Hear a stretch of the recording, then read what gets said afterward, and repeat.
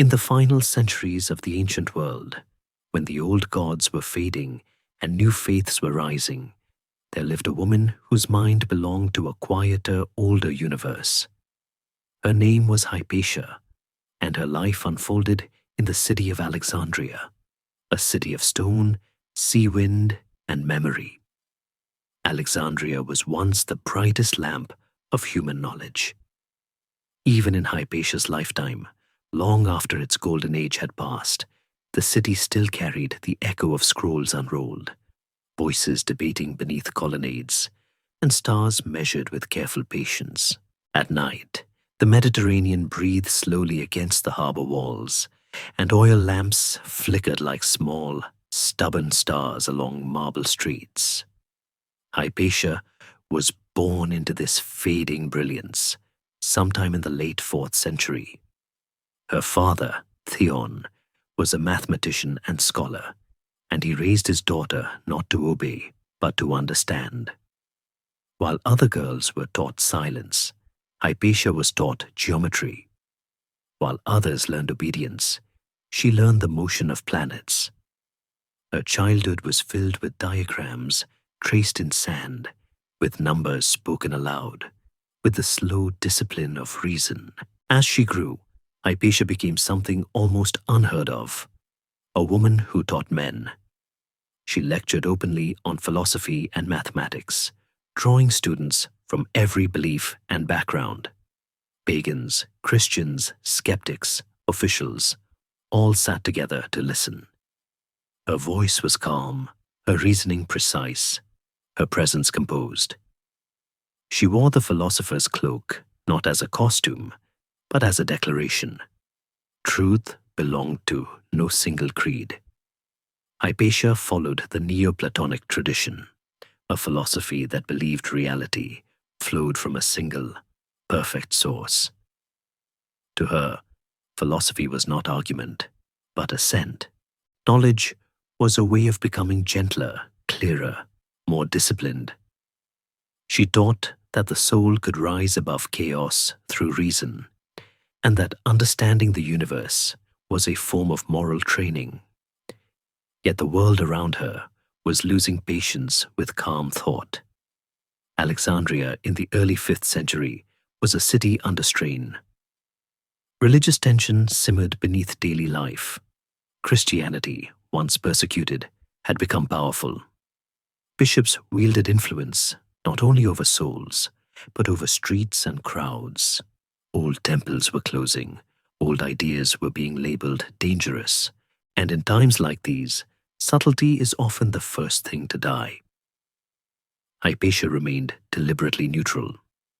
She refused to align herself with religious factions. She advised civic leaders, not bishops. She believed that philosophy should stand apart from power, even as power circled closer and closer. This distance made her suspicious. To some, she became a symbol, not of wisdom, but of resistance. Rumors formed easily. A woman who spoke with authority, a pagan who advised the governor, a thinker who would not kneel. In truth, Hypatia lived quietly. She never married.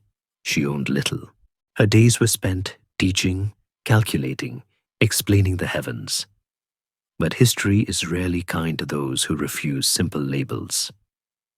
One March day in the year 415, as winter loosened its grip on the city, Hypatia was walking home. She never arrived. A crowd intercepted her in the street. What followed was swift, violent, and deeply human in its cruelty. She was dragged from her carriage, stripped of dignity, and killed by hands that believed themselves righteous. Her body was destroyed, as if erasing flesh could erase ideas. No trial followed, no justice came. And with her death, something else died too. Hypatia's murder was not the fall of knowledge in a single moment, but it felt like a closing door. The ancient world had valued debate, contradiction, and slow inquiry. The new age valued certainty, authority, and obedience. Philosophy did not vanish overnight. but it retreated, quiet and wounded, into monasteries and margins. What makes Hypatia's story linger is not only her brilliance, but her gentleness. She did not die shouting. She did not lead a rebellion. She trusted that reason, spoken calmly, would be enough. And in that trust lies her tragedy. For centuries, her name survived only in fragments, mentioned briefly by historians, distorted by rumor, half forgotten. Yet the image remained powerful, a woman standing alone between worlds, holding knowledge like a fragile flame. Today, when we speak of Hypatia, we are not just remembering a philosopher. We are remembering a question that history still struggles to answer. Can reason survive without protection?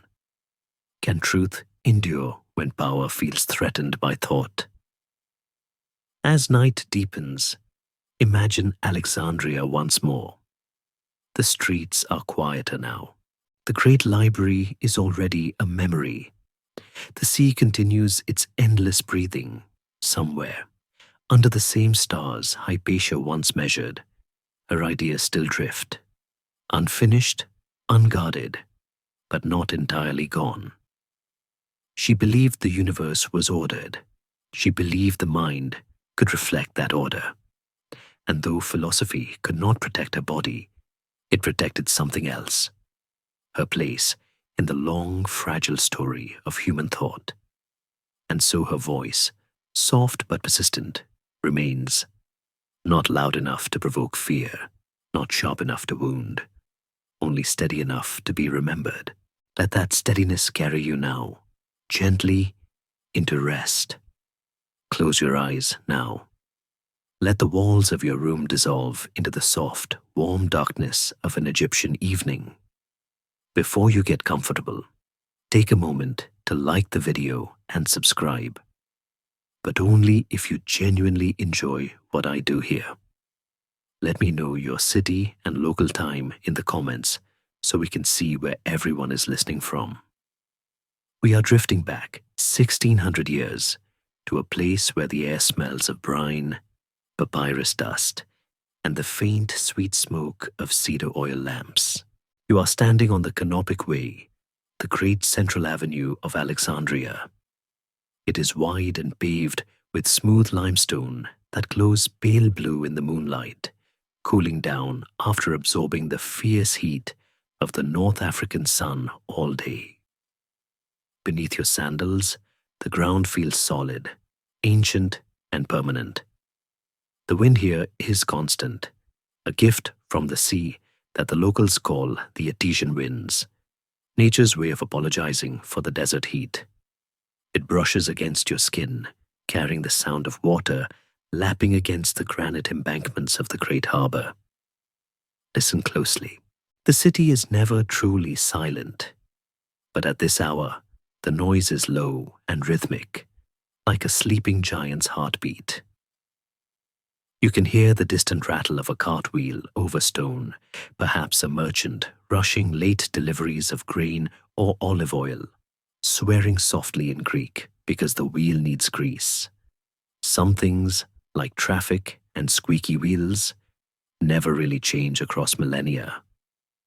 Alexandria in this era is a masterpiece of urban planning, a grid of order imposed on the edge of the chaotic delta. It is a city of layers. You might see a Roman column standing next to an Egyptian obelisk, a Christian cross carved into a temple that once honored Serapis. It is a place where worlds collide, sometimes violently, but tonight they simply rest together in the shadows. To your left, the dark water of the harbor stretches out, dark and glassy, reflecting the torchlight from the ships anchored there. To your right, the city rises in tiers of white stone and stucco. Historians and archaeologists still debate the exact layout of the city in Hypatia's time, arguing over maps and sunken ruins, tracing lines in the dirt where they believe the great Mausion once stood. Some say the great royal library was already gone by her birth, burned by accident or neglect, while others insist smaller daughter libraries kept the scrolls safe in temple annexes. It is a comforting thought, isn't it? That knowledge finds a way to hide when the fires come. Imagine walking past these buildings now. The limestone walls are cool to the touch, rough and porous. You pass an open courtyard where a fountain trickles, the sound of water playing a gentle melody against the stone basin. A cat, Alexandria was full of them, sacred guard dogs of the granaries, watches you from a high wall with eyes like polished emeralds, unblinking and wise. This is the world Hypatia knew. Not a ruin, not a history lesson, but a living, breathing city where people bought bread, argued about the price of linen, and looked up at the stars wondering if they were gods or simply fire. We are walking toward the district of the scholars, the Bruchion, where the ghost of Alexander the Great's dream still lingers in the architecture. It feels safe here, wrapped in the cloak of the past. The shadows are long, stretching out like fingers across the pavement. But they are not menacing. They are merely the absence of the sun, a time for the mind to wander without the distraction of the day's glare. As we walk, we are moving toward a specific house, a place of instruments and parchment, where a father is preparing to show his daughter the universe. But for now, just feel the city around you, the weight of it, the age of it. The sea is a constant companion on one side, the desert a silent promise on the other. And here, in the thin strip of civilization between them, a story is about to begin. A story of light trying to understand itself in the dark. As you stand there, looking out past the heaving dark of the harbor, your eyes are inevitably drawn upward, pulled by a beam of light that cuts through the mist like a solid thing. This is the Pharos, the great lighthouse of Alexandria, one of the 7 wonders of the ancient world, and in Hypatia's time, it is still standing, though perhaps tired, like an old sentinel who has seen too many shifts. It rises from the island of Pharos, just offshore, connected to the mainland by the Heptastadion, a massive causeway that acts as a bridge between the earth and the sea.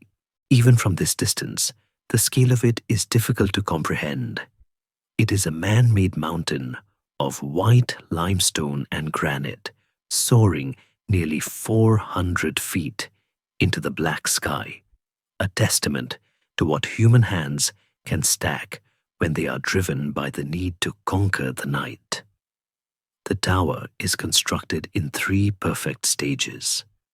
A square base that sits heavy and broad on the bedrock, an octagonal middle section that spirals upward like a geometric prayer, and a circular top where the fire burns. It is a masterpiece of mathematics made manifest in stone, a structure that Hypatia herself would have admired not just for its utility, but for its symmetry.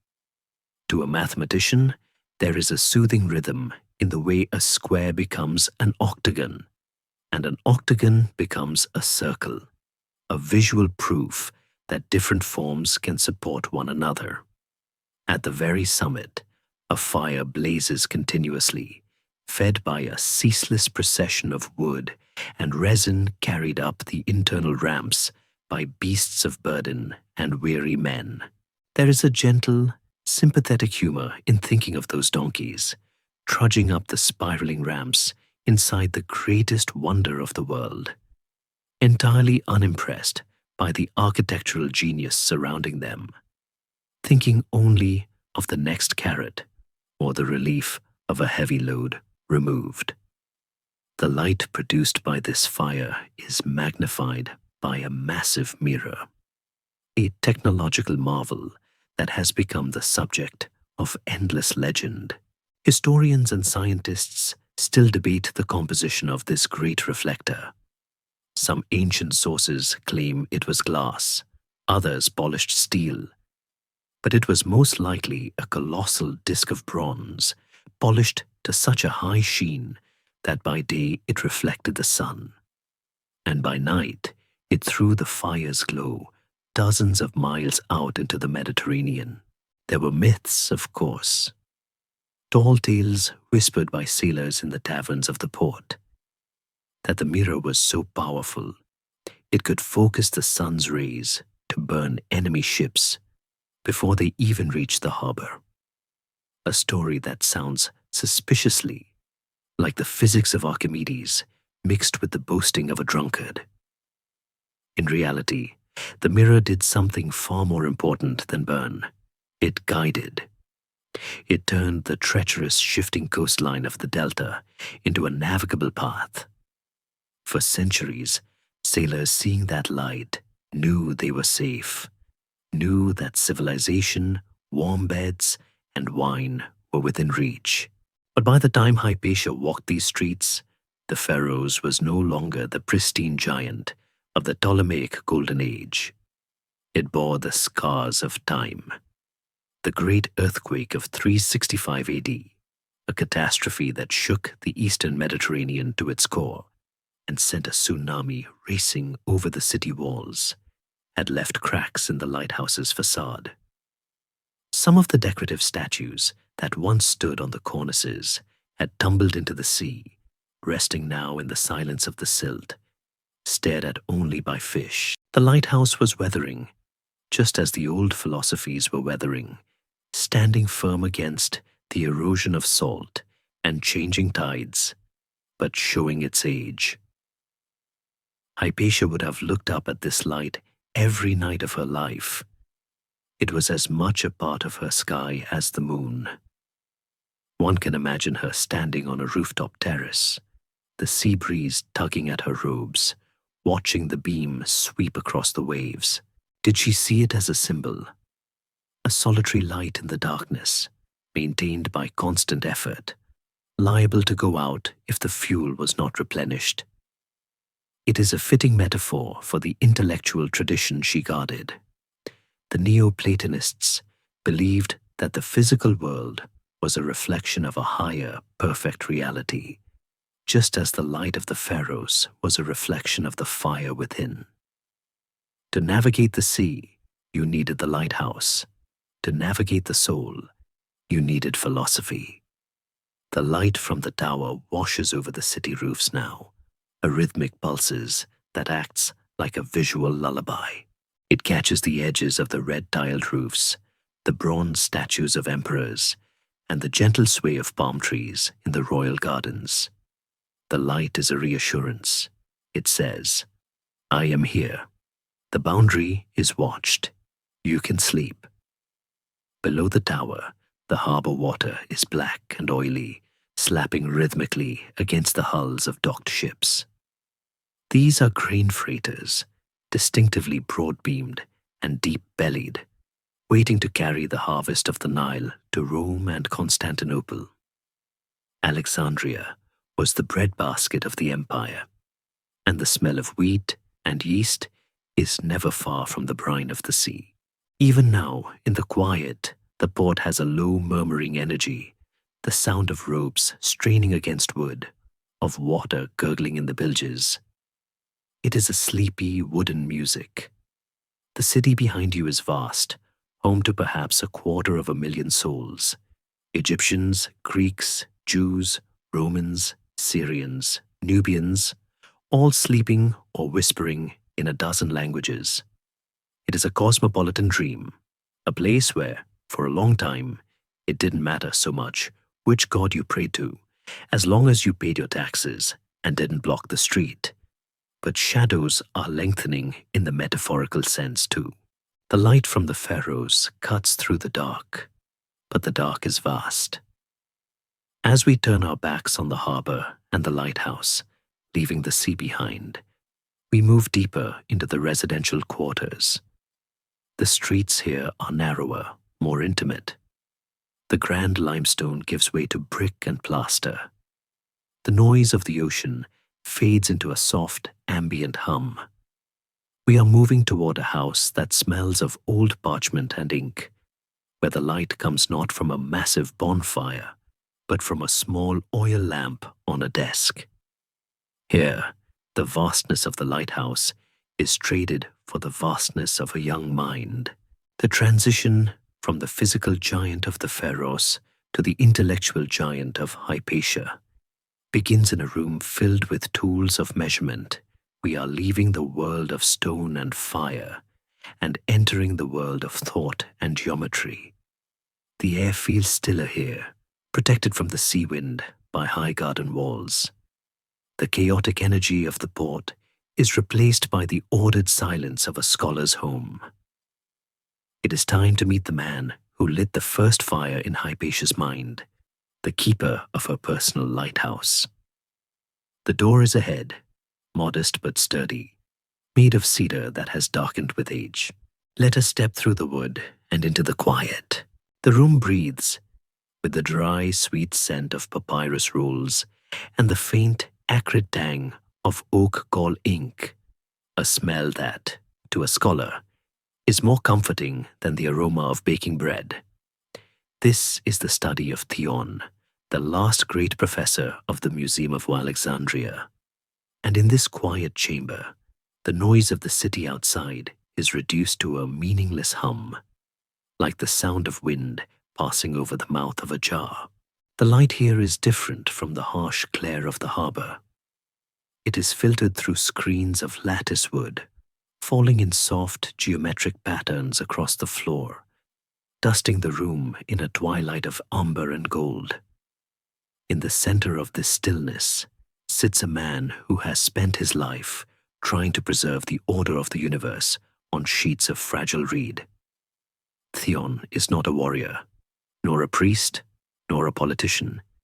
He is a mathematician, a man who believes that while empires may rise and fall, the sum of the angles in a triangle will remain 180 degrees forever. He is likely older now, his beard perhaps speckled with the chalk dust of the lecture hall, his hands stained with the permanent black smudges of a writer who works too late into the night. There is a gentle, distracted air about him, the kind of look worn by someone who is constantly thinking about a problem he hasn't quite solved yet, leading to those small, humorous moments where he might dip his pen into his wine cup instead of the inkwell, blinking in mild surprise at the result. But when he looks at the parchment, his eyes are sharp, lucid, and young. Standing beside him, barely tall enough to see over the edge of the high cedar desk, is a young girl, Hypatia. She is not playing with dolls made of rag and straw, nor is she practicing the weaving that is expected of young women in the Roman world.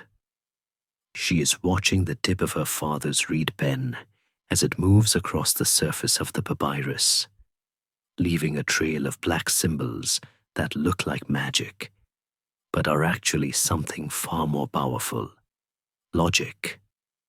Theon is teaching her the language of the stars. It is a scene of profound intimacy, this transfer of knowledge from one generation to the next, a secret inheritance of the mind. In the history of mathematics, Theon occupies a curious and vital space. For centuries, modern historians dismissed him as a minor figure, a mere commentator who lacked the brilliance of the ancient giants like Archimedes or Apollonius. They called him a pedant, a word that feels unfairly heavy for a man who simply loved to teach. But recent scholarship has been kinder and more nuanced, recognizing Theon for what he truly was: the great editor, the custodian who gathered the scattered, decaying works of the past and polished them for the future. In fact, for over 1,000 years, almost every version of Euclid's Elements, the most influential textbook in history, that was read in Europe or the Islamic world was based on Theon's recension. He smoothed out the difficult passages, filled in the gaps, and made the logic accessible. He was not trying to be a genius. He was trying to be clear. And it is this clarity that he is pouring into his daughter now. Imagine the sound of the room, the scratch, scratch, scratch of the pen, the rustle of a scroll being unfurled, the soft intake of breath as the girl grasps a concept. He is showing her a circle. To a child, a circle is a ball, a coin, the sun. To Theon, a circle is a set of points, equidistant from a center, a perfect unending symmetry. He guides her small hand to hold the compass, a bronze tool that feels cold and heavy, and helps her plant the sharp leg into the wax tablet. Steadiness, he might whisper. His voice, a low rumble in the quiet room. The center must hold, Hypatia. If the center moves, the world breaks. The compass spins or tries to. Perhaps it slips, skittering across the wax and creating a shape that looks more like a lumpy potato than a divine form, drawing a small, shared laugh from both of them. Failure is part of the process. Theon wipes the wax smooth with the flat of a stylus, restoring the blank slate, and they begin again. This patience is his greatest lesson.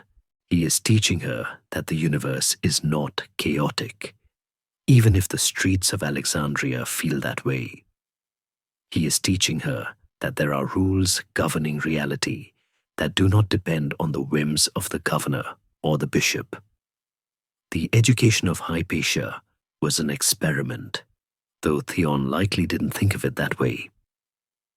In the 4th century, educating a daughter in advanced mathematics was rare, though not entirely without precedent among the upper classes.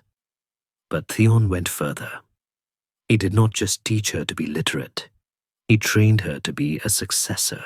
He treated her mind as a vessel capable of holding the infinite.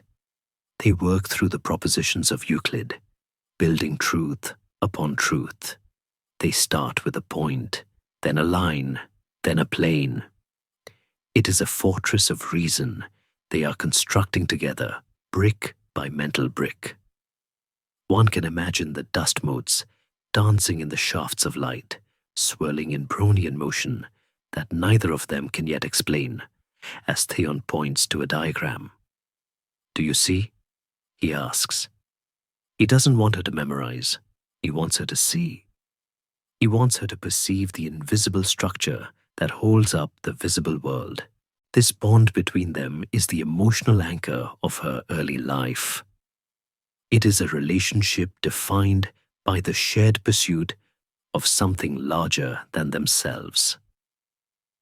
There is no evidence that Theon had a wife during Hypatia's upbringing. She is never mentioned in the sources, leading to the assumption that she died young or that Theon raised Hypatia alone. This absence of a maternal figure perhaps tightened the bond between father and daughter, turning the study into their domestic sphere.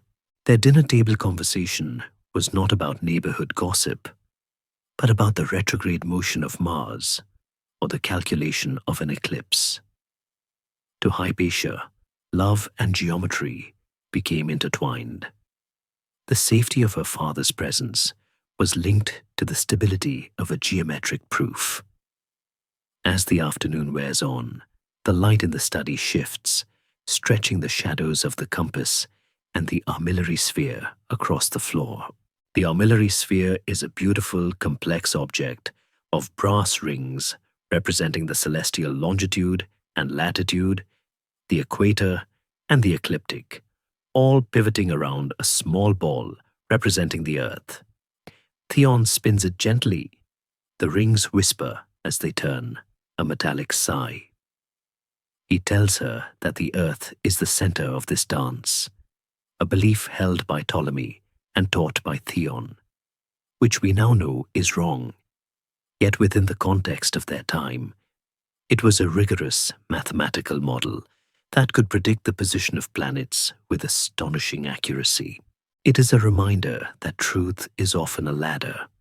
You climb one rung to get to the next, even if the rung you stand on is imperfect. He lifts her up so she can look through the sights of the sphere, aligning her eye with the imaginary path of the sun. For a moment, she is a giant, looking down on the mechanics of the cosmos. The smell of old paper and cedar is strong here. It is the scent of preservation.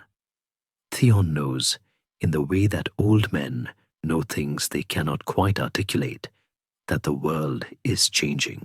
The museum, the great institution of learning that once hosted Archimedes and Eratosthenes, is a shadow of itself.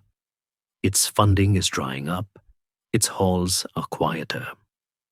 He is pouring everything he knows into this girl because he needs a vessel to carry the light forward. He is making her into a living library. The scratching of the pen stops. The lesson is over for the day. But the feeling remains. The sensation of a mind opening, expanding, pushing back the edges of the dark. Hypatia brushes the wax shavings from her lap, her fingers stained with the residue of learning. She looks at her father, and in that exchange of glances, a torch is passed. She does not know yet that she will surpass him. She does not know that one day historians will speak of Theon primarily as the father of Hypatia. For now, she is just a daughter, safe in the geometric sanctuary of home, believing that as long as the numbers balance, the world will be safe. But the sun is setting, and even the most perfect circle cannot hold back the night forever. This scene reveals that preservation can be more revolutionary than invention. Theon's greatness lies not in creating new truths, but in refusing to let old ones decay. In a city once loud with discovery, he chooses continuity over brilliance, clarity over ambition. That choice quietly shapes the future. Without editors, teachers, and patient explainers, genius collapses into silence. There is a gentle parallel here with medieval monks copying manuscripts by candlelight, while empires fractured outside their walls. Like them, Theon understands that knowledge survives not through triumph, but through care. He is building an ark, not a monument. Why this matters is that Hypatia's later brilliance does not emerge in isolation. It is rooted in this calm, ordered space where the universe still made sense. Some historians argue we romanticize this relationship, projecting modern ideals of mentorship backward. Perhaps. Yet the emotional truth remains. Ideas need shelter to grow. In a world sliding toward religious and political turbulence, Theon teaches his daughter that reason is a form of refuge. That lesson will sustain her long after the walls of this study, and the city itself can no longer protect her. The education of a philosopher does not happen entirely within walls. Eventually, the mind grows too large for a room, and the lesson must move to the edge of the world. Imagine now the transition from the amber-lit stillness of Theon's study to the bright, chaotic openness of the Alexandrian shoreline. It is early morning, the hour when the light is most forgiving and the air is crisp with salt. We find Hypatia here, no longer a toddler, but a girl on the cusp of adolescence, standing on the wet, packed sand where the Mediterranean meets the continent of Africa. The beach is a vast natural chalkboard, a surface that invites inscription even if it promises no permanence. Theon walks beside her, his sandals sinking slightly into the grit, his robes fluttering in the stiff breeze that rolls off the water. They are not here to collect shells or watch the fishermen haul in their nets, though the rhythmic chanting of the sailors provides a musical backdrop to their work. They are here because the sand is the perfect place to draw the universe. In the ancient world, paper, or rather papyrus, was expensive, harvested from the reeds of the Nile Delta, hammered, dried, and polished. It was too precious for the rough drafts of a child's mind. So the earth itself became the tablet. Theon holds a long, smooth staff, likely driftwood, polished by the waves, and with a sweeping motion, he carves a line into the beach. The horizon, he says, then a curve above it. The ecliptic. Hypatia watches, her eyes tracking the movement of the wood through the sand. There is a tactile satisfaction in this. The sound of the stick dragging through the heavy, wet grains. A sound like a whisper of geology. She takes the staff from him. It is heavy in her hands, taller than she is. She adds a circle for the moon, a smaller point for a wandering star. She is learning to map the heavens before she has even learned the social rules of the city behind her, while other girls of her age and station were being gently ushered into the gynoeceum, the women's quarters, to learn the domestic arts of spinning wool, managing a household's pantry, and modulating their voices to a pleasing, submissive pitch. Hypatia was standing in the wind, learning how to calculate the height of the sun. It is a stark contrast, one that defines her entire existence. In the 4th century, the path for a high-born woman was narrow and clearly marked. Marriage, children, the management of the family's honor through modesty. To step off this path was not just unusual. It was a spatial violation. Yet Theon does not seem to care. Perhaps he saw in her a capacity that transcended gender. Or perhaps he was simply a man so lost in his own intellectual world that he forgot to tell his daughter she was supposed to be ordinary. There is a quiet, subversive humor in this scene. A father teaching his daughter how to calculate the circumference of the earth, while perhaps forgetting to remind her to brush her hair, leaving her windblown and wild-eyed with the thrill of discovery. She is learning that the world is measurable. This is a profound comfort to a child. The world of people is messy, emotions are unpredictable, politics are dangerous, and social graces are arbitrary. But the length of a shadow at noon on the equinox, that is a constant. That is a promise kept by nature. On the sand, Theon introduces her to the legacy of those who walked this beach before them.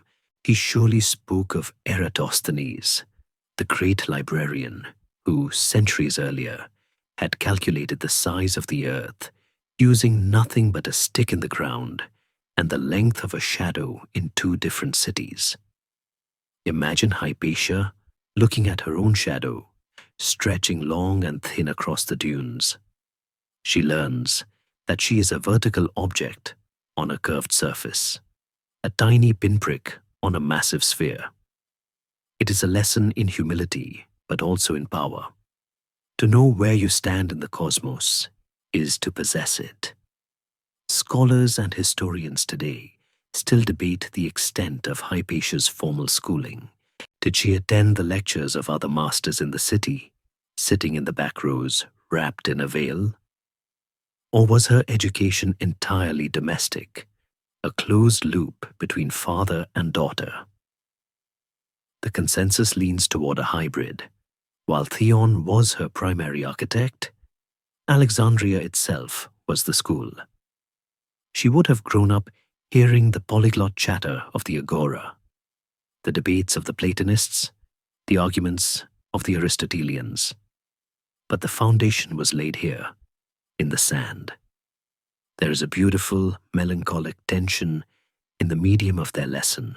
As they draw, diagramming the retrograde motion of Mars, the epicycles that Ptolemy used to explain the wandering planets, the sea is creeping closer. The tide in the Mediterranean is subtle, not the dramatic rushing tides of the Atlantic. but it is relentless. A wave washes up, hissing as it spreads over the sand, erasing a tangent line, smoothing out a geometric proof. Hypatia might gasp, frustrated, rushing to save the diagram with her hands, but Theon would stop her. This too is a lesson. The form remains, he might say, tapping his temple. The sand is just the shadow. The truth is here. It is a core tenet of the philosophy she will one day die for. The idea that the material world is fleeting and corruptible, while the world of ideas is eternal and indestructible. The water takes the drawing, but it cannot take the geometry. The circle in the mind is perfect. The circle in the sand is flawed and temporary. This is the seed of Neoplatonism taking root in her soul, planted not with a lecture, but with the wet hem of her tunic and the smell of brine. As the sun climbs higher, the heat begins to radiate from the ground, creating shimmering mirages over the distant causeway. They retreat from the water's edge, walking back toward the city gates. Hypatia carries the staff now, using it as a walking stick. She is tired, her skin tight from the salt and sun, but her mind is vibrating with the music of the spheres. She looks at the people they pass. A fishmonger shouting about the freshness of his catch. A group of soldiers playing dice in the shade of a colonnade. A woman scolding a child. She feels a distance from them. A separation that is not born of arrogance, but of difference. She has just been speaking with the planets. It is hard to come back down to the price of mullets or the roll of a die. This isolation will grow with her. It is the price of her brilliance. She is becoming a citizen of the cosmos, which inevitably makes her a stranger in her own city. The noise of Alexandria swells as they re-enter the streets, a cacophony of wheels, hooves, and voices. But Hypatia carries the silence of the horizon within her. She has learned that there is an order beneath the noise, a rhythm beneath the chaos. She has learned that if you look long enough and measure carefully enough, the universe will reveal its rules. She does not yet know that people are not like planets. They do not follow predictable orbits, and their collisions are far more destructive. But for now, holding her father's hand, with the sand of the beach still clinging to her sandals, she is safe in the clarity of the abstract. She has mapped the heavens.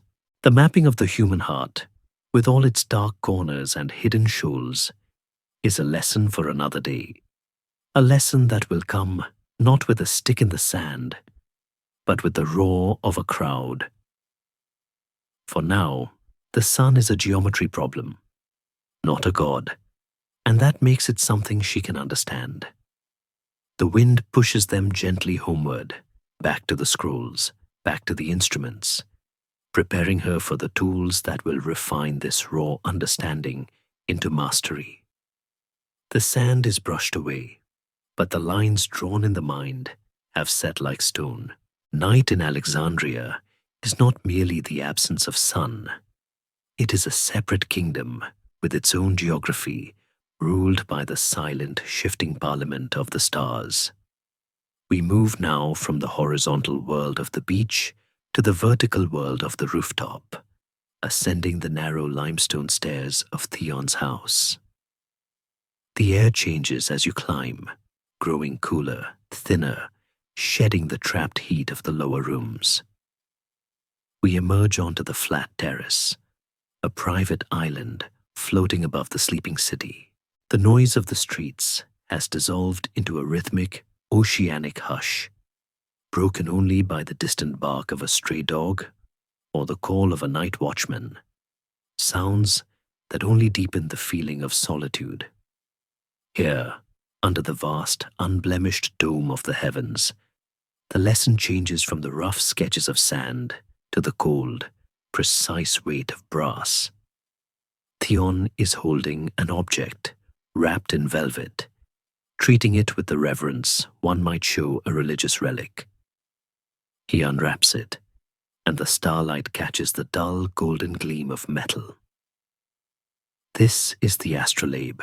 In the hands of a novice, it is a confusing jumble of dials, rings, and pointers. In the hands of Hypatia, it will become a key that unlocks the sky. It is heavy, solid cast bronze, and when Theon places it in her young hands, her arms dip slightly under the unexpected weight.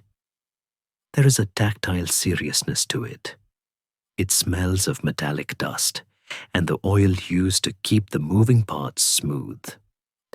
The metal is cool against her skin, quickly absorbing the warmth of her fingers, a physical connection between the warmth of life and the cold mechanics of the cosmos.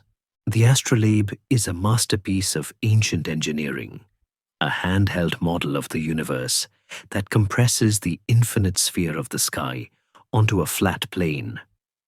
As Hypatia runs her thumb over the surface, she feels the etched lines, the grooves cut by a steady hand, representing the horizon, the zenith, and the tropics. It is a mathematical jewel, as later astronomers would call it. Historians and scientists have spent decades debating the true origins of this device. For a long time, popular legend, fueled by the adoring letters of her student Synesius, credited Hypatia herself with its invention. It is a romantic thought, the idea that this woman forged the tool she used to see the gods. However, the sober truth of history suggests the astrolabe existed in some primitive form since the time of Hipparchus, or perhaps Apollonius, centuries before her birth. But here is the nuance, the thread of gold in the tapestry. Theon and Hypatia did not just use it, they perfected it. They wrote the definitive treatise on its construction and use, a text that would guide astronomers for 1,000 years. They took a rough concept and polished it into an instrument of supreme elegance. So while she may not have cast the first prototype, she certainly refined the soul of the machine. Imagine the sound in the quiet of the rooftop, the soft click, click, click of the red, the skeleton map of the stars, rotating over the solid plate beneath. It is a sound like the ticking of a clock, but it measures space, not time. Theon guides her fingers to the alidade, the sighting rule on the back of the instrument. Lift it, he whispers. Find Arcturus. The great orange giant is burning low in the northwest. Hypatia raises the heavy disc, suspending it by the ring at the top so it hangs perfectly plumb, obeying the gravity of the earth. She brings the sight to her eye. It is a clumsy dance at first. Her arm wavers. The star bobs in and out of view. The astrolabe swings, refusing to settle. There is a gentle humor in the struggle. The grand philosopher-to-be, defeated by the simple fatigue of a deltoid muscle. Theon steps behind her, placing a steadying hand on her shoulder, not to hold the weight for her, but to ground her. Breathe, he says. The star is not going anywhere. It has waited 1 billion years. It can wait for your eye. She exhales, and the brass stabilizes. She aligns the pinholes. The light of Arcturus travels through the sights, a thin ancient beam connecting the star to her retina. She checks the scale on the rim, 30 degrees above the horizon. She turns the instrument over, rotates the dial to match the measurement, and suddenly, the device tells her everything: the time of night, the position of the sun, currently hiding beneath the earth, and the location of every other major star in the sky. It is a moment of pure magic, not the magic of incantations, but the magic of correspondence. The brass in her hand agrees with the fire in the sky. The beauty of the astrolabe lies in its philosophy, as much as its utility. It is based on the theory of stereographic projection, a way of mapping a sphere onto a flat surface while preserving the angles. It is a lie, in a sense, flattening the round, but it is a useful lie, a saving of the appearances. To Hypatia, looking at the complex web of lines on the plate, this was visual proof of the Neoplatonic order. The chaos of the night sky, with its thousands of scattered points, could be captured, named, and predicted by a circle of bronze no bigger than a dinner plate. It meant the universe was knowable. It meant the mind of a human was capable of encompassing the mind of the demiurge. As the night deepens, the wind picks up, rustling the drying laundry on nearby roofs and rattling the fronds of the date palms in the courtyard below. The city of Alexandria sleeps, dreaming of commerce and grain prices, while up here, father and daughter are engaged in a silent conversation with eternity. They track the slow, majestic wheeling of the constellations. Draco snakes around the pole. Orion hunts in the south, his belt 3 perfect studs of light. Theon teaches her the names, the old names that carry the weight of Babylon and Egypt, translated into the crisp logic of Greek. He tells her that the stars are divine fires, intelligent and perfect, moving in circles because the circle is the shape of reason. It has no beginning and no end. The cold begins to seep into their bones, but the thrill of the work keeps them warm. The clicking of the brass plates becomes a meditative rhythm. Hypatia is learning that astronomy is not just about looking up. It is about looking down at the instrument, then up at the reality, and finding the harmony between them. She is learning the discipline of the observer. You cannot force the star to be where you want it to be. You must accept its position. You must submit to the data. This is a moral training that will define her character, a refusal to bend truth to fit desire. Later in life, when men with swords and angry voices demand she agree with them, she will remember the stars. She will remember that Arcturus does not move just because a bishop commands it. She will remember that truth is fixed high above the reach of human hands, and that the only honorable path is to measure it accurately, no matter the cost. As the first hint of grey touches the eastern horizon, blurring the sharp black edge of the sea, the lesson concludes. The astrolabe is wiped clean with a soft cloth, protecting it from the corrosive salt air. Theon takes the instrument back, and his hands brush against hers. His warm and weathered, hers cold and stiff from holding the bronze. There is a shared fatigue, a comfortable exhaustion. They have spent the night patrolling the boundaries of the known world. They descend the stairs, leaving the sky behind, returning to the human level of the house. The oil lamps have burned low. The smell of morning, baking bread, wood smoke, begins to replace the crisp scent of the void. Hypatia carries the ghost of the brass weight in her muscles. She closes her eyes and can still see the red, the net of stars, overlaid against the darkness behind her eyelids. She has held the sky in her hands, and having held it, she will never be content with just the earth again. The brass instrument has clicked its way into her soul, setting the rhythm for a life that will always look upward, measuring the distance between what is and what should be.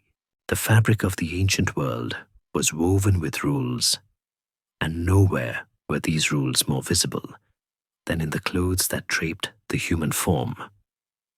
In the Roman Empire, what you wore was not merely a matter of taste. It was a legal and social billboard, declaring your rank, your gender, your wealth, and your intent. For a woman of Hypatia's station, the daughter of a prominent mathematician, living in the upper crust of Alexandrian society, the expectation was a symphony of silk and fine linen. She would have been expected to wear the stola, a long, elegant dress that reached the feet, perhaps dyed in the vibrant madders, indigos, or expensive Tyrian purples that signaled status. Over this, she was expected to drape the palla, a rectangular shawl that could be pulled up to veil the head, a gesture of modesty and withdrawal.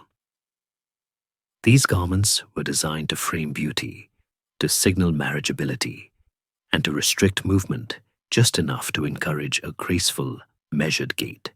They were soft, they whispered when they moved, and they were, in every thread, a definition of womanhood as a decorative and domestic art. But there comes a morning in the life of the philosopher when the mirror reflects not a body, but a choice. Imagine Hypatia standing in the cool, diffused light of her dressing room. On a cedar chest lie the silks of expectation, soft, fluid, colorful. Next to them lies something else. It is a heap of coarse, dark wool. It is heavy, rough to the touch, and smells faintly of the raw animal, a scent of lanolin and earth that no amount of washing can fully erase. This is the tribon. The tribon was the traditional cloak of the philosopher. It was not a garment of fashion. It was a garment of endurance. It was a simple, often threadbare cloak made of coarse material, worn originally by the Spartans and later adopted by Socrates, the Cynics, and the Stoics. It was a uniform that said, "I have abandoned the comforts of the body to cultivate the strength of the mind." To wear the tribon was to declare war on luxury. It was scratchy, it was heavy, and it offered no flattering silhouette. For a man to wear it was a statement of seriousness. For a woman to wear it was a revolution. Historical sources, including the encyclopedia known as the Soothe, tell us that Hypatia famously donned this cloak, walking through the center of Alexandria, not as a woman trying to blend in, but as a thinker demanding to be heard. As she lifts the heavy wool, the weight of it settles onto her shoulders like a physical yoke. It presses down. It is not comfortable. There is a gentle, ironic humor to be found here. The realization that wisdom is quite literally an irritating burden that scratches at the back of your neck. The wool chafes against the soft skin of her collarbone, a constant tactile reminder that she has chosen the harder path. She fastens the cloak with a simple bronze pin, eschewing the gold brooches and pearl-studded clasps of her peers. She looks into the polished silver mirror on her wall. The reflection has changed. The curves and softness of the marriageable daughter are gone, hidden beneath the architectural folds of the grey wool. In their place stands a pillar. She has erased her gender to reveal her intellect. This act of dressing is a profound moment of Neoplatonic practice. For Hypatia, the body was not the self. It was merely the shrine or the tomb of the soul, depending on which philosopher you asked. By covering it in the roughest material available, she was signaling that the jewel inside was the only thing that mattered. She was practicing ascesis, spiritual training. Just as an athlete trains the body by lifting weights, the philosopher trains the soul by rejecting softness. Every time the wool scratched her skin, it was a prompt. Wake up. Do not be lulled by comfort. Focus. It is a quiet, private ritual, this fastening of the pin, but it echoes with the sound of a closing door. She is closing the door on the life that was planned for her. the life of dinner parties, of managing servants, of raising children who would bear her husband's name. She is stepping into a life where her children will be her students, and her legacy will be written in the margins of books, rather than in the bloodlines of a dynasty. When she steps out of her room and into the hallway, the sound of her movement changes. Silk whispers, wool commands. The heavy fabric swings with a dull, rhythmic swish against her sandals. Her father, Theon, looking up from a scroll in the courtyard, would have seen the transformation. Did he object? Did he worry for her safety? Or did he simply nod, recognizing that the student had finally surpassed the master's expectations? History is silent on his reaction, but his continued support suggests he understood. He had taught her to value the mind above all else. He could hardly complain when she took him seriously. Walking out into the streets of Alexandria, the reaction of the city would have been visceral. In a world where visual codes were rigid, Hypatia was a walking paradox. To the shopkeepers and the street urchins, she must have looked like a visual riddle, a woman's face, but a philosopher's coat. The cognitive dissonance she created was part of her power. She forced people to look twice, and in that second look, they had to grapple with the idea of her authority. There is a scholarly debate that lingers around this image, a gentle rustling of academic pages. Some historians argue that the accounts of her wearing the tribon might be symbolic, a literary device used by later biographers to align her with the great male sages of the past. They suggest she might have simply dressed modestly, in the dark robes of a virgin or a widow. But the persistence of the image, the woman in the philosopher's cloak, suggests a truth deeper than fabric. Whether she wore the literal rough wool of Diogenes or simply adopted a severe masculine style of dress, the effect was the same. She carved out a third space for herself. She was neither a wife nor a nun. She was a public intellectual. As she walks towards the lecture halls, the cloak becomes a shield. It creates a boundary of gravitas, the catcalls, and the casual disrespect that might follow a young woman walking alone in a port city die away when confronted with the dark, heavy folds of the tribon. The garment commands a primal respect. It says, "I belong to the ages, not to the moment." Feel the weight of that wool now in your own imagination. It is a protective weight, like a heavy blanket pulled up on a cold night. It muffles the noise of the world. Inside the cloak, there is a private warmth, a space where the mind can turn inward. Hypatia moves through the bustling agora, past the fish markets and the shouting politicians, and she is untouched.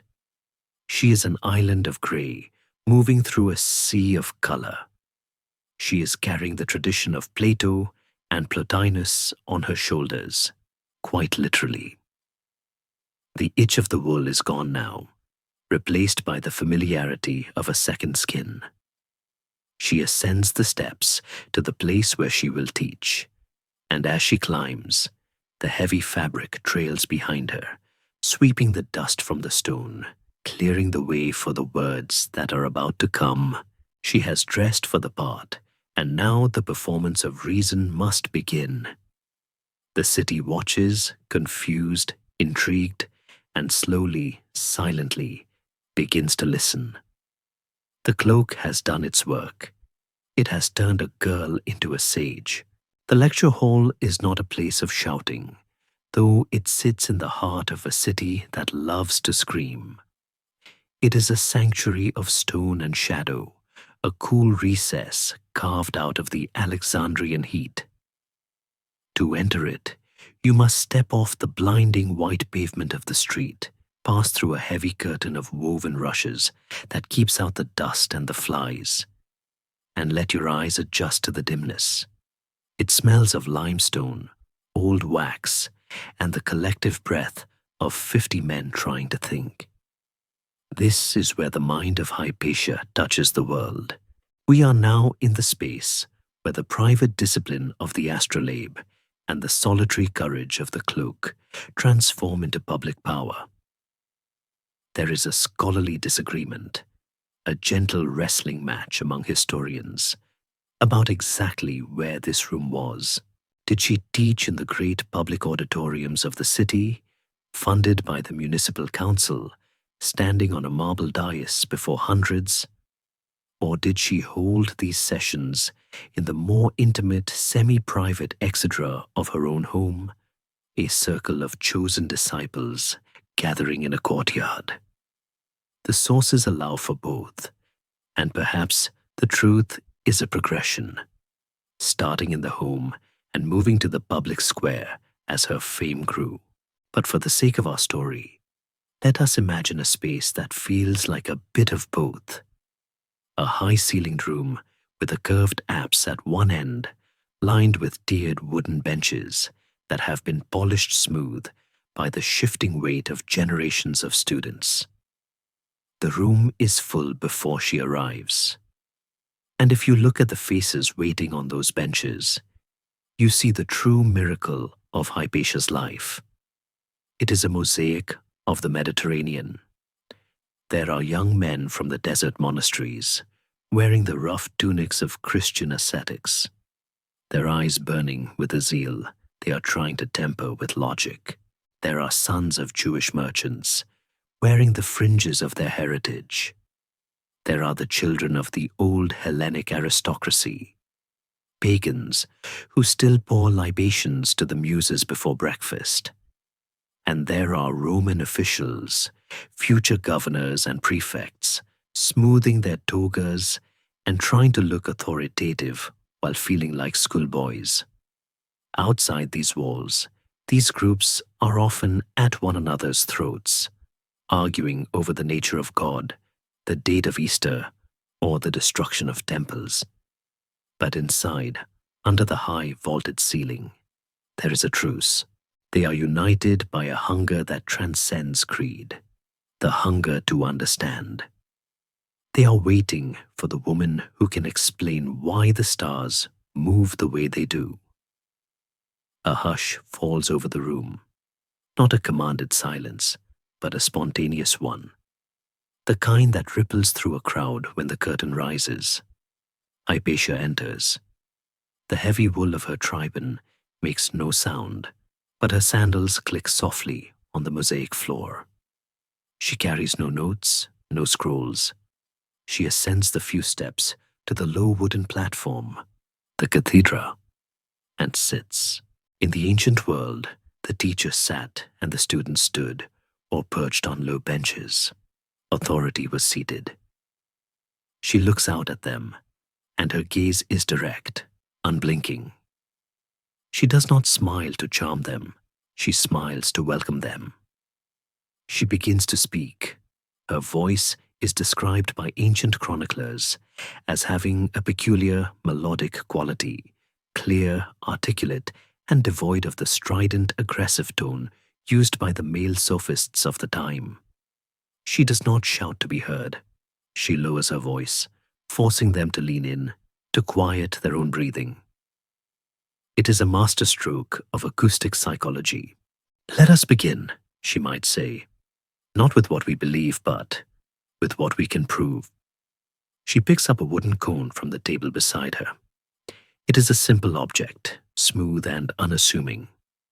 If I slice this cone flat, she says, miming a cut with her hand, I get a circle.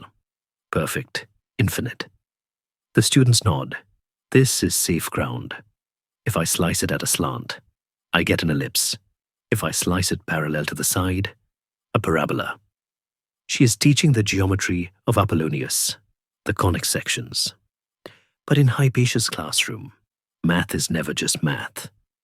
It is a ladder to the divine. The shape changes depending on how you look at it. she tells them, her voice drifting over the silent heads. But the cone remains the same. The truth is the cone. Your opinions are just the slices. A ripple of understanding moves through the room.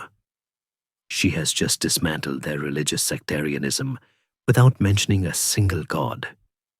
She has used geometry to teach tolerance. There is a gentle, human texture to the room.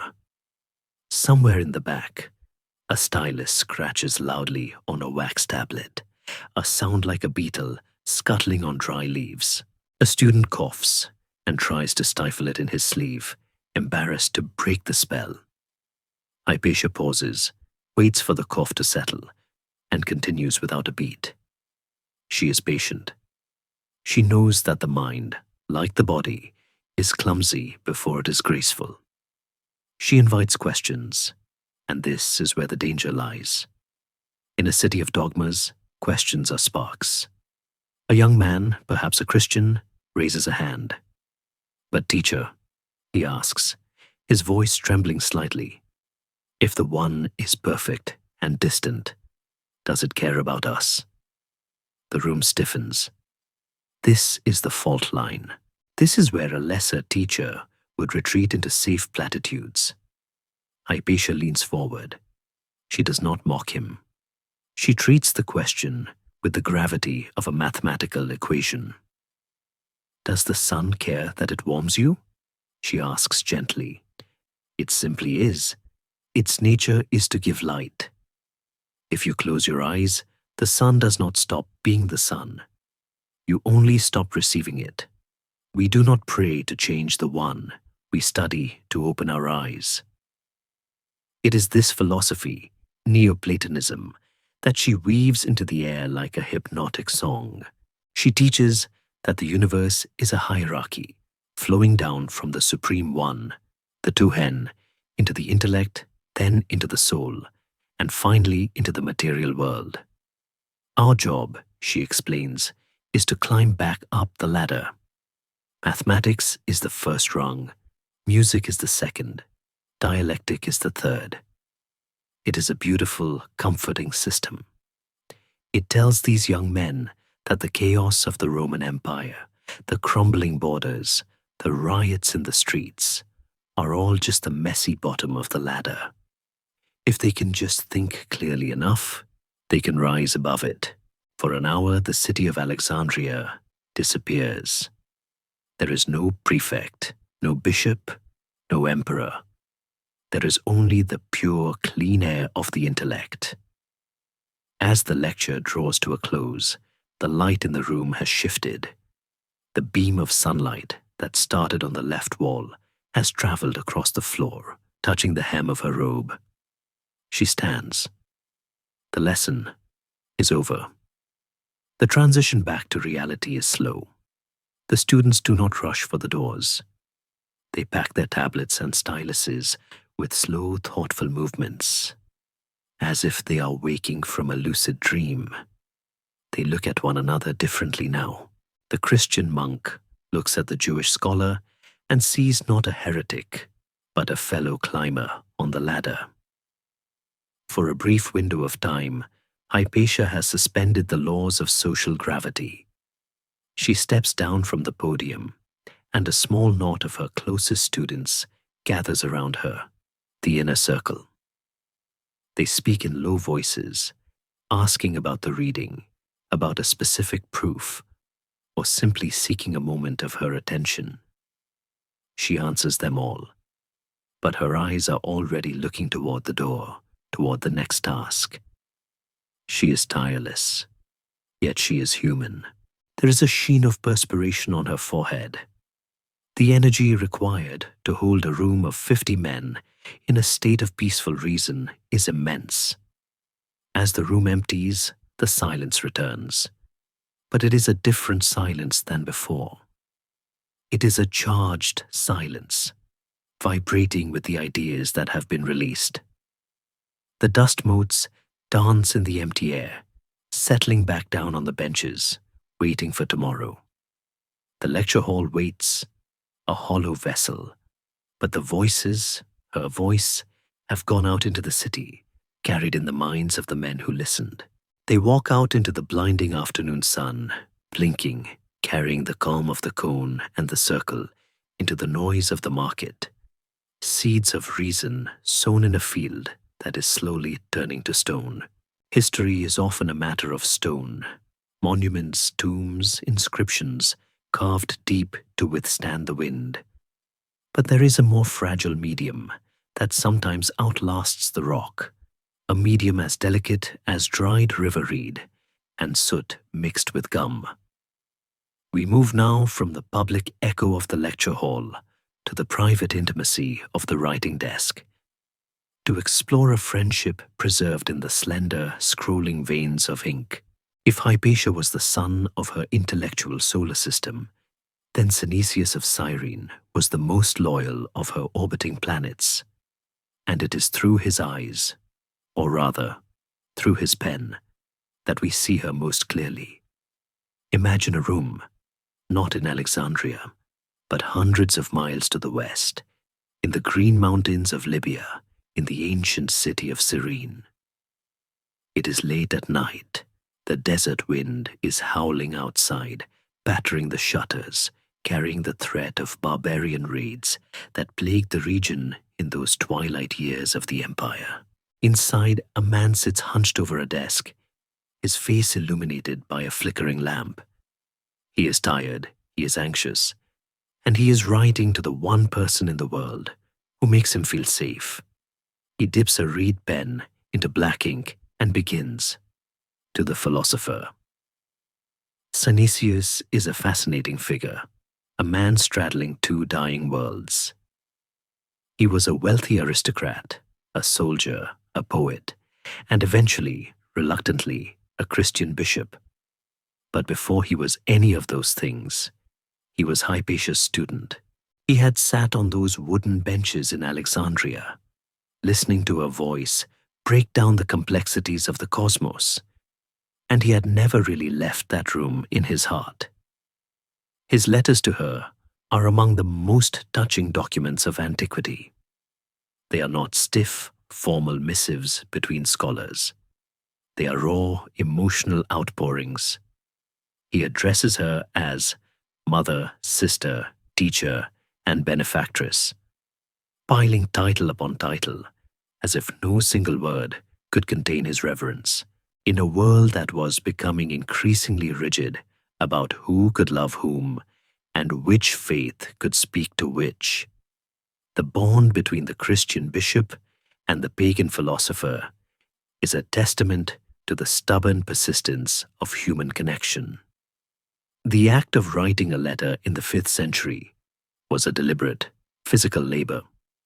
There was no casual tossing off of a note. Papyrus was imported and expensive. Ink had to be mixed. To write was to construct a physical object. Synesius would smooth the sheet, the fibers of the plant, creating a grid beneath his hand. He would write in Greek, the coin or common tongue of the Eastern Mediterranean. But his style was elevated, full of literary allusions that he knew only she would understand. It was a secret code of the educated. When we read his letters today, we are eavesdropping on a conversation that was never meant for us. We hear him complaining about his health, about the corruption of local politicians, about the cursed task of raising an army to defend his city. And then the tone shifts, softening into a plea for guidance. He asks her for books. He asks her for judgment on his poetry. He writes, "My heart yearns for your presence." It is the sound of a man holding on to a lifeline. One of the most remarkable aspects of this correspondence is what it reveals about Hypatia's practical mind.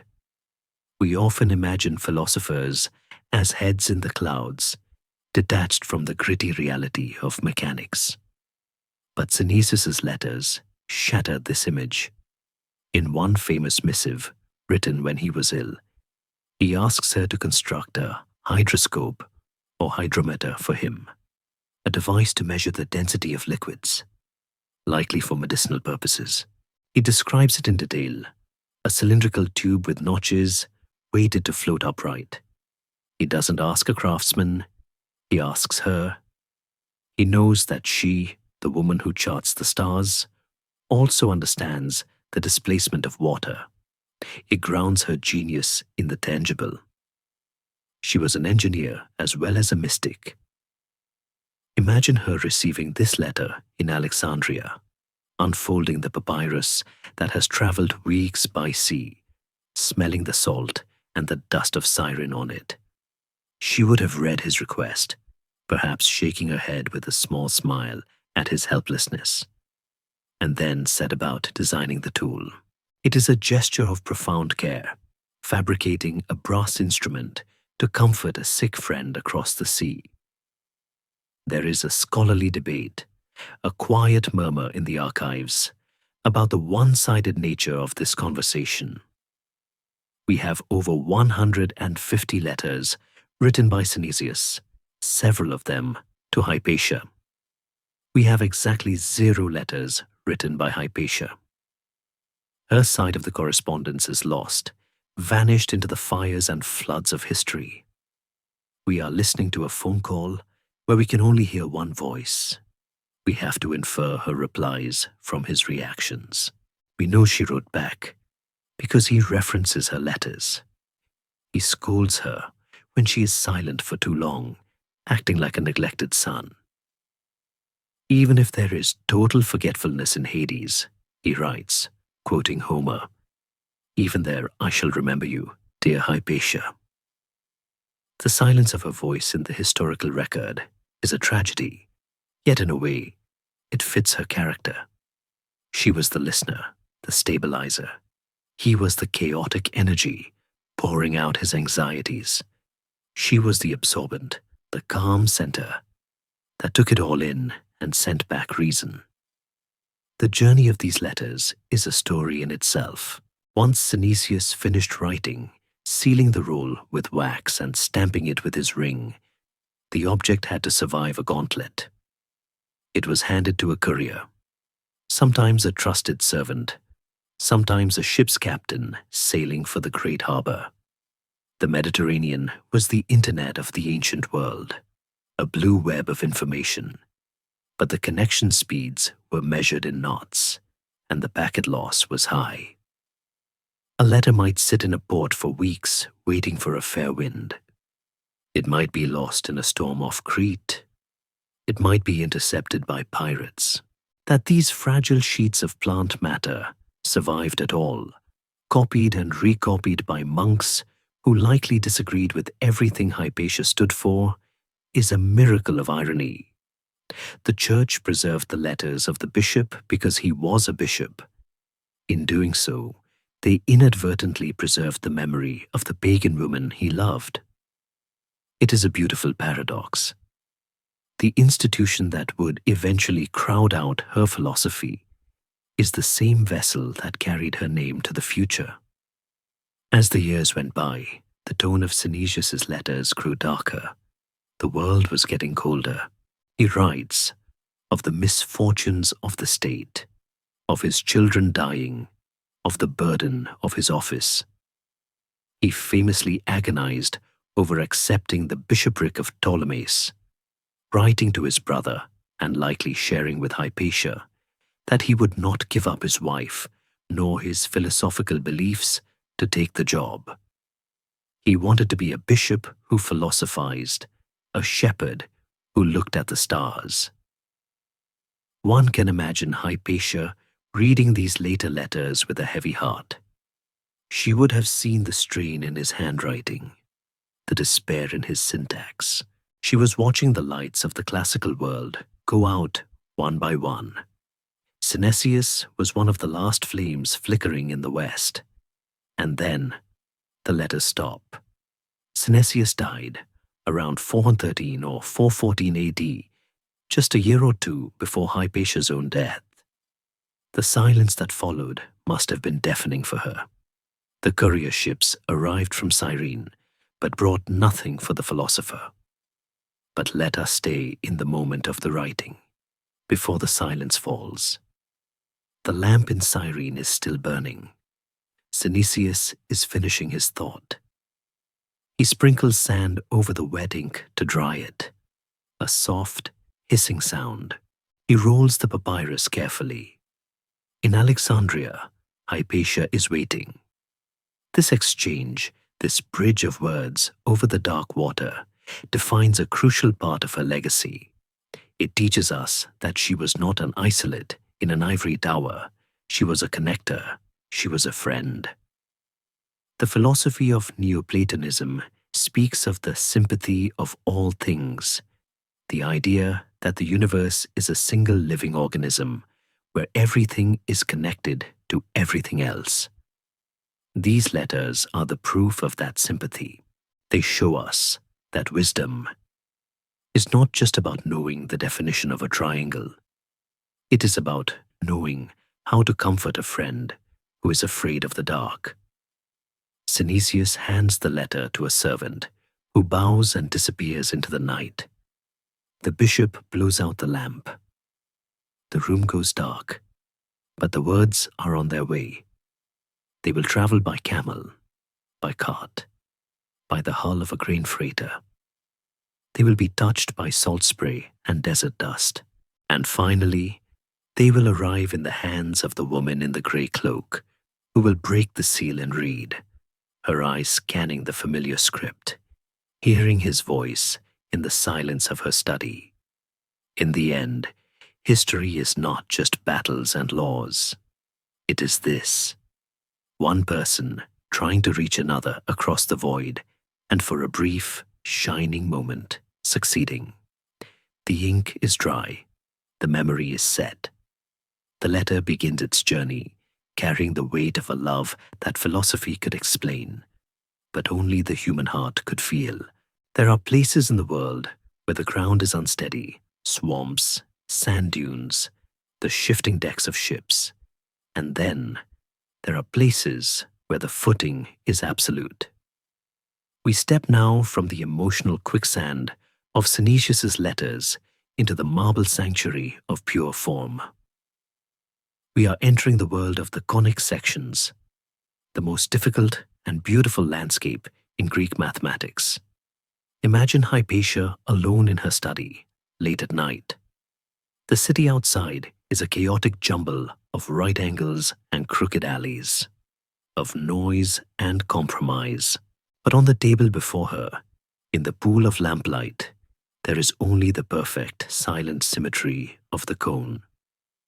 She is working on her commentary on the Conics of Apollonius, a text that history tells us she edited and clarified, arguably saving it from oblivion.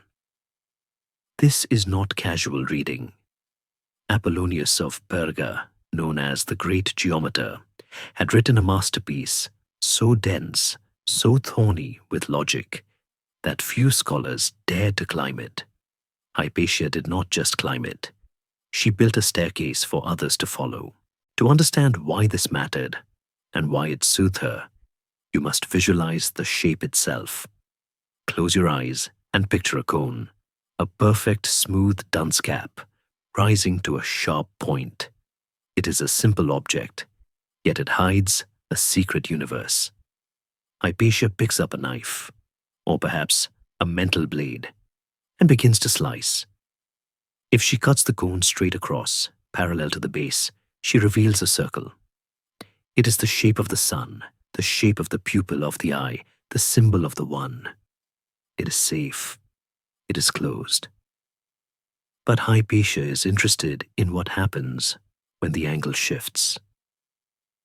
She tilts the blade. She slices through the cone at a slant. The resulting shape is an ellipse. It is a circle that has been stretched, challenged, forced to accommodate two centers instead of one. In the 5th century, this was an abstract curiosity, a beautiful shape with no obvious application.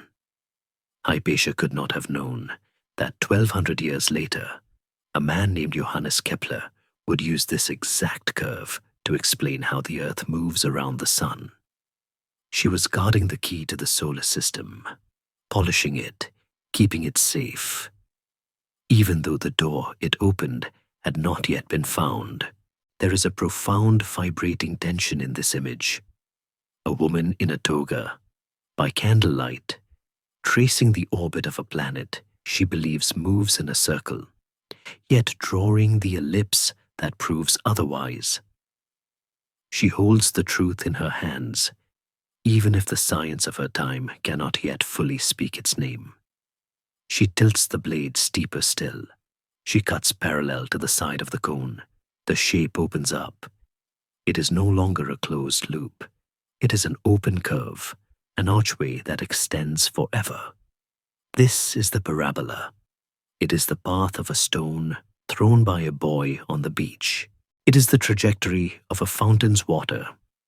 It is the geometry of gravity, though she would not have used that word. To Hypatia, the parabola was a curve of return and descent, a shape that obeyed a law of nature so strict that it felt like a moral command.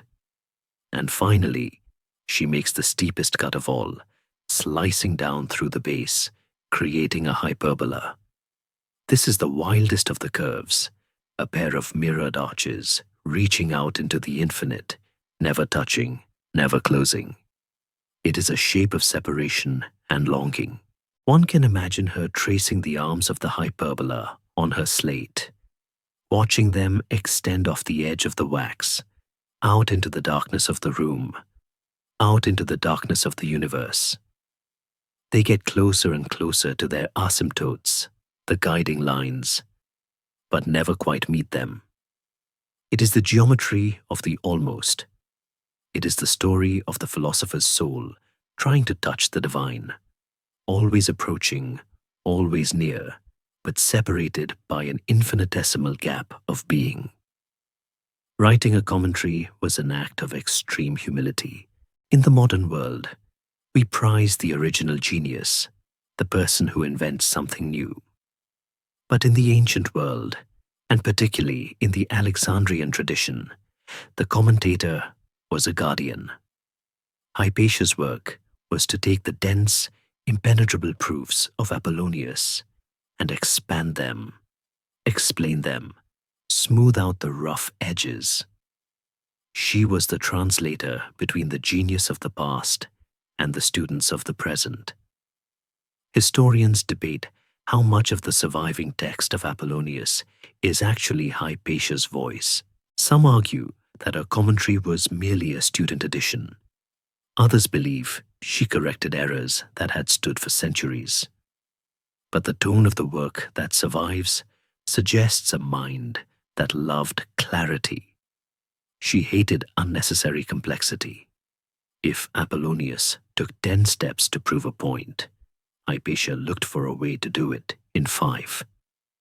She was tidying up the intellectual room, sweeping away the dust of confusion so the furniture of truth could stand clear. There is a sensory pleasure in this work. The scratch of the stylus, the smell of the wax as it warms under the friction of the erasing tool, the visual rhythm of the Greek letters, alpha, beta, gamma, marking the points on the diagram. It is a dry, clean world. In the streets of Alexandria, people are screaming about the nature of Christ. Is he of one substance with the Father or similar? Is Mary the mother of God or the mother of the man? These arguments are wet with emotion, sticky with politics, and dangerous. But in the cone, there is no argument. A parabola is a parabola. It does not change its nature depending on who is the bishop. It does not ask for tithes. It does not riot. For Hypatia, mathematics was a sanctuary. It was the one place where the rules were fair. You can feel the tension in her shoulders release as she works. The anxiety of the day, the rumors of Orestes' feud with Cyril, the uneasy looks from the Christian mobs, dissolves into the white noise of concentration. Here in the abstract, she is safe. The cone protects her. This section of her life highlights a crucial aspect of her personality. She was a Platonist, but she was also a mechanic of the abstract. She didn't just contemplate, she calculated. She understood that the music of the spheres was written in a time signature that could be counted. It is said that she died while she was still busy with the stars, a poetic way of saying she worked until the end. But it is likely that her final days were filled with these curves. She was trying to finish the work. There is a tragic urgency to it. Did she sense that the library of human knowledge was fragile? Did she know that if she didn't write this down, if she didn't teach it to Synesius and the others, it might vanish? The great library was already a memory, its scrolls scattered or destroyed.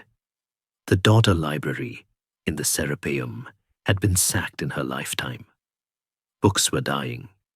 She was fighting a war against forgetting, and her weapon was the stylus. As the night wanes, she pushes the slate away. The diagrams are dense, a thicket of lines and arcs. To an outsider, they look like scratches. To her, they are a map of reality. She rubs her eyes, her fingers stained with ink or chalk. She has spent the night in the company of Apollonius, a man dead for 600 years, and he has been better company than any living soul in Alexandria. She blows out the lamp. The curves vanish into the dark, but they do not cease to exist. That is the comfort. The hyperbola is there, in the dark, waiting. It does not need the light to be true. She rises, the stiff joints of her knees protesting the long hours of sitting. A human reminder that she is not a geometric form, but a woman of flesh and bone. She walks to the window. The sky is beginning to bruise with the purple of dawn. The stars are fading, those great distant points that she tries so hard to connect. She does not know it, but she has just preserved the language that will one day allow humanity to leave the earth. She has kept the candle burning for Newton, for Halley, for Einstein. They will not know her name, perhaps, or they will know it only as a footnote, but they will walk on the bridge she helped maintain. She looks out at the sleeping city, the city that is slowly waking up to another day of anger and noise. She takes a breath of the cool salt air. She is ready to go back out there. She is armored in logic. She has walked the perfect curves, and for a few hours, she has touched the infinite. The sun rises over Alexandria, not as a gentle awakening, but as a revelation of fractures. We step now from the pristine, abstract world of conic sections into the humid, dusty reality of the street level. If Hypatia's study was a circle, perfect, closed, and unified, the city of Alexandria in the early 5th century is a shattered mosaic. The pieces are brightly colored, jagged, and grinding against one another with the slow tectonic pressure of history changing shape. To walk through the city in this era is to walk through a map of competing truths. The streets, laid out in a grid by the Greeks 700 years earlier, are still wide and straight, designed to catch the cooling north wind. But the air that moves through them now carries the scent of rivalry. You can smell it in the smoke of incense, the sweet frankincense from the Christian basilicas, mixing with the acrid, oily smoke of the few remaining pagan altars, and the savory, spiced aroma of roasting lamb from the Jewish quarter. It is a city of distinct neighborhoods, each humming with its own frequency, each convinced that it possesses the exclusive map to the afterlife. Imagine the soundscape as you move through the Canopic Way at mid-morning. It is a cacophony that refuses to blend. On one corner, a sophist stands on a crate, arguing for the logic of Aristotle. Across the street, a monk from the desert, wild-haired and clad in rough skins, preaches the coming judgment with the rhythmic, hypnotic cadence of a man who has stared too long at the sun. In the middle, Roman soldiers patrol with bored efficiency, their hobnailed boots striking sparks on the pavement, representing an empire that is trying desperately to keep the peace between gods who refuse to share the sky. This is the tension of Alexandria. It is not a war zone, not yet. It is a family dinner where everyone is shouting and the plates are starting to rattle. The city is dominated by three great psychic forces. First, there are the pagans, the Hellenes, as they call themselves. They are the old guard, the aristocracy, the keepers of the classical flame. Hypatia belongs to this world, though her paganism is philosophical, not ritualistic. For them, the city is a temple to memory. Every statue, every column, every text is a link to a golden age that they feel slipping through their fingers like dry sand. They walk with the slightly stiff, defensive pride of people who know they are going out of fashion. Then there are the Jews, a massive and ancient community living primarily in the Delta Quarter.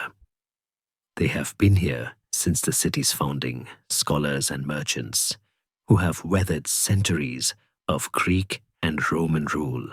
They are the backbone of the city's commerce, watchful and resilient. And finally, there are the Christians. They are the rising tide. They are no longer the persecuted minority hiding in catacombs. They are the power. They are the bishop's men.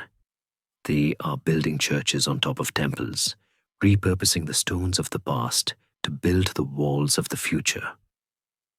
There is an energy to them, a vibrant, aggressive hope that feels like youth, messy, loud, and absolutely certain of its own righteousness. Drifting through this charged atmosphere are the Parabolani. You might see them in the shadows of the porticos, a brotherhood of men, often recruited from the poorer classes or the desert monasteries.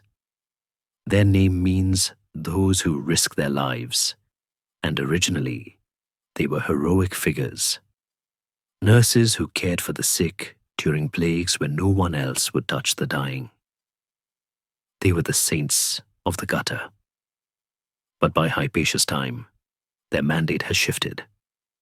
They have become the bishop's unofficial militia, a dark-robed enforcement arm that moves in packs. They are the muscle of the new faith. They are not evil men in their own minds. They are soldiers of God. But to a philosopher walking alone or a governor trying to maintain civil law, they are a terrifying variable. They represent the moment when faith stops being a question and starts being a club. Yet despite this simmering tension, the city functions. This is the paradox that history often forgets. We focus on the riots, but we miss the Tuesdays. On a normal Tuesday in 415 AD, a pagan ship captain sells grain to a Christian baker, who sells bread to a Jewish silversmith, who makes a chalice for a pagan temple. Commerce is the great neutralizer. The harbor does not care about the nature of the Trinity. The great harbor of Alexandria remains the city's calm, beating heart. Stand on the Heptastadion causeway again for a moment. Look down at the water. It is a deep, indifferent blue. The waves slap against the hulls of ships from Rome, from Constantinople, from Carthage. The wind smells of salt and tar, the same smell it has carried since the pharaohs. Here, the arguments of the theologians are drowned out by the creak of rigging and the shouts of stevedores. The sea offers a perspective that the land cannot. It reminds the city that it is just a small collection of stones on the edge of a very large, very wet reality. Hypatia must have loved the harbor. It was a place of physics, of buoyancy and displacement, of winds that could be calculated. It was a relief from the unquantifiable passions of the streets. Historians and sociologists describe this period as a paradigm shift, a sterile term for a messy, painful human process. It is the friction of one world dying while another struggles to be born. It is uncomfortable. It itches, but Hypatia moves through it with a kind of aristocratic blindness. She rides in her chariot, a two-wheeled vehicle that marks her high status, clattering over the limestone blocks. She is recognized. There goes the philosopher, people might whisper. Some bow with respect, others make signs to ward off the evil eye. She is a relic to some, a celebrity to others, and a witch to a few. But she does not hide. She believes, perhaps naively, that her position as a teacher of all men protects her from the anger of specific men. She believes that because she stands in the center, teaching pagans and Christians alike, she is the eye of the storm. She does not realize that the eye is the one place the storm eventually collapses into. There is a specific sensory texture to this divided city.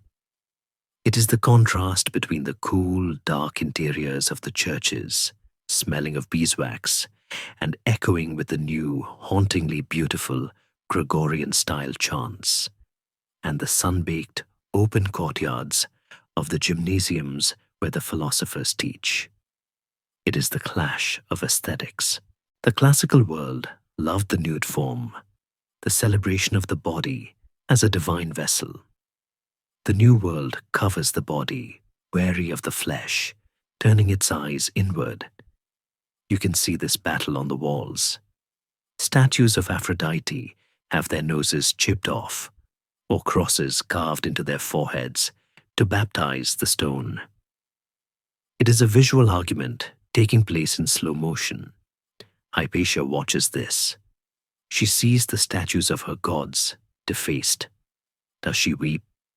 Or does she, true to her Stoic and Platonic training, remind herself that the statue is just stone?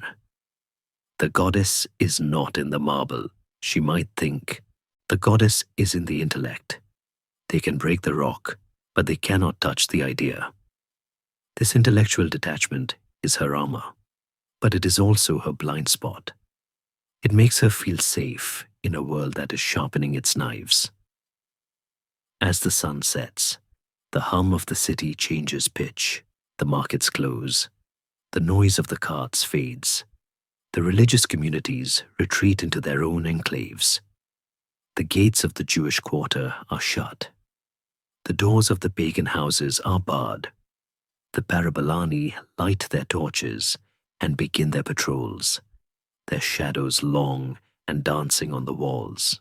The city separates like oil and water, but high above, the stars come out. The same stars Hypatia tracks with her astrolabe. They shine on the church and the temple with equal brilliance. They navigate the Christian ship and the pagan ship with the same indifference. Hypatia, in her study, looks up. She sees unity. She sees a cosmos that holds everything together in a perfect mathematical embrace. She assumes the city below her follows the same rules. She assumes that if you just explain the logic clearly enough, the parts will fit. She is wrong. Down in the streets, the logic is breaking. The geometry of the city is not a circle. It is a collision course. And the calm of the harbor is not a promise of peace. It is merely the silence before the wave breaks. The tectonic plates have shifted, and the earthquake is coming, not from the ground, but from the human heart. This passage reveals a fragile illusion, the belief that coexistence, once achieved, will sustain itself without effort. Alexandria still trades, still ships grain, still feeds itself. Yet beneath that routine, Meaning has hardened into identity. When beliefs stop being lenses and become borders, everyday life can continue right up until it cannot. Normality becomes camouflage for collapse. There is a gentle parallel with late Republican Rome, where temples to rival gods stood side by side while political violence quietly escalated. For years, the streets functioned, the markets opened, the ships arrived, until suddenly the Republic discovered it had already passed the point of return. Alexandria sits at the same edge, balanced between habit and rupture. Why this matters is that Hypatia's mistake is not arrogance, but faith in abstraction. She trusts that reason operates at the same scale as crowds. Some historians argue she was more politically aware than this portrait suggests, navigating factions carefully. Perhaps. Yet the danger remains. Ideas can be internally coherent and socially lethal at the same time. The stars above Alexandria remain orderly, but cities are not governed by gravity alone. When fear replaces curiosity, logic loses its audience, and once that happens, even the clearest mind can stand calmly at the center of a storm, mistaking the quiet for safety. To understand the end of Hypatia's story, we must look back to a day when the sky over Alexandria turned the color of bruised iron, choked by a column of smoke that rose from the highest hill in the city. We travel back in time slightly to the year 391 AD. Hypatia is younger now, perhaps in her 20s, her hair darker, her stride quicker, but her mind already settled on the firm bedrock of reason. She stands on the roof of her father's house, not looking at the stars this time, but looking across the rooftops towards the southwest, toward the Rakotis district. There, rising above the maze of streets, like a mountain of man-made geology, stood the Serapeum. It was the Acropolis of Alexandria, a temple complex so vast and magnificent that ancient writers claimed it had no equal in the world, save for the capital in Rome. It was the fortress of the old gods. It was a sanctuary of gilded capitals, of colonnades that stretched for hundreds of yards, of breathing marble. And inside its walls, sheltered in the cool, dry annexes, slept the daughter library. The overflow of the great library, the last major repository of the ancient scrolls. It was the memory of the human race, stored in a stone box. And it was burning. The destruction of the Serapeum is the pivotal moment when the balance of power in Alexandria tipped forever. It wasn't a sudden accident. It was a crescendo. For months, the tension had been building between the pagan community and the zealous Bishop Theophilus, the uncle and predecessor of the man who would later become Hypatia's nemesis. The streets had seen skirmishes, insults hurled like stones, and the uneasy silence of a city waiting for a spark. That spark came in the form of an imperial decree from the Emperor Theodosius, ordering the closure of pagan temples. But in Alexandria, a decree is merely a suggestion until someone decides to enforce it with a crowbar. Theophilus, a man of iron will and architectural ambition, led the charge. He did not just want to close the temple, he wanted to erase it. He viewed the Serapeum not as a monument to history, but as a fortress of demons. To him, the beautiful curves of the statues were not art. They were idols that ensnared the soul.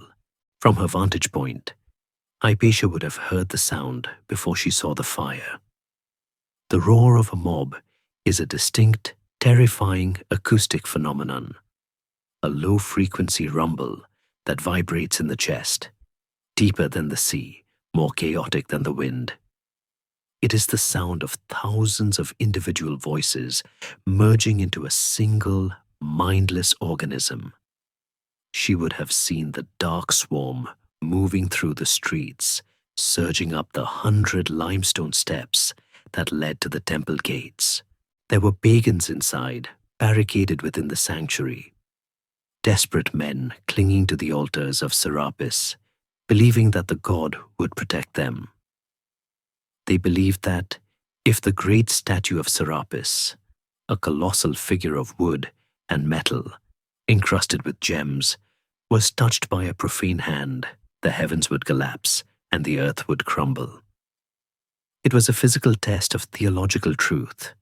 The siege was brutal, but the outcome was inevitable. The gates gave way.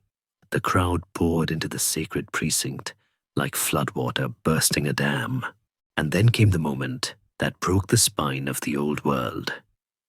A Christian soldier, urged on by the bishop, climbed a ladder to the face of the god. He raised a double-edged axe. The crowd held its breath. The pagans inside squeezed their eyes shut, waiting for the thunderbolt, waiting for the sky to crack open and swallow the blasphemers. The axe fell. It struck the wooden jaw of the deity.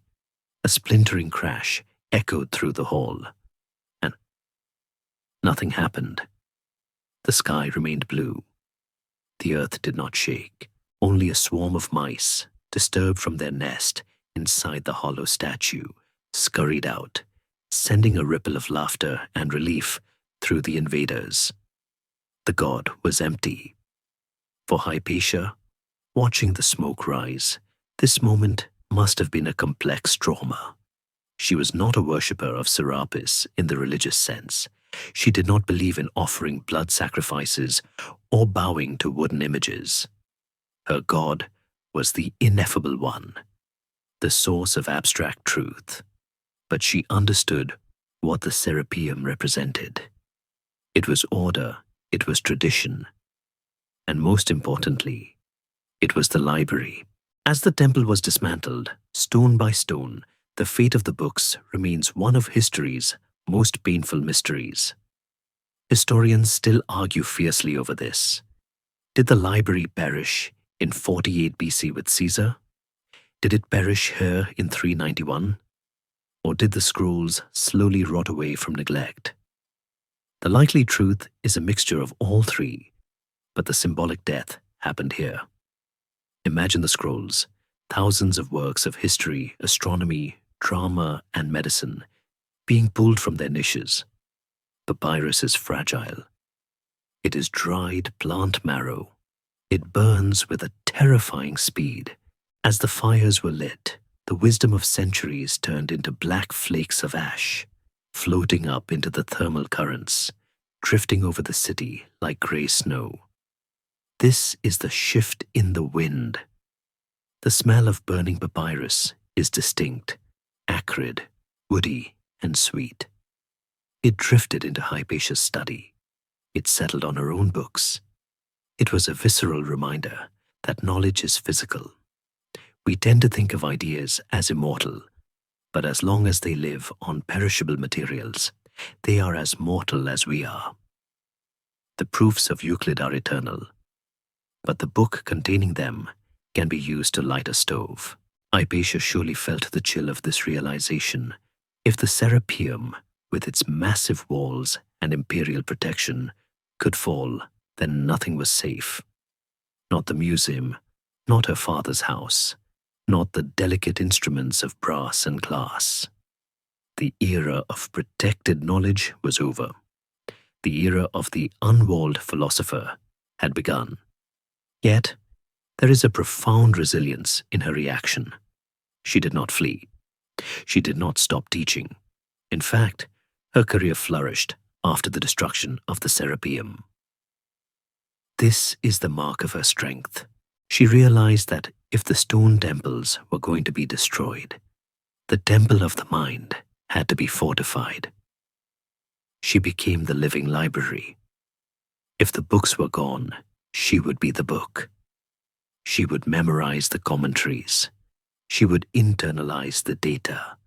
She would teach with a renewed urgency, knowing that she might be one of the last people to hold the complete picture.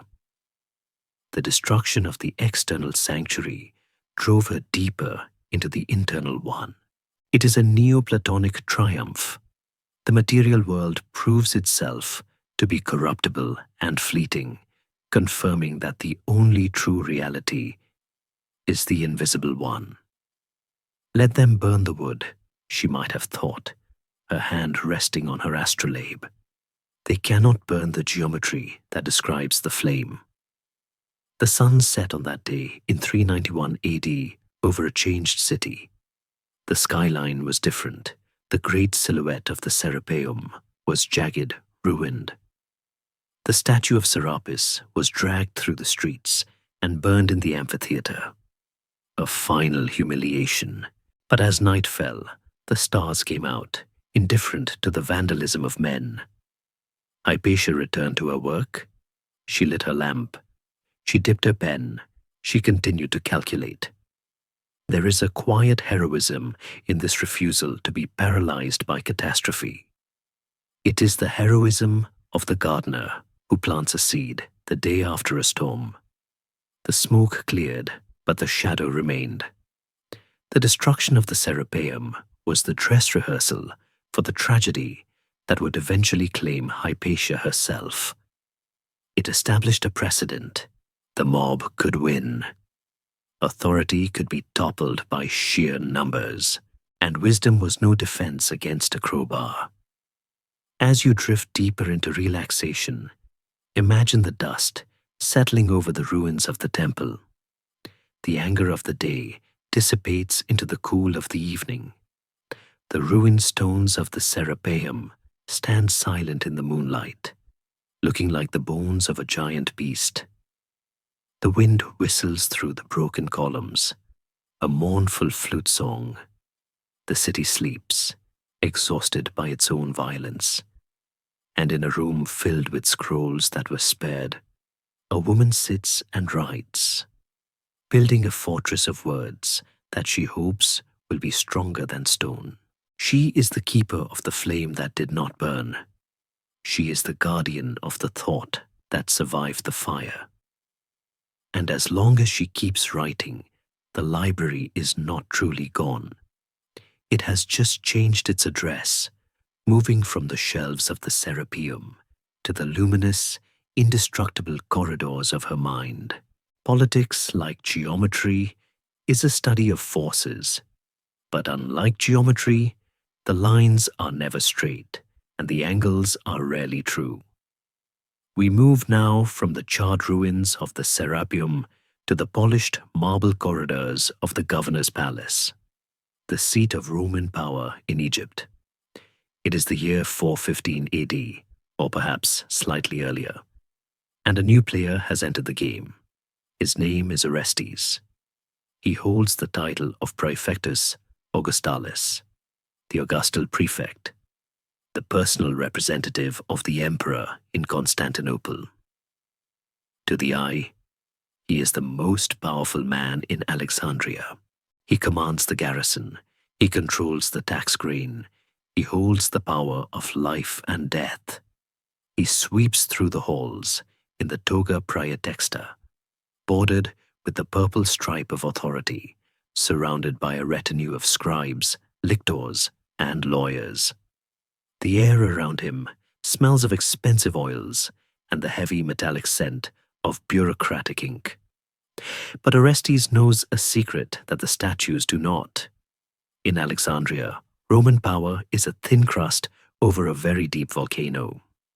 Orestes is a fascinating figure to place beside Hypatia. He is a Christian, baptized and believing, which theoretically places him on the side of the rising church. But he is also a Roman official, a creature of the state, and for a Roman magistrate, the highest law is not the Bible. It is the Pax Romana, the peace of Rome.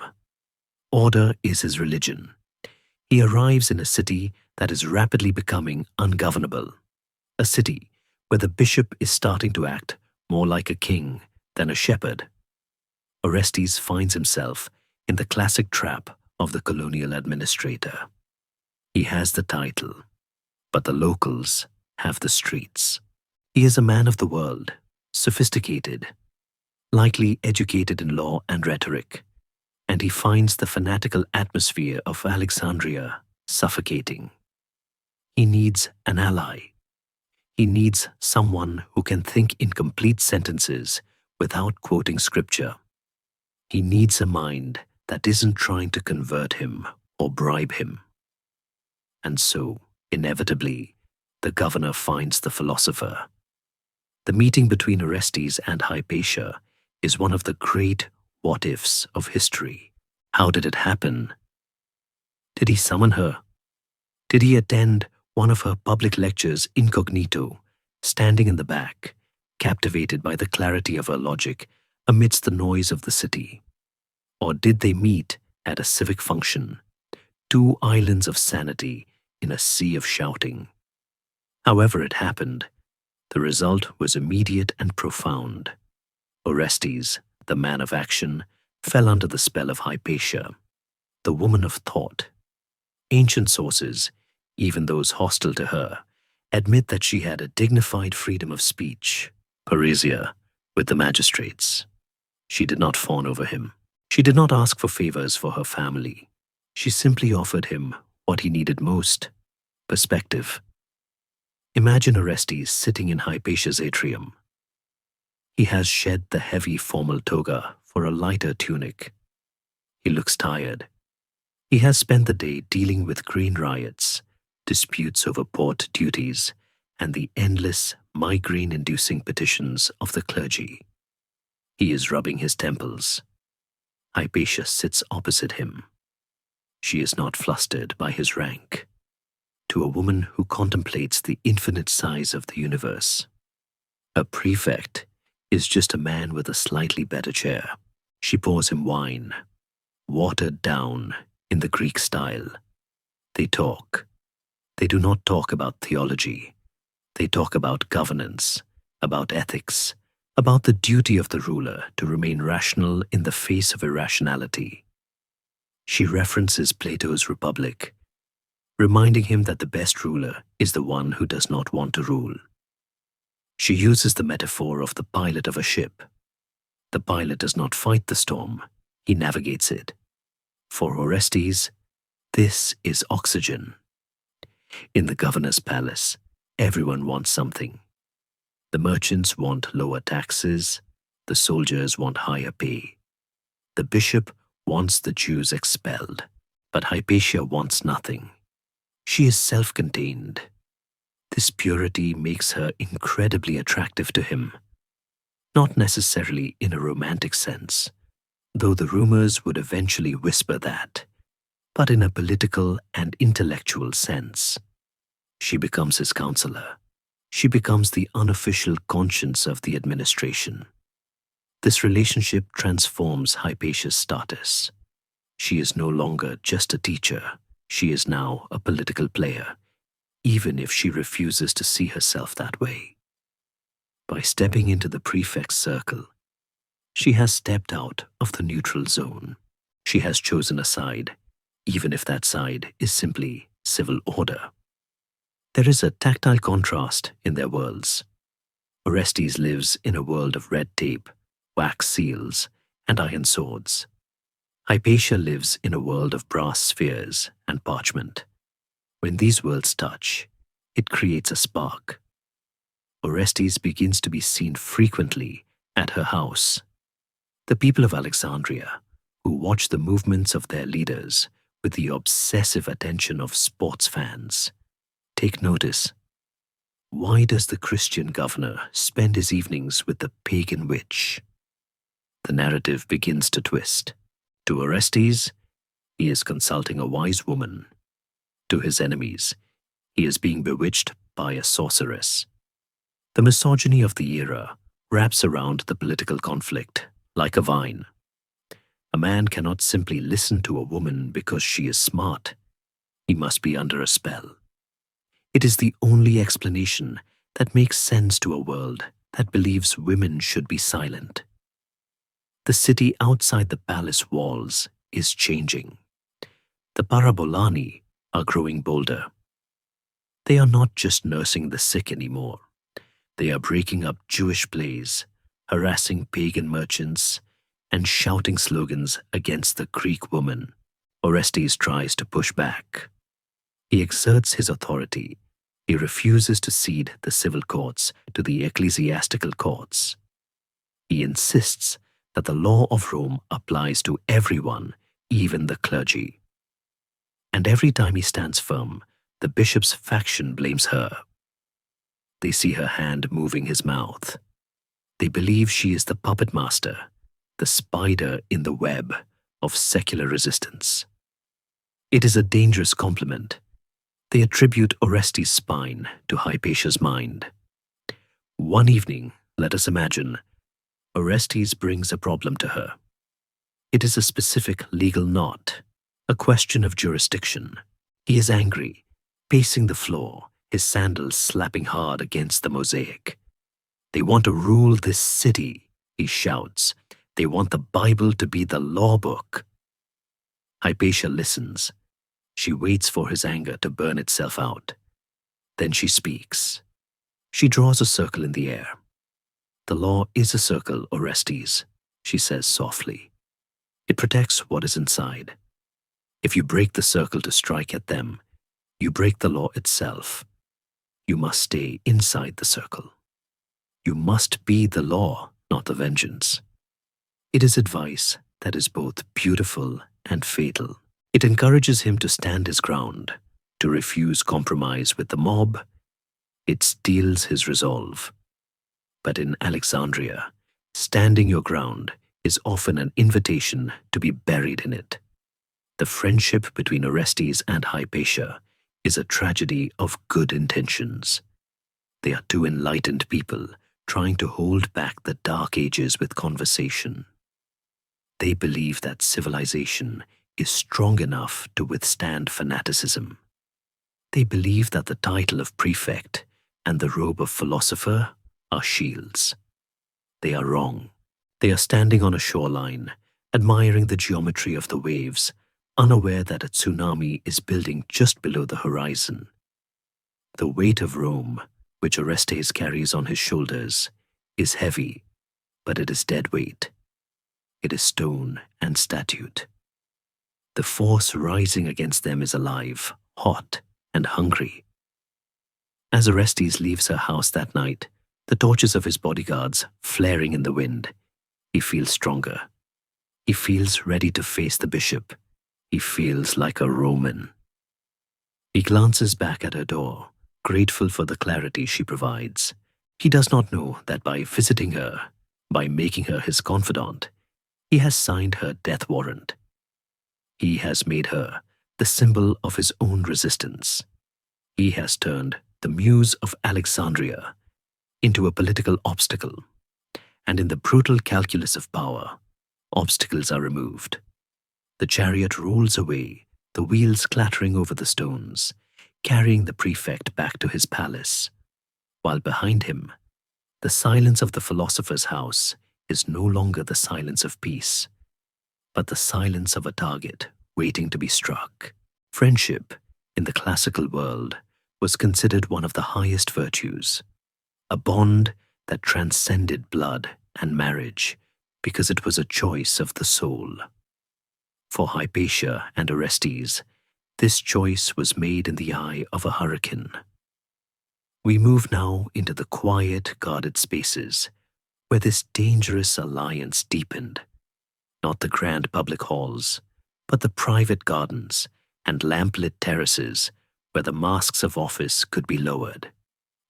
It is important to understand the texture of this relationship, because it is the hinge upon which the tragedy turns. History has sometimes tried to paint it with the brush of romance, suggesting a scandalous affair between the pagan high priestess and the Christian governor. But the truth is likely far more interesting and far more threatening to their enemies. It was a romance of the mind. In a city that was rapidly dividing into armed camps, Orestes and Hypatia created a demilitarized zone of two. Imagine a garden in the prefect's residence. enclosed by high walls that muffle the shouts of the city to a dull roar, like the sound of a distant sea. It is late evening.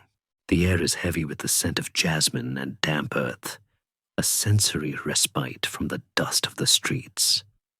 Orestes sits on a stone bench, his posture slumped, the heavy purple-bordered toga cast aside for a simpler tunic. He is a man under siege. As the Praefectus Augustalis, he is the emperor's voice. But in Alexandria, the emperor is far away in Constantinople, a month's journey by ship, while the bishop is right down the street, commanding a legion of monks who can be at the palace gates in an hour. Orestes is fighting a battle for secular authority. He believes that the law courts, the theaters, and the grain distribution should belong to the state, not the church. But he is losing ground. He feels the isolation of the colonial governor, hated by the locals for being foreign and forgotten by the capital for being far away. Hypatia sits across from him. She is the anchor. She does not offer him soldiers or gold. She offers him architecture. Not the architecture of stone, but of thought. When Orestes rages about the irrationality of the mob, about the insults thrown at his chariot, Hypatia listens with the terrifying calmness of a mathematician. She pours him wine, the liquid dark in the silver cup. The mob is like water, Orestes, she might say, her voice low and steady. It has no shape of its own. It takes the shape of the vessel that holds it. You cannot be angry at the water for spilling. If the vessel is broken, you must repair the vessel. She is teaching him to see the state not as a battlefield, but as a geometric structure. If the laws are sound, she argues, order will follow. It is the Neoplatonic conviction that chaos is simply a lack of definition. There is a profound intimacy in these sessions. They are co-conspirators in sanity. Historical sources, such as the church historian Socrates Scholasticus, explicitly state that Orestes hated the encroachment of the bishop on his power. But hatred is a hot, exhausting emotion. Hypatia cools it down. She transforms his political frustration into philosophical principle. She validates his resistance. When he asks, "Am I wrong to demand they obey the law?" she answers, "You are not wrong. Justice is a harmony. To let one note drown out the others is not piety. It is noise." This affirmation is intoxicating to him. Finally, someone sees the world as he does. Someone speaks the language of civilization. In her presence, he is not a beleaguered bureaucrat. He is a philosopher king in training. But this closeness comes with a cost. The city is watching. Alexandria is a place where privacy is a myth. Walls have ears, and servants have tongues. The sight of the governor's carriage parked outside the philosopher's house, or the philosopher entering the side gate of the palace, becomes the fuel for a new narrative. To the growing faction of radical Christians led by the patriarch Cyril, this friendship is not just political opposition, it is spiritual contamination. They do not see a governor consulting an expert. They see a believer being seduced by a pagan witch. The gender dynamics are lethal here. If Hypatia were a man, an old, bearded sage, her advice would be seen as counsel. But because she is a woman, and a woman who refuses to be subservient, her influence is interpreted as sorcery. How else could she control the mind of the prefect? The rumors whisper. She must be using astrolabes to cast spells.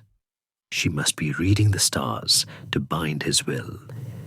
The tragedy is that Hypatia likely didn't see this danger. She was brilliant at mapping the heavens, but she had a blind spot for the gutter. She assumed that her gender was irrelevant to her logic. She assumed that truth was a neutral currency. She did not realize that in the eyes of her enemies, her gender was the weapon. By being close to Orestes, she wasn't just supporting him, she was emasculating him in the eyes of the mob. "Look at our governor," they mocked in the taverns. "He doesn't listen to the bishop. He takes orders from a pagan woman." She became the wedge that drove Orestes and the church apart. Every time Orestes stood firm against a demand from the church, the bishop didn't blame Orestes. He blamed the Greek woman whispering in his ear. She became the scapegoat for the governor's spine. Let us zoom in on a specific moment of quiet before the storm. Perhaps they are looking at a map of the city spread out on a table. The map shows the grid of streets, the canal, the walls. Orestes traces the line of the Jewish quarter. "Tensions are high here," he murmurs. "The theater dancers are causing riots again." Hypatia looks at the map. She sees the friction points. She advises moderation. "Do not close the theaters," she suggests. "To take away their play is to take away their release. A city that cannot laugh will eventually scream." It is sound, humane advice. Orestes nods, grateful. He feels steadied. He reaches out and touches her hand, a gesture not of lovers, but of comrades in a trench. "What would I do without you, Hypatia?" he asks. It is a rhetorical question, but the answer is haunting. You would probably survive. Without her, he might have capitulated. He might have made a deal with Cyril.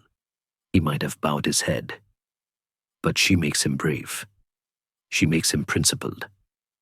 And in Alexandria, principles get you killed.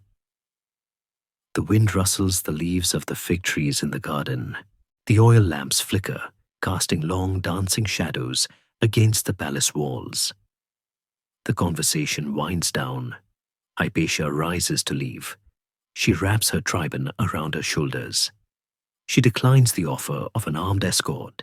She has walked these streets all her life.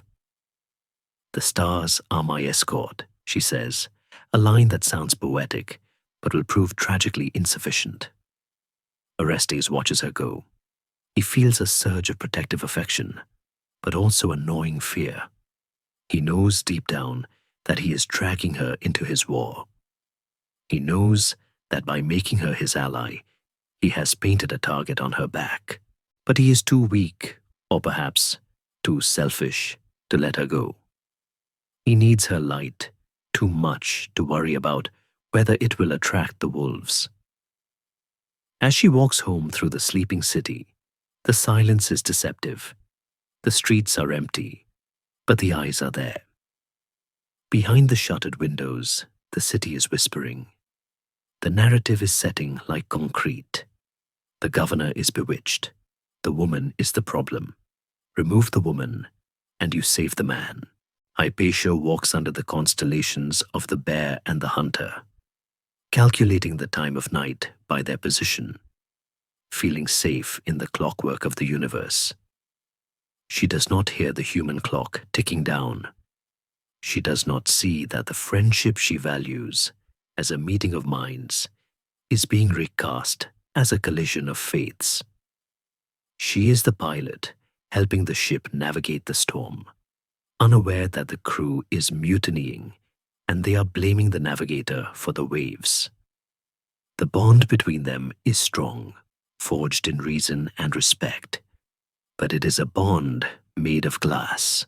It is beautiful, transparent, and terrifyingly easy to shatter.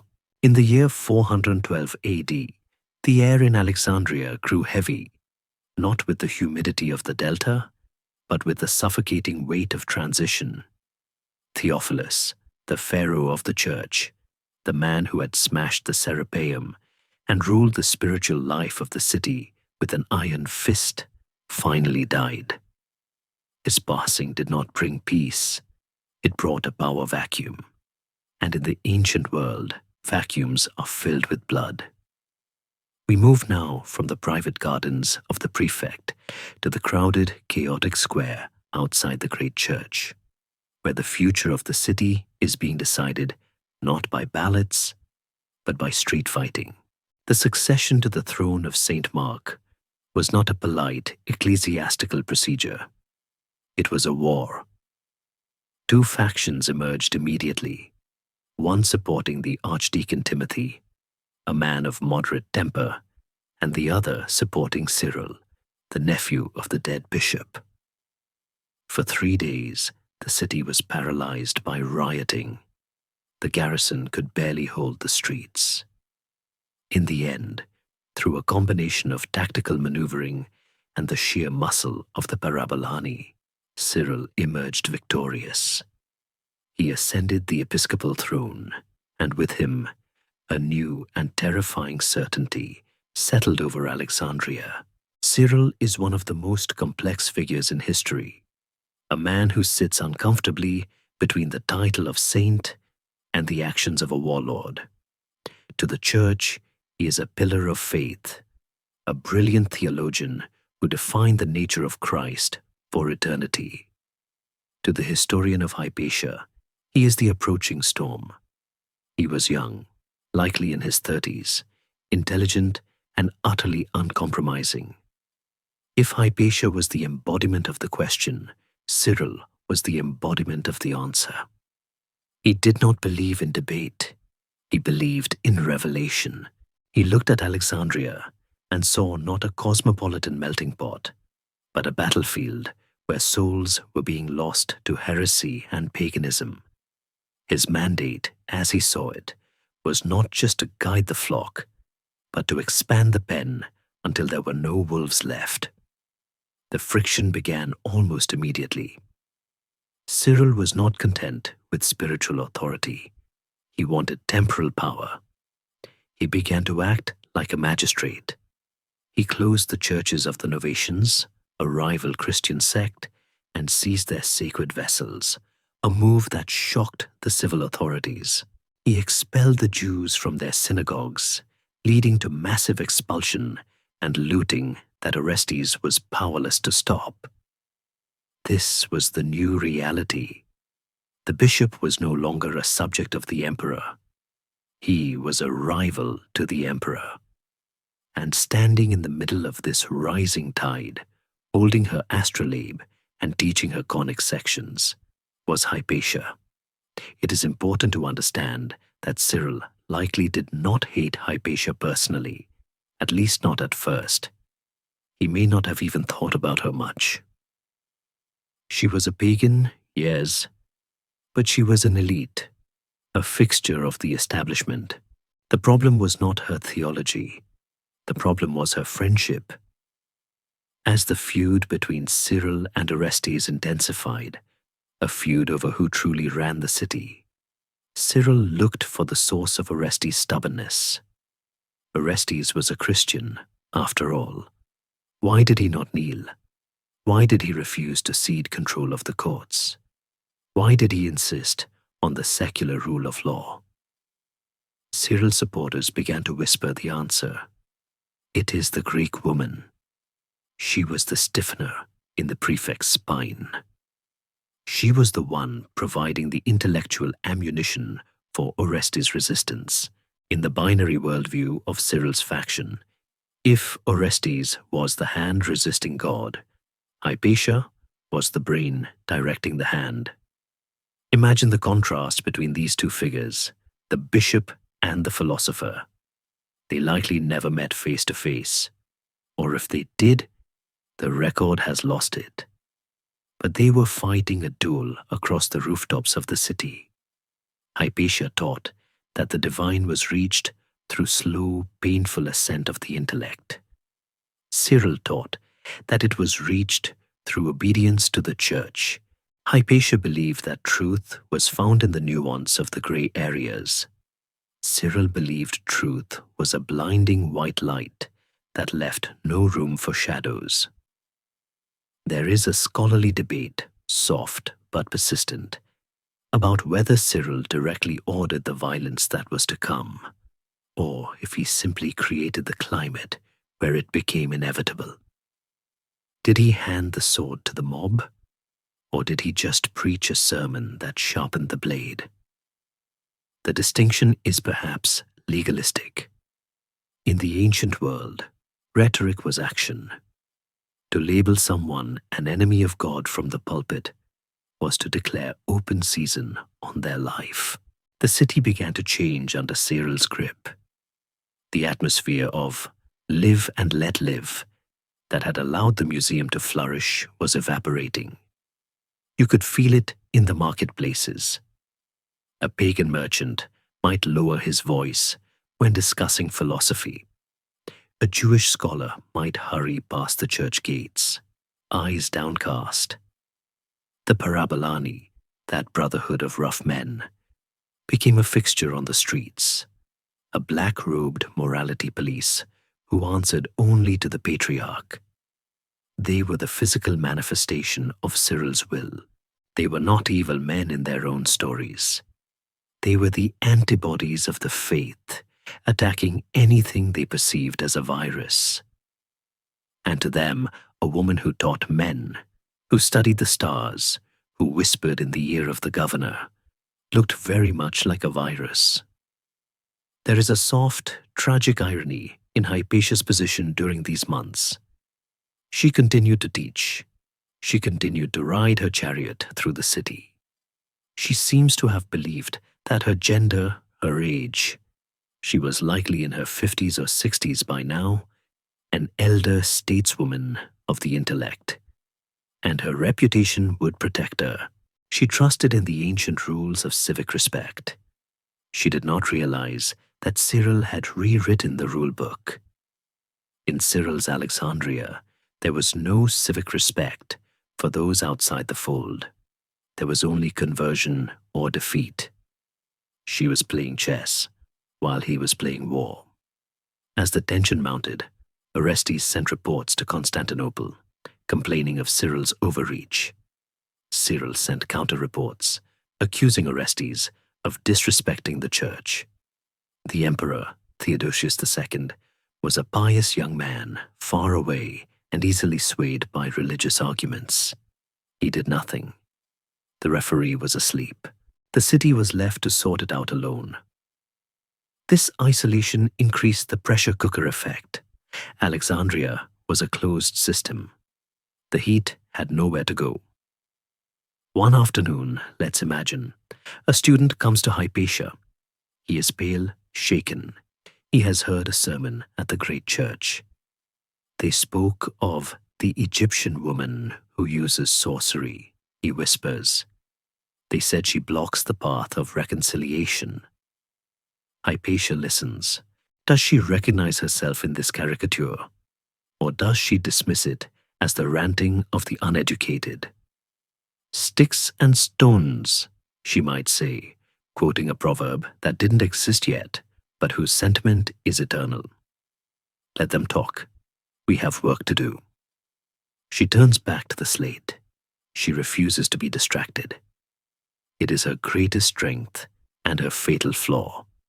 She refuses to engage with the irrational.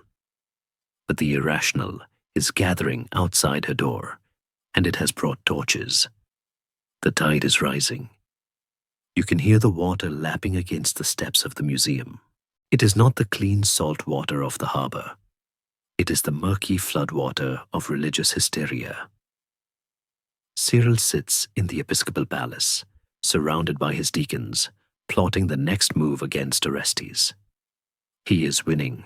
He has the people. He has the passion. He has the certainty. Hypatia sits in her study, surrounded by her instruments, plotting the course of the moon.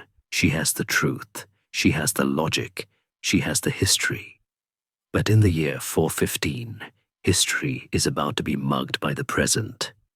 The stage is set. The actors are in place. The tragedy requires only a catalyst, a final spark to turn the tension into fire.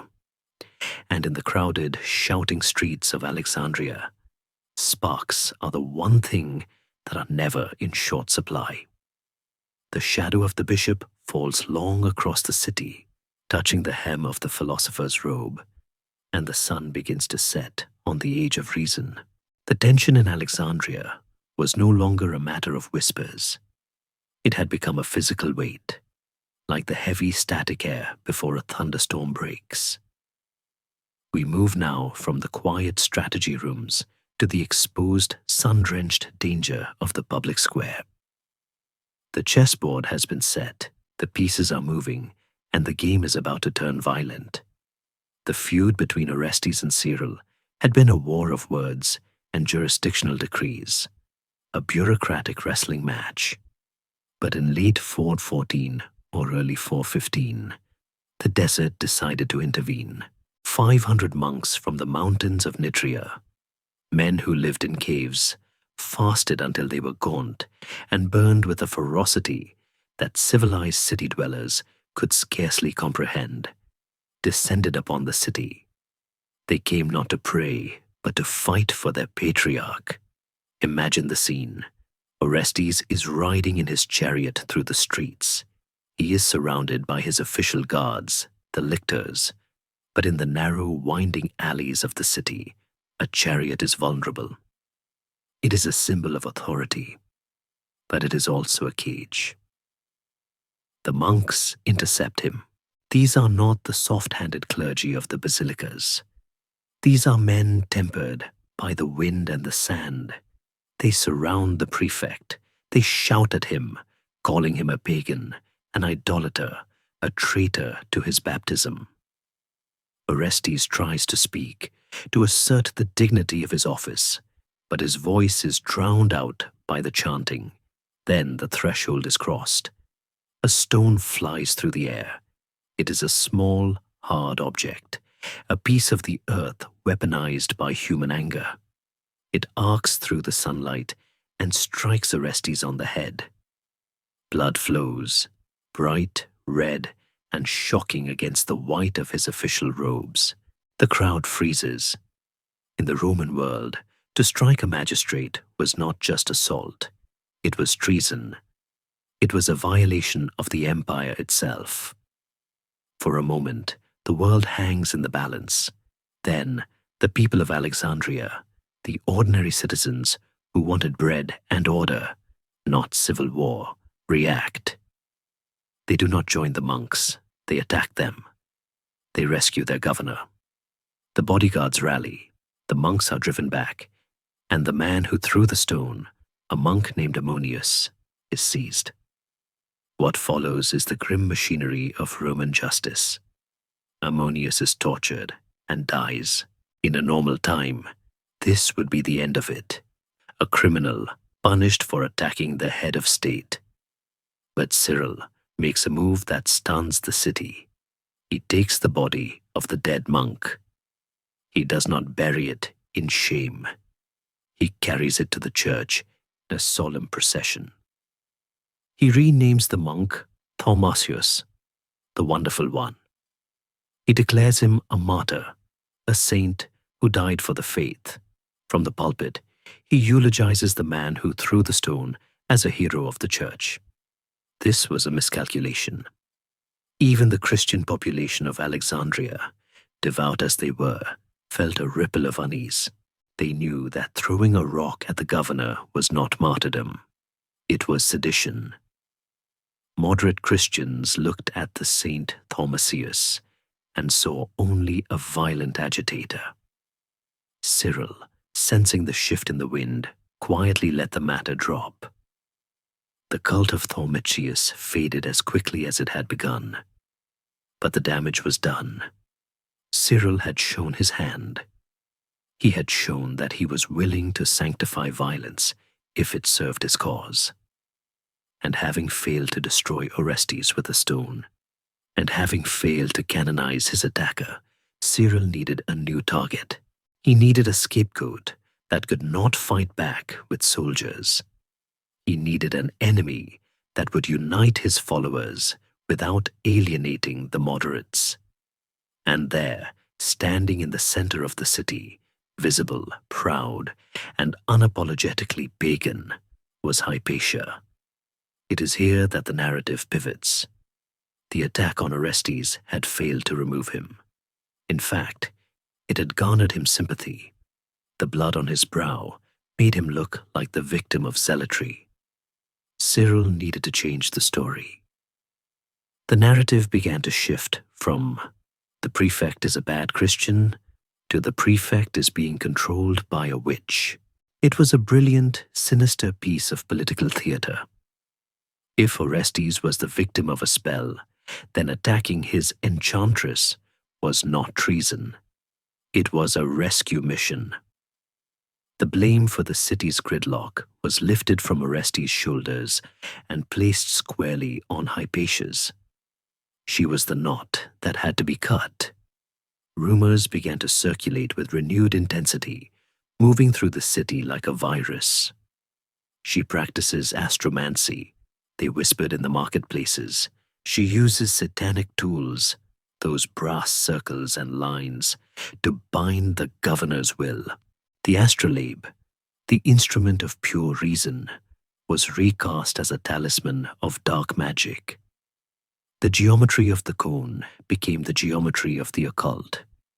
It is a tragedy of interpretation.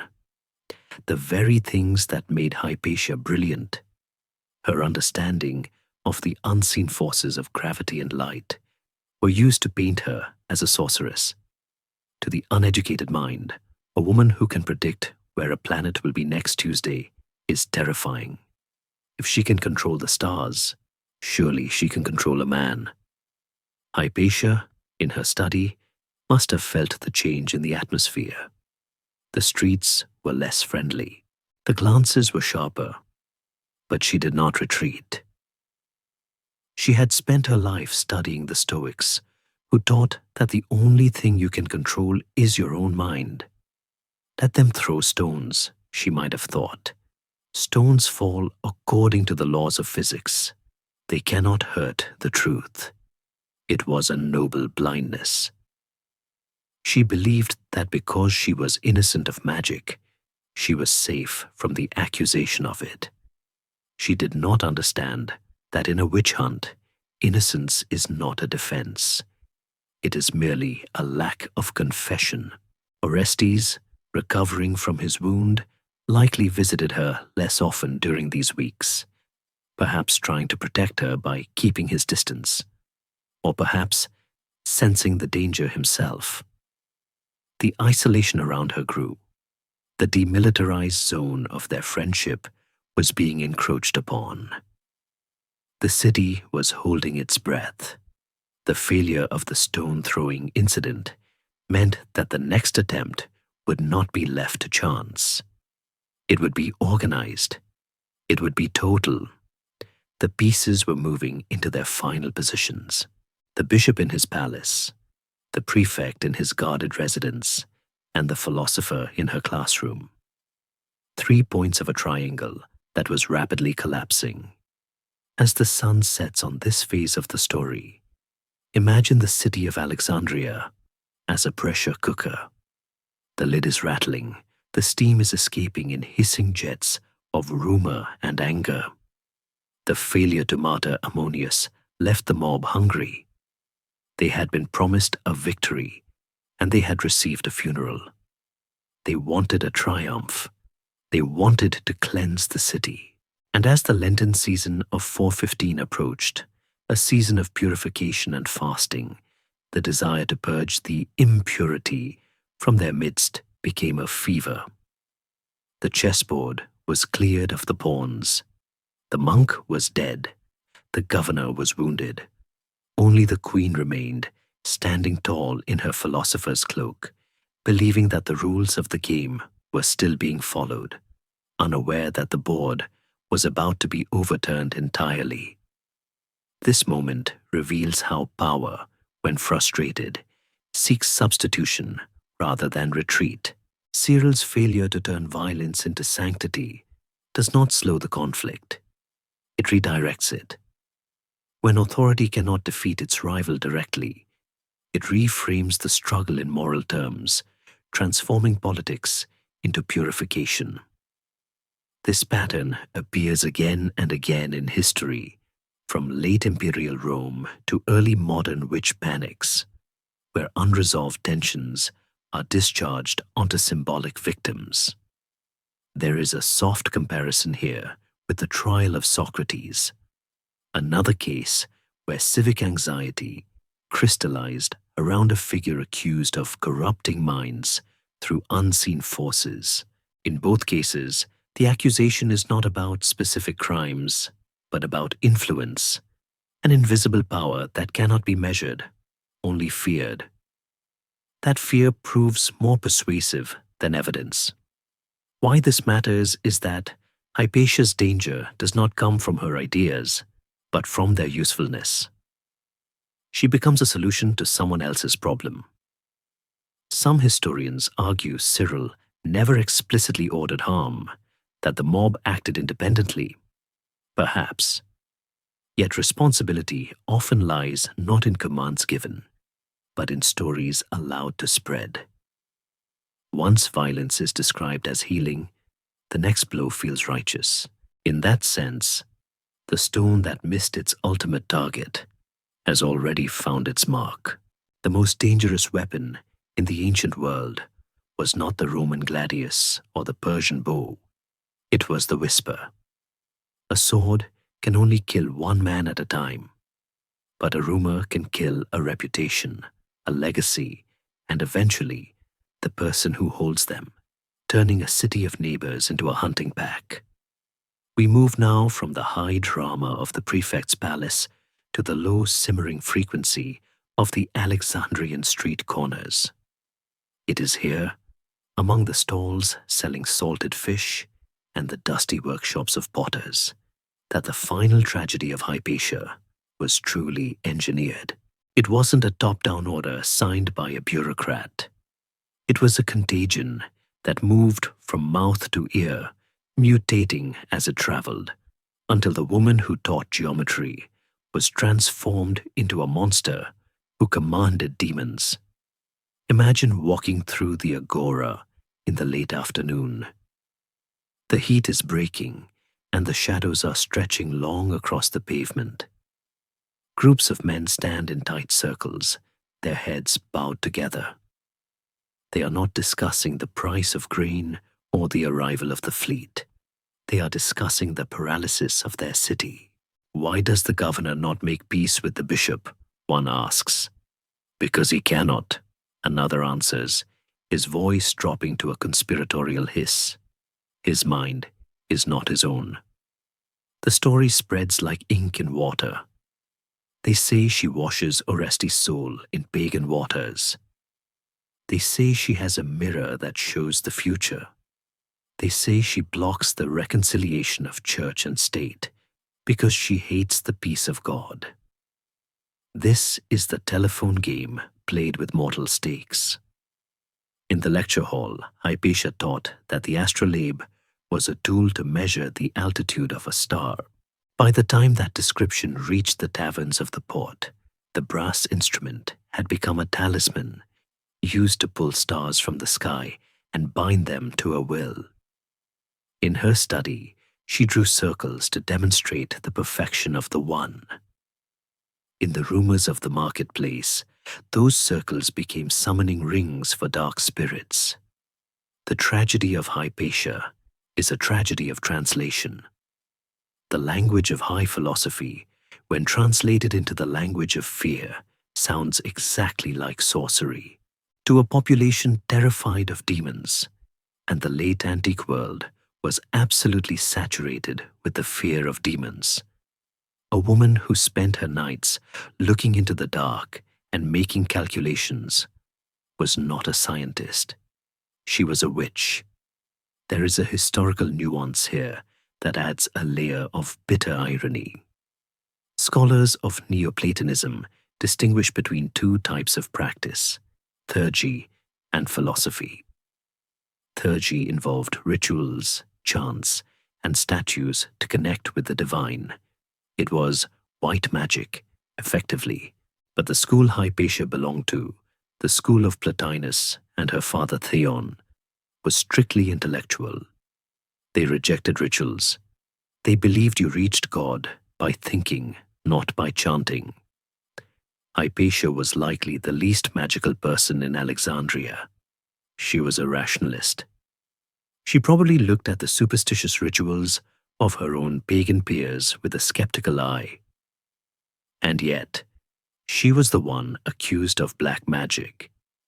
She was killed for a crime she didn't just not commit.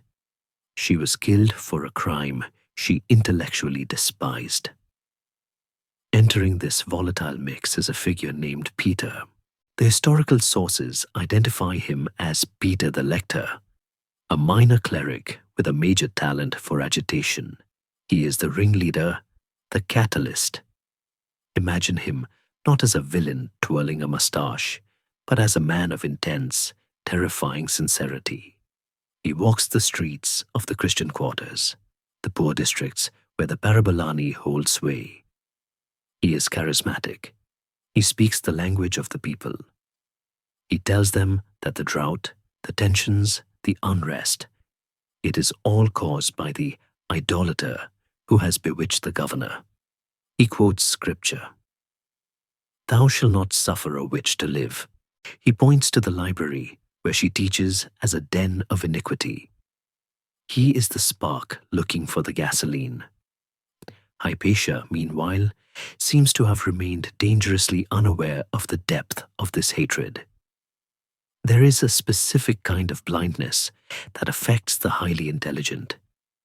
They assume that because they operate on logic, everyone else does too. She likely believed that the rumors were just the noise of the uneducated, something to be ignored or pitied. She continued her daily routine. She put on her turban. She stepped into her chariot. She drove the same route she had driven for decades. She saw the faces in the crowd change. She saw the respect curdle into suspicion. People who once bowed now turned their backs. Mothers pulled their children closer when she passed. But she did not stop. To stop would be to admit fear, and a stoic does not fear the opinions of the crowd. The atmosphere in the city is thick with the dust of the dry season. The wind from the desert, the Kamasin, blows hot and gritty, irritating the eyes and shortening tempers. It is the kind of weather that makes people snap. In this yellow haze, the figure of Hypatia becomes distorted. She is no longer a neighbor. She is a symbol. She represents everything the radical elements of the New Order hate. The arrogance of the Greeks, the refusal to bow to the cross, the power of a woman to speak over men, the narrative has been successfully rewritten. The political gridlock is no longer a complex issue of Roman law versus ecclesiastical privilege. It is a simple fairy tale of good versus evil. Orestes is the captive prince. Cyril is the righteous king. And Hypatia is the witch who must be destroyed to break the spell. There is a sensory feeling of being watched that pervades these days. When Hypatia sits in her house, the silence feels different. It is not the peaceful silence of study. It is the holding breath silence of a hunter waiting in the tall grass. Does she have nightmares? Does she look at her astrolabe and wonder if it was worth it? The letters of Synesius had stopped coming. Her father Theon was likely dead by this time. She was increasingly alone. The demilitarized zone she had built with Orestes was shrinking. Orestes himself was likely terrified, pinned down in his palace, unable to protect her without starting a civil war. One afternoon, perhaps she is returning from a lecture. The sun is setting, casting the streets in deep violet shadow. Her chariot wheels clatter loudly on the stones, too loudly. The sound echoes against the shuttered houses. A group of men stands at a corner, watching her pass. They do not shout. They do not throw stones. They just watch, their eyes hard and flat. Peter the Lector is among them. He nods to his companions. It is not a signal to attack. Not yet. It is a signal of recognition. That is the one. They are memorizing her route. They are learning her schedule. The planning stage is over. The operational stage is beginning. Hypatia holds the reins. Her hands are steady. She looks straight ahead, her profile sharp against the twilight. She refuses to look at them. She drives on, toward the sanctuary of her home, toward the books that are her only true companions. She believes she is driving home. She does not know she is driving into a myth that will consume her. The city of Alexandria, her cradle and her classroom, has become a trap. The walls are closing in. The whispers have stopped being rumors and have started being plans. And as the night falls, the stars she loves so much look down with cold, distant indifference, witnessing the final turning of the wheel. Fear is a powerful editor. It takes the complex manuscript of reality and crosses out everything it cannot understand, leaving behind only a story of monsters. We enter now the specific anatomy of the accusation, moving from the general rumors of the street into the twisted theology that turned a mathematician into a necromancer. To understand why Hypatia was killed, we must look at her tools through the eyes of her enemies. Imagine a young monk, fresh from the silent, sun-baked isolation of the Nitrian desert, standing outside the window of her study. He peers through the lattice. He does not see a woman calculating the ascension of the sign of Virgo. He sees a figure in a dark cloak standing over a brass plate, etched with incomprehensible symbols, lines that cross and curve in ways that nature does not. He sees her muttering to herself, not the mumbling of calculation, but, to his ears, the incantations of binding. He sees her lift a strange, circular net of metal to the sky, as if trying to catch the moon. To a mind trained to see the devil in every shadow, this is not science. It is a direct line to hell. The accusation of witchcraft in the late Roman world was not a trivial slander. It was a capital charge. But in Hypatia's case, it was fueled by a specific, tragic misunderstanding of her instruments. The astrolabe, her beloved mathematical jewel, was the primary witness for the prosecution. Consider its appearance: a flat disc, the mater, holding a rotating web of spikes and pointers, the ret. The ret looks remarkably like a spider web or a cage. To the uneducated observer, it didn't look like a map of the stars. It looked like a trap for souls. When Hypatia rotated the ret to simulate the movement of the heavens, it looked like she was turning the wheel of fate itself. There is a bitter, suffocating irony here. Hypatia was likely using the instrument to predict the date of the vernal equinox, a calculation actually necessary for the church to determine the correct date of Easter. She was practicing the science that the church needed, yet she was condemned for the tool she used to do it. Historians and theologians have long debated the specific nature of the charge labeled against her. The 10th century encyclopedia, the Soothe, preserves the whispers of the time, claiming she used satanic wiles and magic to beguile the prefect. But modern scholars suggest a more nuanced psychological warfare was at play. The charge wasn't just magic, it was astromancy. In the early church, there was a fierce debate about the stars. If God created the world, then the stars were just lights. But if you believed, as the astrologers did, that the stars controlled human destiny, you were denying free will. You were saying the planets were more powerful than grace. Hypatia, as a mathematician, didn't practice horoscopic astrology.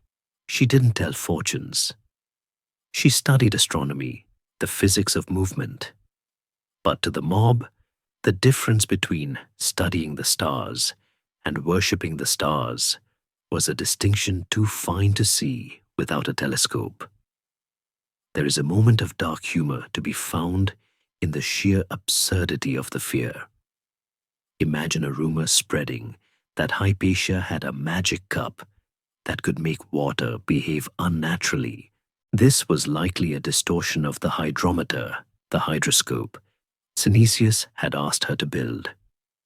A simple weighted tube to measure liquid density. In the hands of the gossip mongers, a tool for checking if your wine was watered down became a chalice of sorcery. It is almost comical, in a grim way, to think of a mob terrified of a pipette.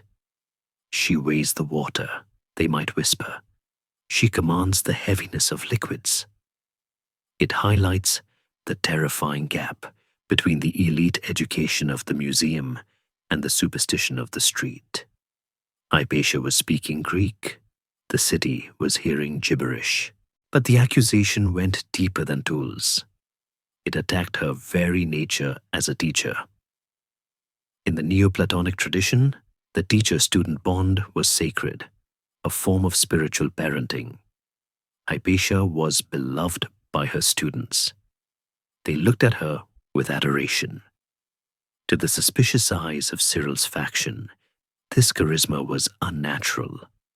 How can a woman command the respect of grown men? They asked. How can she make the governor sit at her feet like a schoolboy? It couldn't be her intellect. That would imply women had intellects superior to men. Therefore, it had to be a spell. They accused her of using amatory magic, love spells, to enslave Orestes. This was a common trope in Roman slander. If a woman is powerful, she must be using sex or magic. Since Hypatia was famously chaste, a virgin who rebuffed suitors with harsh lessons on the unromantic nature of the physical body, they couldn't accuse her of seduction. So they accused her of enchantment. They criminalized her charisma. The atmosphere in the city during these weeks of accusation was thick with paranoia. The Lenten season was approaching, a time of fasting and spiritual warfare. Fasting, while holy, also has physiological effects. It sharpens the edges of the world, makes the head light, and makes visions come easier. A population that is hungry and praying for deliverance is a population primed for a witch hunt. The sermons in the churches grew more strident. They spoke of Jezebel, the biblical queen who misled the leaders of Israel. They didn't need to say Hypatia's name. The silhouette fit perfectly.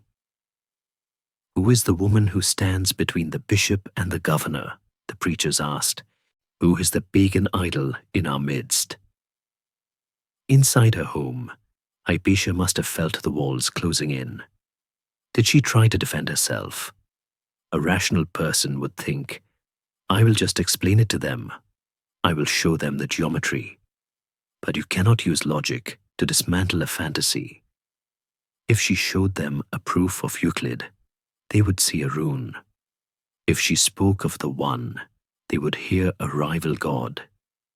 There is a profound loneliness in this realization. She was trapped in her own intelligence. The very height of her mind made it impossible for her to reach the people who wanted to kill her. She was broadcasting on a frequency they couldn't receive. We might imagine a loyal servant, perhaps one who had been with her family since Theon's time, begging her to leave. The rumors are bad, mistress. They say you stop the rain. They say you have the evil eye. Hypatia might have paused, holding her stylus, looking at the servant with a mix of pity and frustration. I cannot stop the rain, she would say gently. I can only calculate when it will fall. Is that so terrifying? To her, the universe was a place of law. To them, it was a place of war. She refused to flee because She could not believe that a city she had served all her life, a city she had educated, would truly turn on her. She overestimated the gratitude of the world. She forgot that Socrates, the father of all philosophers, was killed by his own city for asking too many questions. As the accusations hardened into truth, the dehumanization began. She was no longer Hypatia, daughter of Theon. She was the Egyptian woman. She was the obstacle.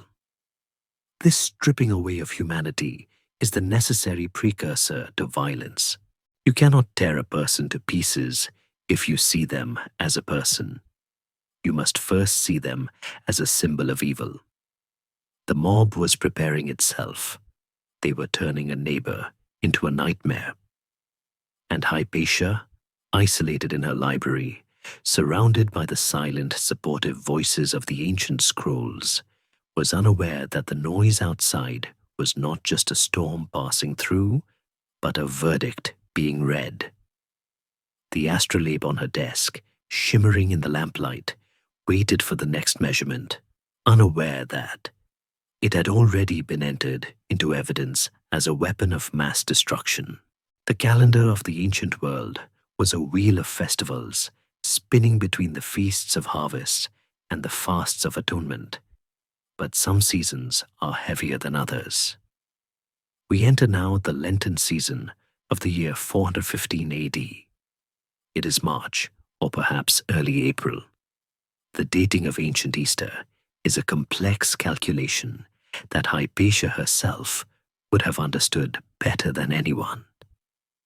The city of Alexandria is in the grip of the Great Fast. For 40 days, the faithful are purifying themselves, eating only once a day after sunset, abstaining from meat and wine, turning their eyes inward to scour the soul for sin. Fasting, while a spiritual discipline, is also a physiological state. A city that does not eat is a city that vibrates with a peculiar, jagged energy. Hunger sharpens the senses. It makes the head light and the temper short. It thins the veil between the physical world and the spiritual one, making visions easier to see and enemies easier to demonize. There is a dark, biological humor in this. A population of thousands, collectively hangry, to use a modern anachronism, looking for something to bite since they cannot bite bread. The atmosphere in the streets during these weeks is suffocatingly pious. The chanting from the churches spills out into the squares, a low rhythmic drone of Kyrie eleison. Lord, have mercy. But mercy is a finite resource, and the crowd seems to be hoarding it for themselves while denying it to the outsiders. The smell of the city changes.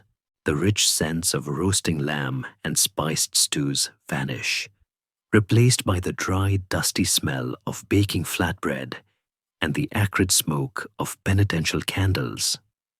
The wind from the desert, the Kamasin, begins to blow in earnest, carrying fine sand that coats the teeth and irritates the eyes, adding a layer of physical grit to the spiritual friction.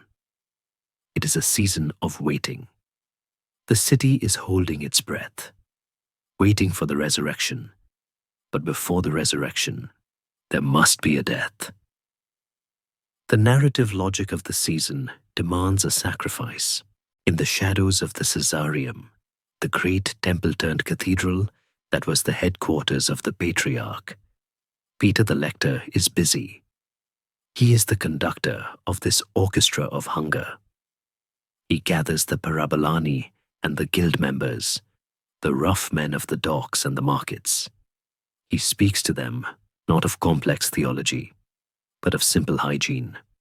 The city is dirty, he tells them, not with dust, but with unbelief. We are fasting to cleanse our bodies, but what are we doing to cleanse our streets?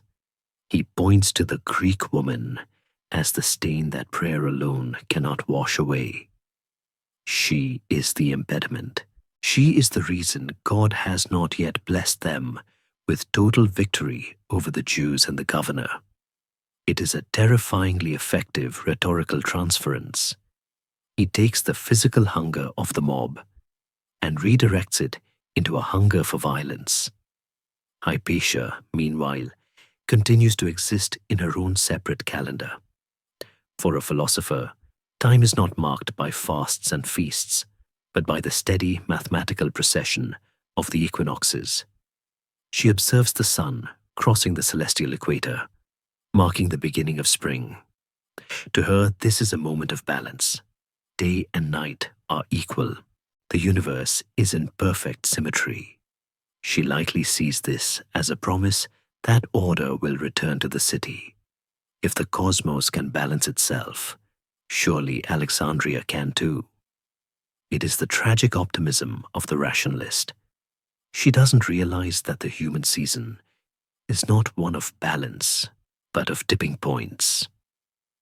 She is preparing her lectures, perhaps working on a scroll regarding the Almagest of Ptolemy, finding comfort in the predictable movements of the planets, while the unpredictable movements of the mob swirl outside her door. There is a scholarly debate about why Orestes did not act during these final days. Was he ignorant of the specific plot? Was he powerless? Or had he simply been outmaneuvered? The likely truth is that he was paralyzed by the calendar itself. During Lent, civil authority often deferred to religious authority. To arrest a cleric or disperse a prayer meeting during the Holy Fast would have been seen as an act of supreme tyranny, potentially sparking a full-scale rebellion. Orestes was checkmated by the liturgy. He had to wait for Easter to pass before he could reassert control. He was counting the days. But Peter the Lector was counting them too, and he had no intention of waiting for the feast. The days tick by. The sun grows hotter. The shadows in the colonnades seem deeper. We can imagine a specific morning. Let us call it the morning of the fatal day. The city wakes up hungry. The skies are hard, bright blue, indifferent to the drama below. Hypatia wakes in her house. She performs her morning ablutions. She does not dress in the silks of a noblewoman. She reaches for the tribon, the heavy wool cloak that has been her armor for 40 years. She fastens the pin. She looks in the mirror. Does she see the gray in her hair? Does she see the fatigue in her eyes? She is tired. It has been a long winter of discontent. But she has a duty. She has students waiting. The mind must be fed, even if the city is fasting. She orders her chariot. The groom prepares the horses. They are restless, sensing the tension in the air. Animals often know before humans when the earthquake is coming. She steps out into the courtyard. The light is blinding. She takes the reins, or perhaps sits while a driver takes them. Accounts vary, but the image of her driving her own chariot is more consistent with her independent spirit. The wheels rumble over the paving stones of her driveway. She exits the gate. The street is strangely quiet. Not empty, but quiet. The usual bustle of the morning market is subdued. People are watching. There is a sensation of eyes on the back of the neck. She turns onto the main avenue, heading toward the library or the lecture hall. She passes a group of monks.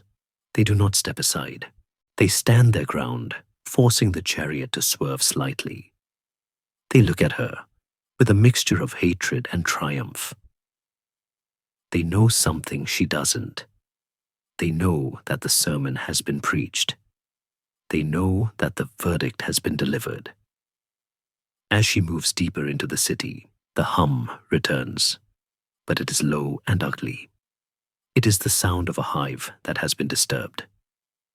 She might feel a flutter of fear now, a cold knot in the stomach that defies stoic discipline. Why are there so many of them at this hour? She might wonder, why are they moving toward the Caesarium? She tightens her grip on the rail of the chariot. She is a woman of logic, but instinct is older than logic. Her instinct is screaming at her to turn around, to go back, to bar the door. But the momentum of a life lived in public pushes her forward. She has never hidden before. She will not hide now. The Lenten season is about to reach its bloody crescendo. The fasting city is about to break its fast, not with bread, but with tragedy. The purity they sought through hunger is about to be stained by a crime that will haunt the city for 1,000 years. The chariot wheels turn clack, clack, clack on the limestone, counting down the meters, counting down the seconds. The sun is high. The shadows are short. The trap, set by weeks of whispering and fueled by 40 days of hunger, is about to snap shut. And Hypatia, the beloved of the stars, rides toward it with her head high, the last free thinker in a city that has decided it can no longer tolerate the freedom of the mind. The wheels of the chariot are the only clock that matters now. They turn with a rhythmic, indifferent precision, wood and iron grinding against stone, measuring out the final distance between the world of ideas and the world of violence. It is midday.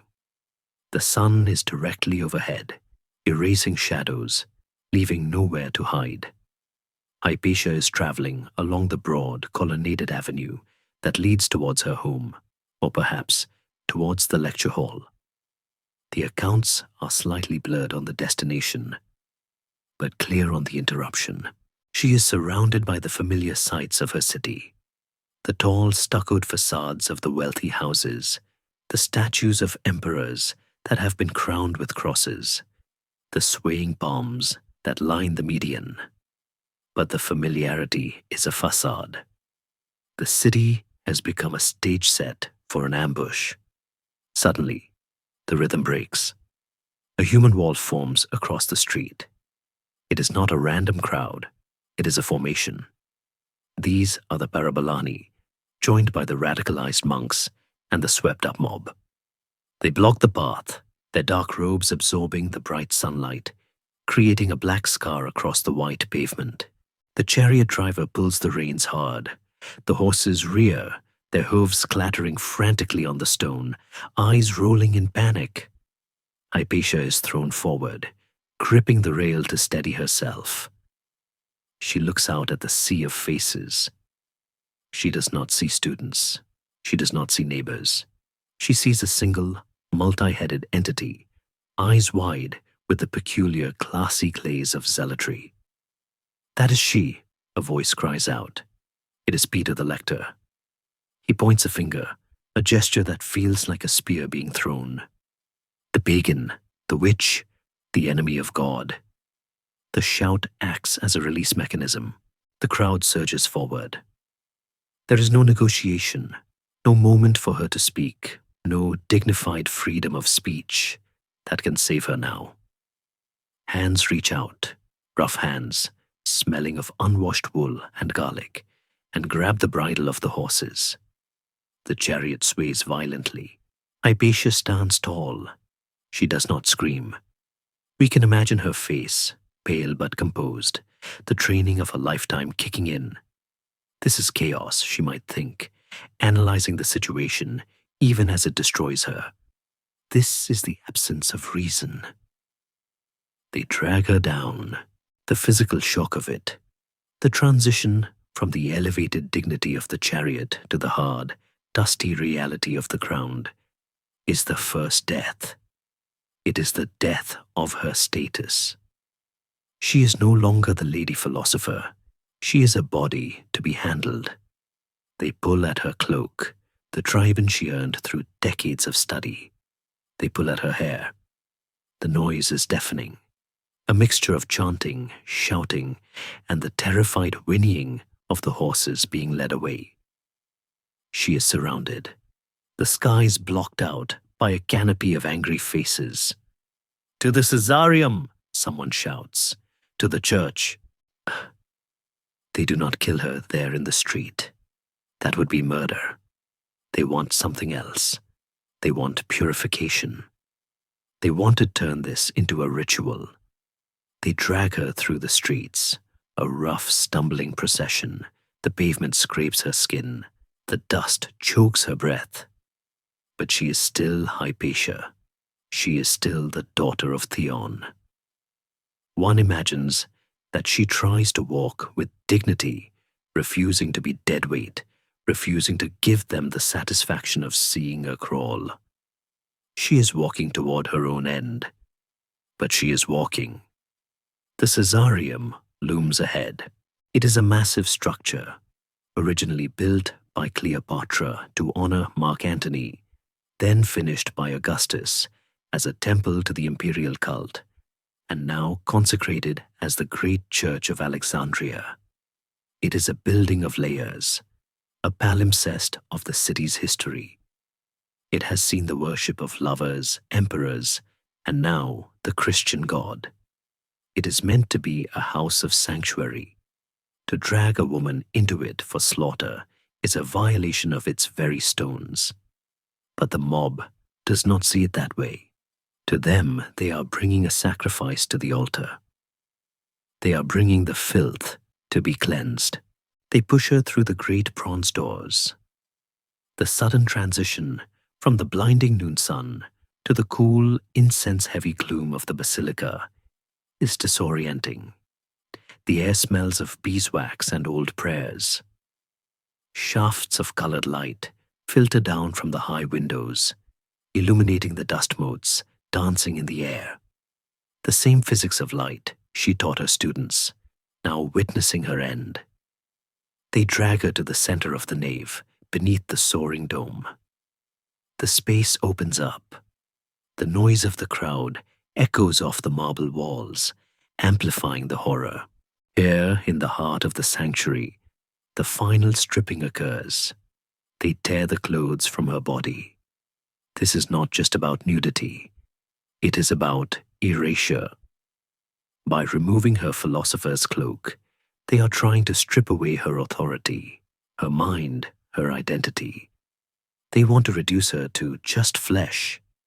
It is a misogynistic attempt to shame her, to say, "You are not a sage, you are just a woman, and this is all you are." But in this moment of ultimate vulnerability, she is perhaps more powerful than she has ever been.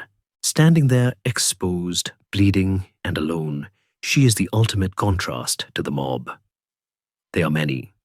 She is one. They are noise. She is silence. They are clothed in the armor of their rage. She is armed only with her naked truth. She looks at them. Does she recognize faces? Perhaps a former student who has been swept up in the fervor. Perhaps a shopkeeper she bought papyrus from. It doesn't matter. They are not individuals anymore. She closes her eyes. She retreats into the citadel of her mind. She goes to the place where the circles are perfect, where the cone is uncut, where the soul is untouched by the hands of men. She disconnects the eye from the body. This is the final exam of the Neoplatonist. The body is a tunic we wear, Plotinus taught. Take it off, and the light remains. The tiles of the church floor are cold against her feet. The air is heavy with the anticipation of violence. Peter the lector stands before her, breathless, triumphant. He believes he is winning. He believes he is saving the city. He does not know that he is destroying its soul. He does not know that by killing the philosopher, he is ensuring that her name will outlive his, not as a heretic, but as a martyr to the very thing he hates, the free, unbowed human intellect. The chariot is empty outside, its wheels still warm. The books are waiting on her desk. The astrolabe sits silent. But Hypatia is no longer thinking of tools. She is preparing for the ascent. The last journey has begun.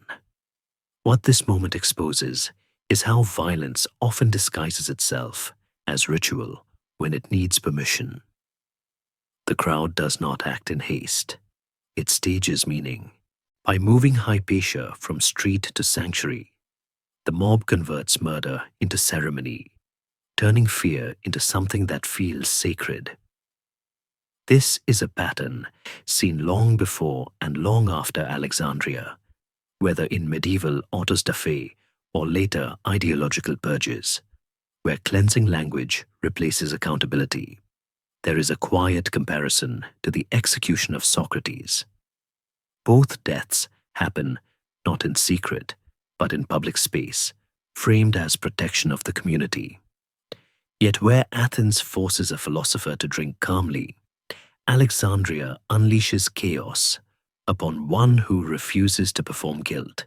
The difference marks a shift, from a city anxious about ideas to one terrified of symbols. Why this matters is that Hypatia's death is not the silencing of an argument, but the rejection of a method.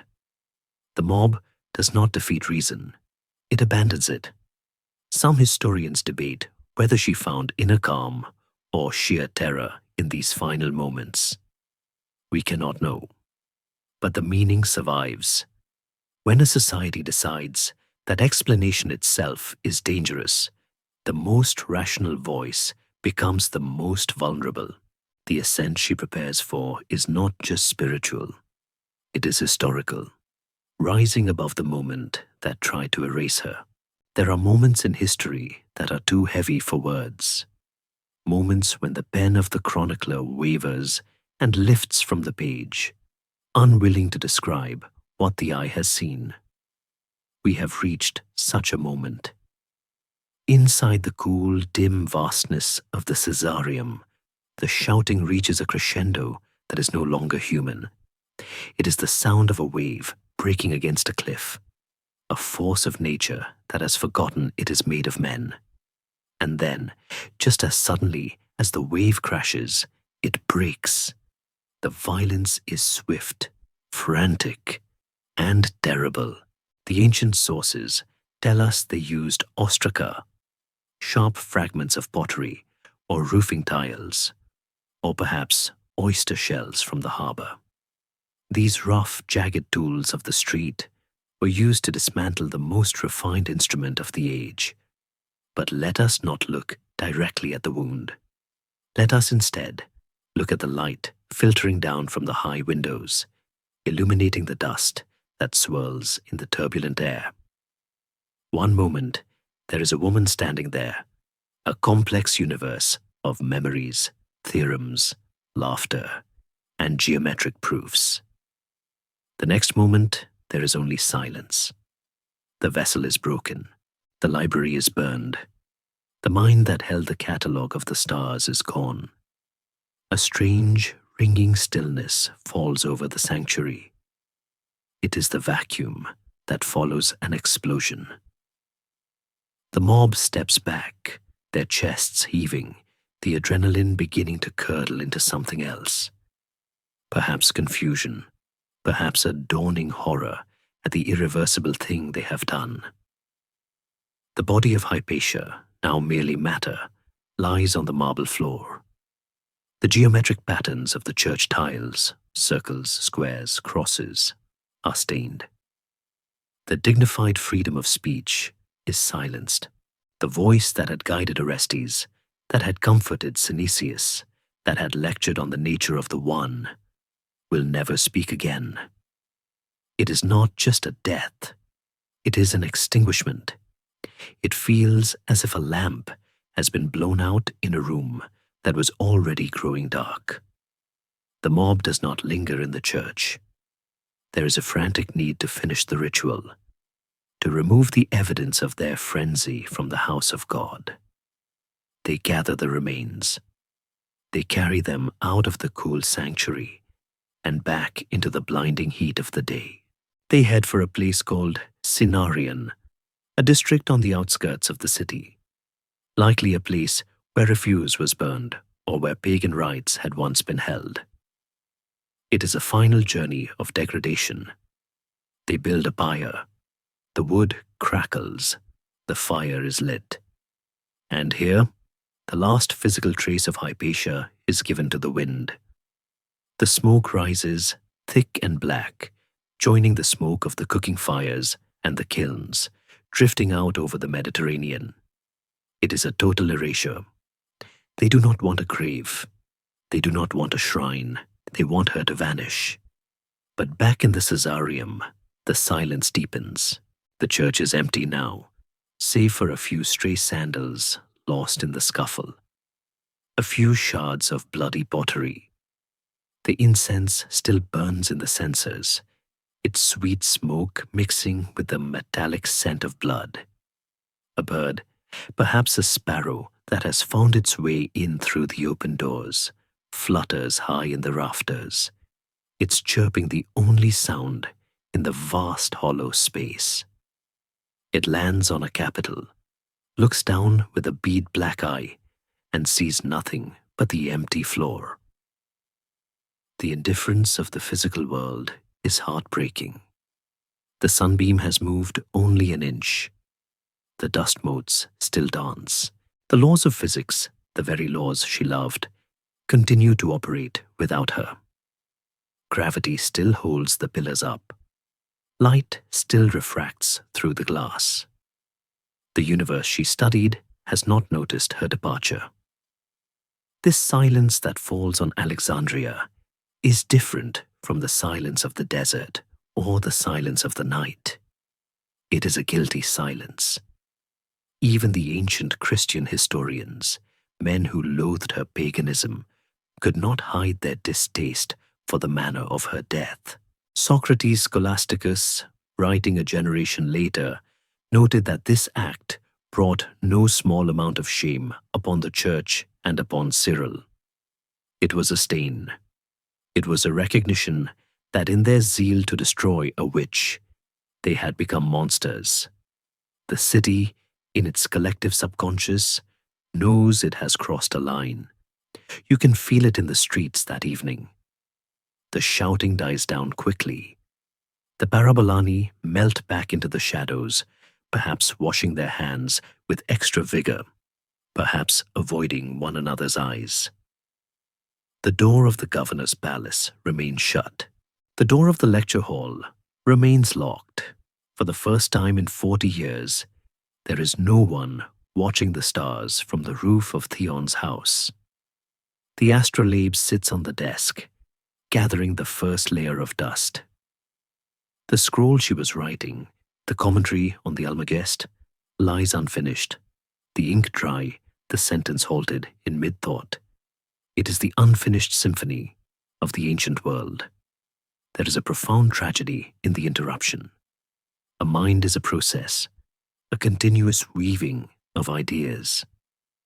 To cut it short is to leave the tapestry unraveling. We will never know what she was about to discover. We will never know what connection she was about to make. The loss is not just hers. It is ours. As the sun sets on the day of the murder, the sky turns a bruised purple, reflecting the mood of the city. The smoke from Cenarion has dissipated, but the memory of it hangs in the air like a phantom scent. Alexandria is still a great city. Ships still dock, grain is still sold, prayers are still chanted. But it is smaller now. It has lost a dimension. It has expelled its own brain. The cosmopolitan dream, the idea that a city could hold all gods and all ideas in suspension, has been shattered. The one of the Neoplatonists has been defeated by the many of the mob. The night air cools the stones of the Caesareum, but the stain remains. History tells us that no one was punished for this crime. There was no trial. Orestes wrote to Constantinople, Cyril wrote to Constantinople. The emperor sent a commission, words were exchanged, bribes were likely paid, and in the end, the official verdict was silence. The parabolani were stripped of some privileges, then quietly reinstated. Life moved on. But for us, watching from the safety of the future, We stay in the silence a little longer. We stand in the empty church. We stand by the cold ashes at Cenarion. We mourn not just the woman, but the gentleness she represented. We mourn the idea that a person could conquer the world simply by sitting in a room and thinking. That idea has died today, burned on a pyre of ignorance. And as the city sleeps, a city that has just killed its own mother, the stars look down, Arcturus, Spica, Sirius, shining with a terrible, cold beauty, waiting for someone, anyone, to look up and measure them again. News of a tragedy travels differently than news of a victory. Victory arrives with trumpets and shouting. Tragedy arrives with a knock on the door that is too quiet, a whisper that is too hurried. We move now to the governor's palace in the hours following the smoke at Cenarion. The gates are barred, the guards are doubled, but inside the air is hollow. Orestes, the praefectus Augustalis, the representative of the Roman Empire, sits in his private chambers. He does not need the report to be read aloud. He has heard the change in the city's frequency. He knows that the silence outside is not the silence of peace, but the silence of a debt collected.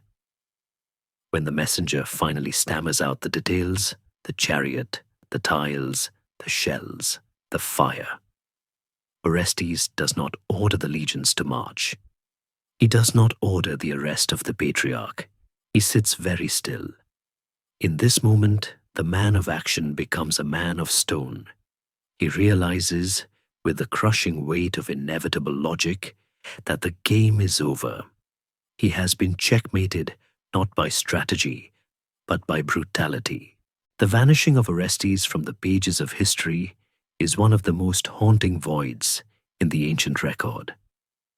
Before this day, he is everywhere, issuing edicts, writing to the emperor, appearing in the chronicles as a vigorous, combative administrator, fighting for the soul of the city. After this day, he simply dissolves. He is never mentioned again. There is no record of his resignation, no record of his recall to Constantinople, no record of his death. He walks out of the story like a ghost walking into a fog bank. This absence is, in its own way, a testament to the totality of his defeat. Hypatia was not just his friend, she was his legitimacy. She was the proof that his administration stood for something higher than brute force. When they killed her, they didn't just kill a woman, they killed the idea of the secular state. They proved that in Alexandria, the crozier was heavier than the fasces. Imagine the night falling over the palace. Orestes stands on the balcony where he once stood with her, looking out at the lighthouse. The beam of the Pharaoh still sweeps the water, but it illuminates a city that is no longer his. He feels a profound personal guilt. He knows in the dark corners of his conscience that his friendship was the catalyst. If he had left her alone, if he had not sought her counsel, she might still be calculating eclipses in her study. By drawing her into the light of his authority, he exposed her to the heat of his enemies. It is a burden that likely broke his spirit. The grief of a politician is usually tempered by the next campaign, the next battle. But for Orestes, there is no next battle. To fight now would be to burn the city to the ground, and he has seen enough burning. The investigation that followed, or rather the lack of one, was the final insult. We know from historical sources that an inquiry was launched. The Emperor Theodosius II, far away in the gilded halls of Constantinople, was reportedly angry. But anger in the capital dissipates over 1,000 miles of sea. Cyril's faction sent envoys. They claimed it was a spontaneous outburst of righteous anger. They likely paid bribes, eulogies, as they were euphemistically called, to the right court eunuchs. The wheels of justice, which Orestes had tried so hard to keep turning, rusted shut. The parabolani were slapped on the wrist, their numbers capped, but they were not disbanded. The message was clear. The mob is the law now. Orestes, the man of Roman law, found himself presiding over a lawless ruin. There is a quiet, melancholic atmosphere to these final days in the palace. Servants move softly, packing trunks. Documents are burned in the brazier. Not books of philosophy, but records of a failed administration. Orestes moves through the rooms like a shade. He looks at the map on the table, the map she had touched, and sees only territory lost. He realizes that the era of the dual city, the city where the bishop ruled the soul and the prefect ruled the body, is dead. The city is now a theocracy.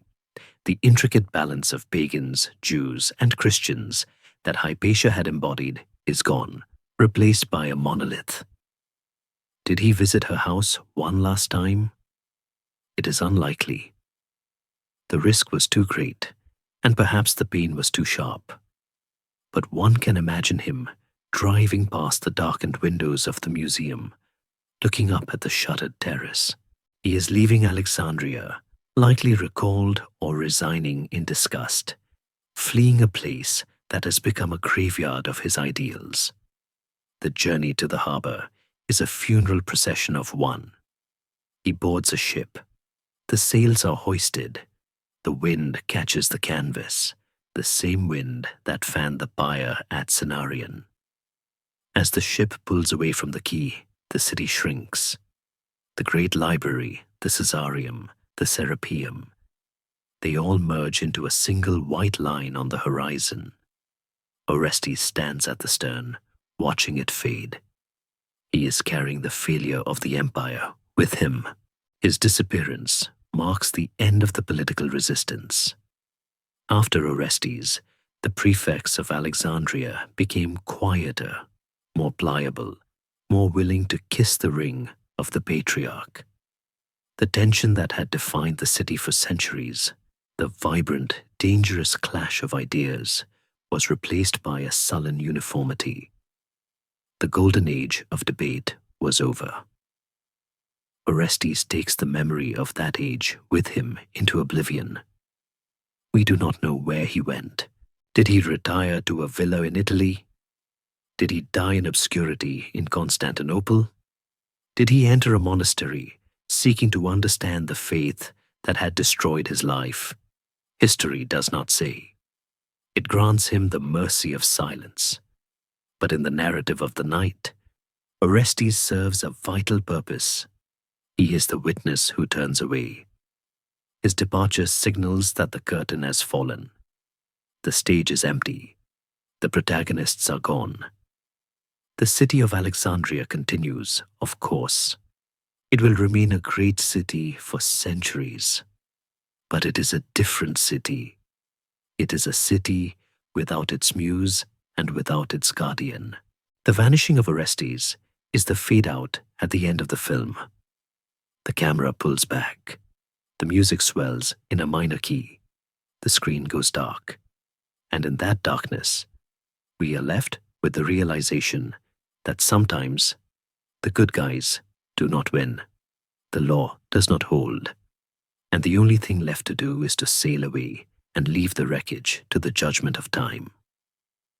The water of the harbor churns in the ship's wake, erasing the path he took, just as history erased his name, leaving only the echo of a friendship that tried to save the world and failed.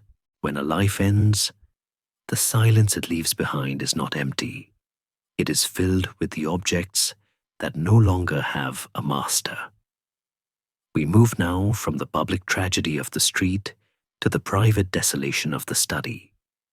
The door to Hypatia's house stands open, the latch broken by the first wave of looters, or perhaps left unbarred in the confusion.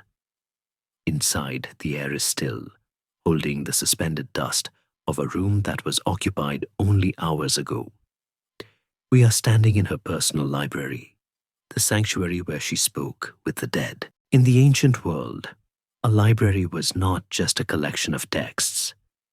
It was a battery of spiritual energy.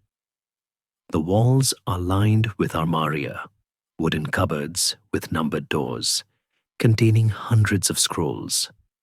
These are the survivors. They are the works that made it through the fire of Caesar, the neglect of the empire, and the sack of the Serapeum. They found refuge here in the care of the one woman who knew how to read them all. But now, the guardian is gone, and the books are holding their breath. There is a terrible fragility to ancient knowledge. We live in an age of digital clouds, where information feels indestructible, duplicated on servers across the world. But in 415 AD, knowledge was physical. It was dried reed hammered into sheets, glued together with flour paste, and rolled around a wooden dowel. It was organic.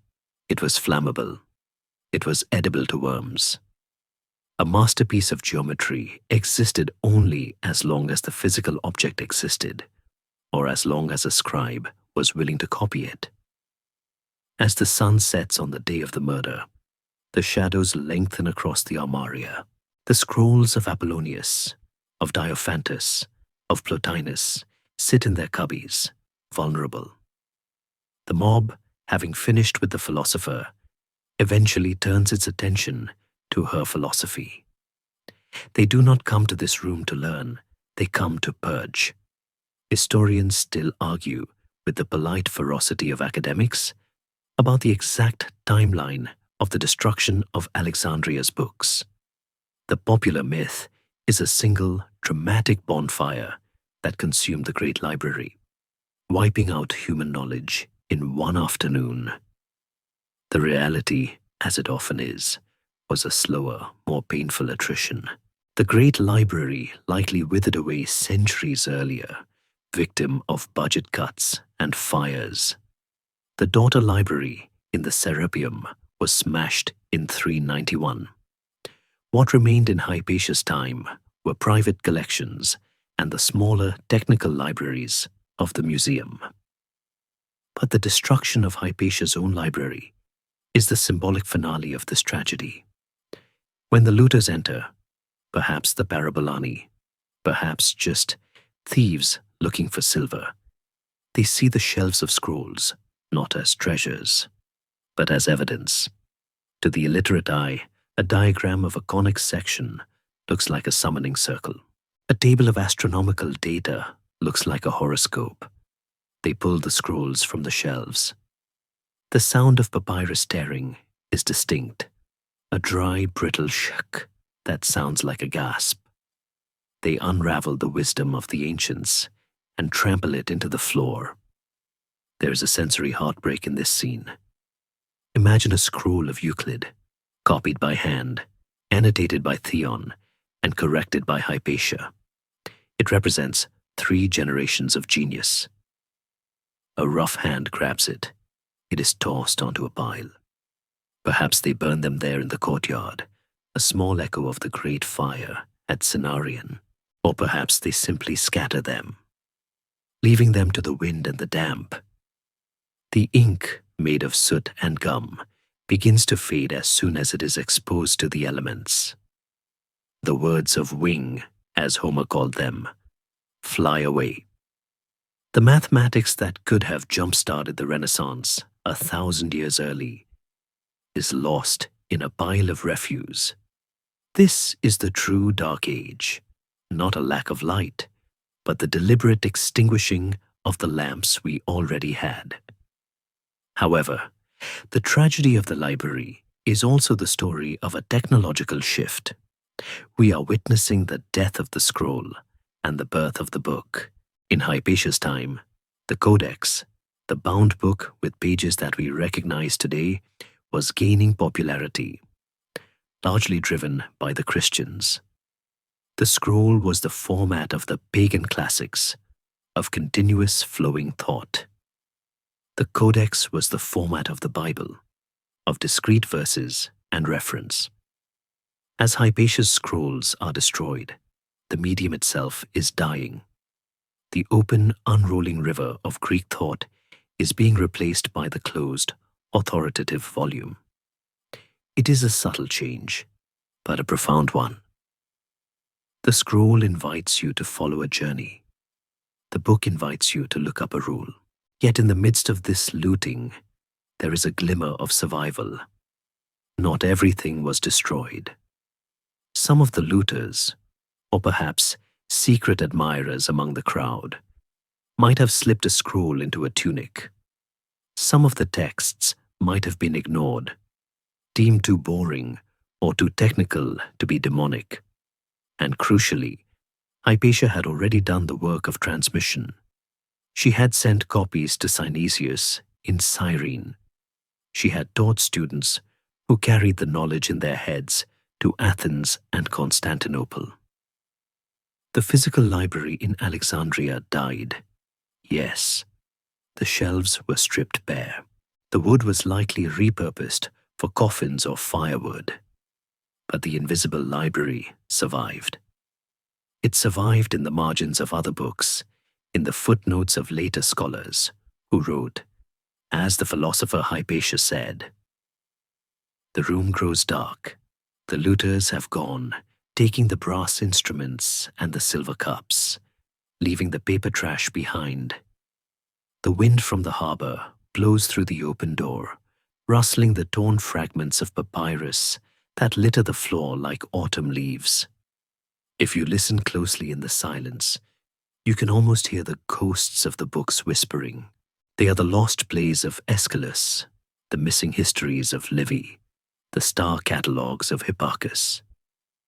They are the thoughts that humanity had, and then forgot. It is a heavy, mournful feeling standing in this wreckage. It is the realization of how much we have lost, how many gaps are in the mosaic of our history because of a single afternoon of anger. But let us not leave the room entirely in despair. There is a resilience to the written word. Even torn, even burned, ideas have a way of burrowing into the subconscious of a civilization. The geometric truths Hypatia loved, the circle, the triangle, the hyperbola, cannot be destroyed by tearing the paper they are drawn on. They exist in the fabric of the universe. The looters can burn the map, but they cannot burn the territory. The library has breathed its final breath as a physical place, but its spirit has escaped, drifting out into the night, waiting for a time when the world is ready to read again. The dust settles on the empty shelves. The silence is absolute. It is the silence of a tomb, but also the silence of a seed buried deep in the earth, waiting for a very long, very cold winter to pass. When a city burns, the wind usually carries the ash away, scattering the memory of what was lost into the indifferent sea. But sometimes, a few sparks are caught in a jar, preserved against the dark. We move now from the empty shelves of the plundered library to a quiet, dusty corner of the future, a monastic scriptorium, perhaps a century or two later, where the memory of Hypatia is being unknowingly saved by the very institution that destroyed her. This is the story of the letters of Synesius, the fragile paper boats that carried her name across the ocean of time when the great galleons of her own work had sunk. It is one of history's supreme ironies.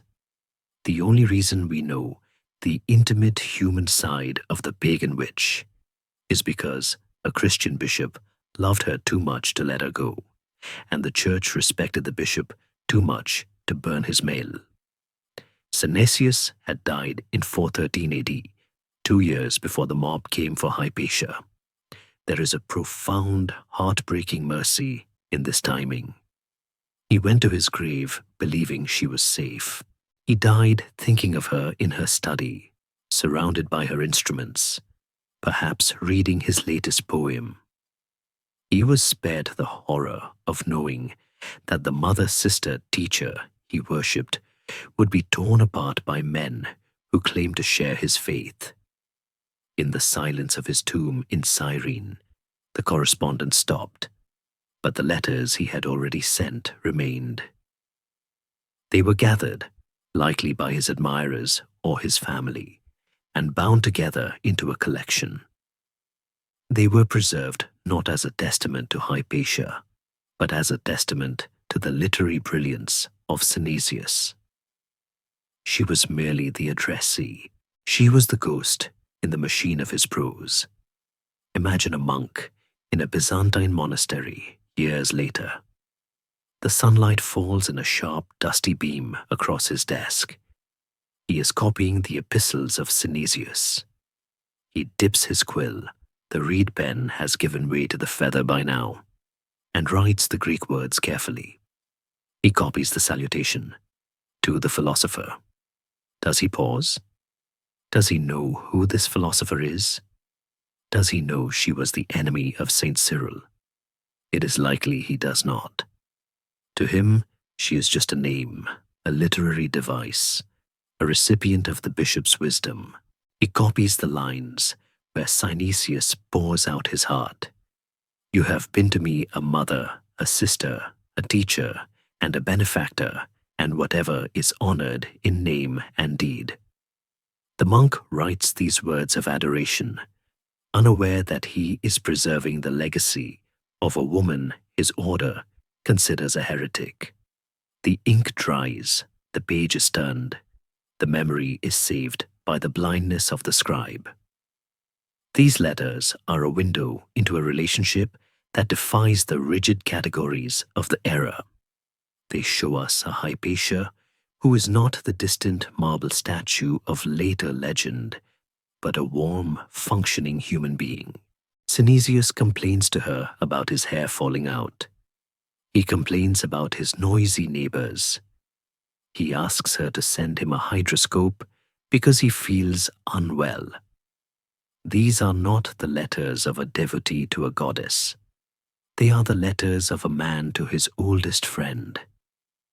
They reveal that Hypatia's school was not just a place of learning, but a family.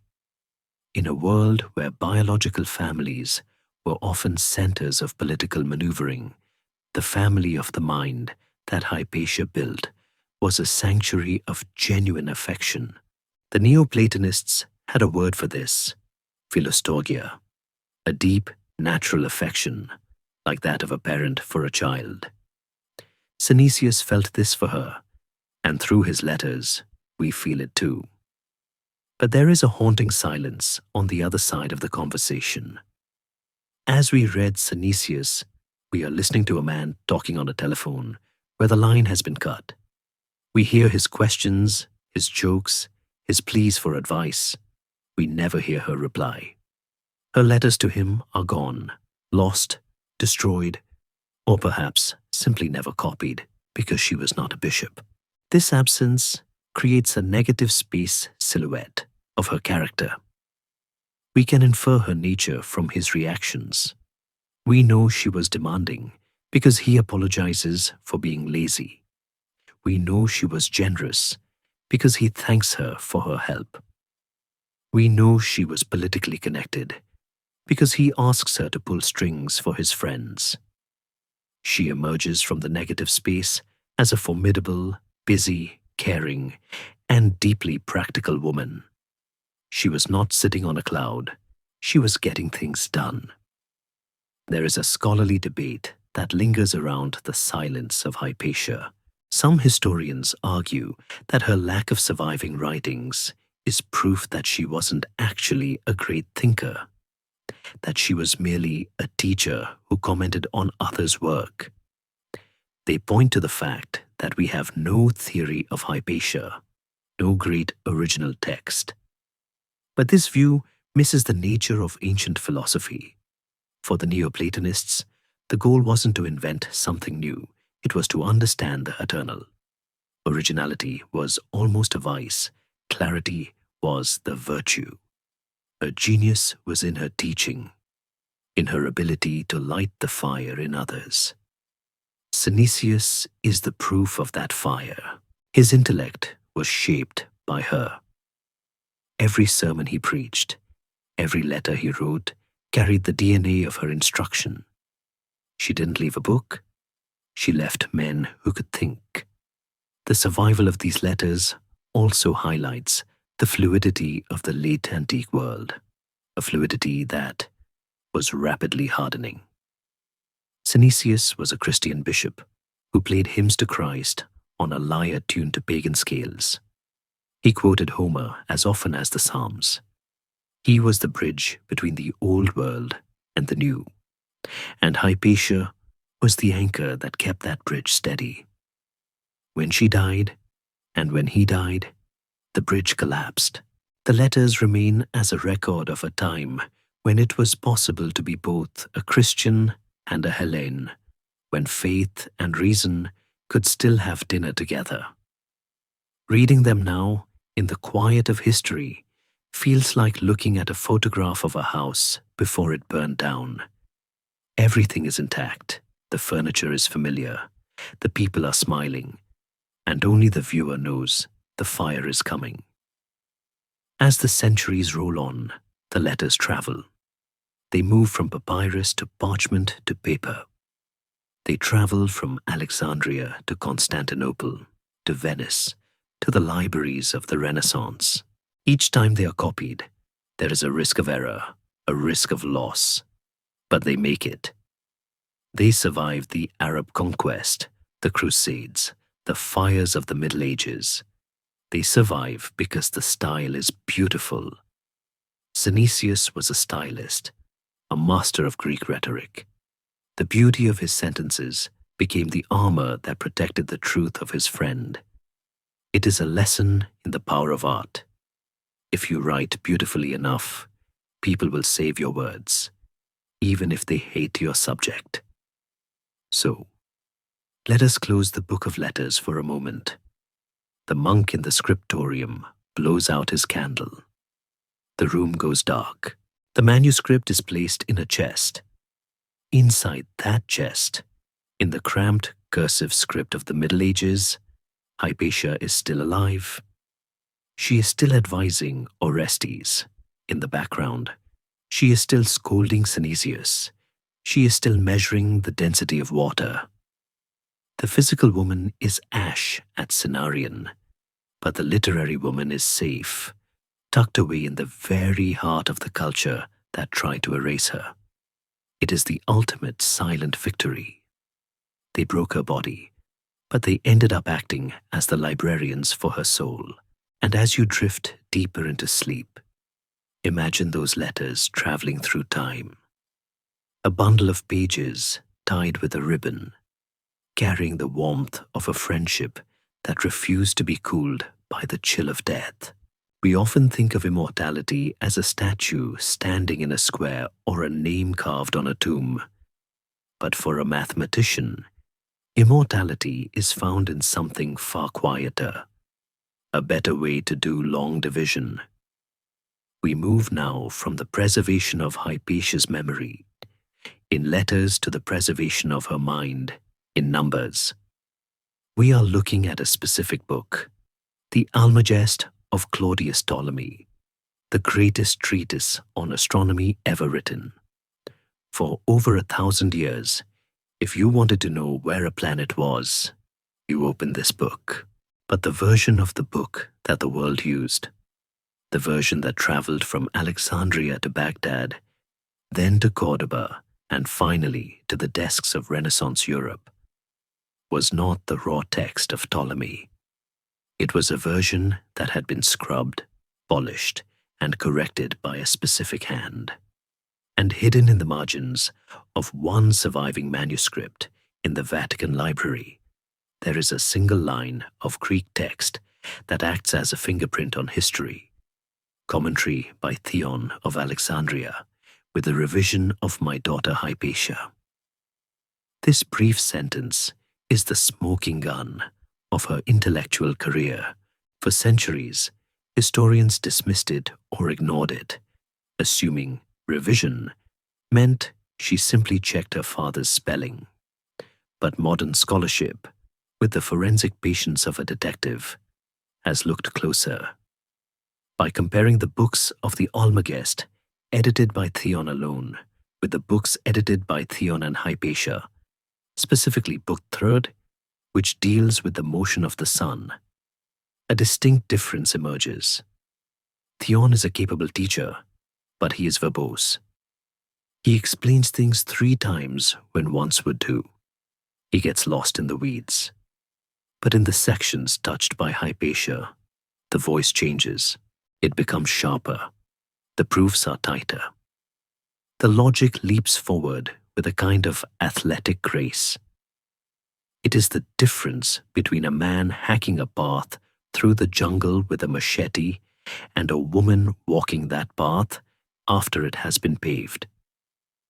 She didn't just check the work, she upgraded the operating system.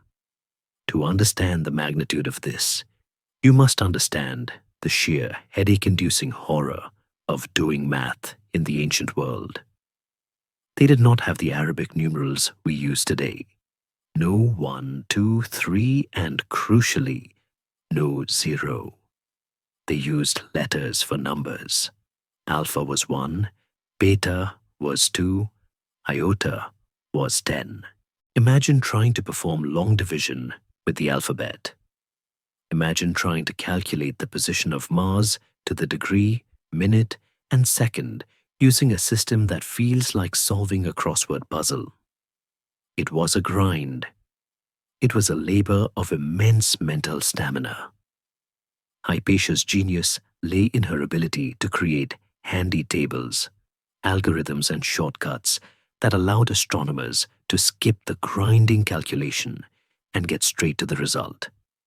She was, in a very real sense, the computer of the 4th century.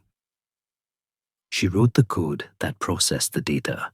There is a wonderful, dry humor to be found in the image of Hypatia sitting late at night, staring at her father's messy calculations, sighing the long, weary sigh of the competent daughter, and dipping her pen to fix it. "Father," she might have murmured, scratching out a page of redundant proofs. "Why calculate the chord of the arc 3 times? Once is truth, twice is anxiety." She was the editor who saved the reader's time. And in the world of science, saving time is a form of mercy. Every hour an astronomer didn't have to spend fighting with the arithmetic was an hour they could spend looking at the sky. She gave them back their nights. The trajectory of this text, the Almagest, is a travelogue of civilization. After the fall of Alexandria, after the murder and the fire, the Greek texts were carried north and east. They found a new home in the rising Islamic caliphates. The scholars of Baghdad, the astronomers of the House of Wisdom, revered Ptolemy. They translated him into Arabic, adding the definite article al to the title Megiste, the greatest, giving us the Almagest. But as they translated, they were translating the version polished by Hypatia. When al-Batani, or later thinkers, calculated the length of the solar year, they were walking on the bridge she built. They likely didn't know her name. Women were often erased from the transmission chain. But they knew her logic. Her mind was the silent partner in the golden age of Islamic astronomy. Then, the book moved again. In the 12th and 13th centuries, as Europe began to wake up from its long slumber, scholars traveled to Spain and Sicily to translate the Arabic texts into Latin. And so, the ghost of Hypatia entered the universities of Paris, Oxford, and Bologna. When Copernicus sat in his tower in Poland, dissatisfied with the Ptolemaic system, he was wrestling with the data that Hypatia had verified. He was dismantling the house she helped maintain, but he could only do it because the house was still standing. Science is a conversation across centuries. You cannot argue with the past if the past has been lost. Hypatia ensured the argument could continue. She kept the data clean so that 1,000 years later, someone could prove it wrong. There is a specific scholarly debate regarding her work on the astronomical canon. Some historians argue she invented a new method for long division, the tabular method, which mimics the way we do math today. If this is true, every child learning to carry the one in elementary school is unknowingly performing a ritual of the Alexandrian school. Whether or not she invented it, she certainly mastered the art of making the complex simple. Neoplatonism taught that the closer you get to the one, the simpler things become. Complexity is a symptom of distance from the truth. By simplifying the math, she was trying to bring the human mind closer to God. It was a spiritual act performed with a stylus. Let us return to the room where she works on Book 3. The scrolls of Ptolemy are spread out. They are old, brittle, written in a dense, archaic Greek. She is calculating the anomaly of the sun, the slight irregularity in its speed as it moves through the zodiac. It is a subtle problem. It requires precision. She works by lamplight, the only light steady enough for this kind of focus.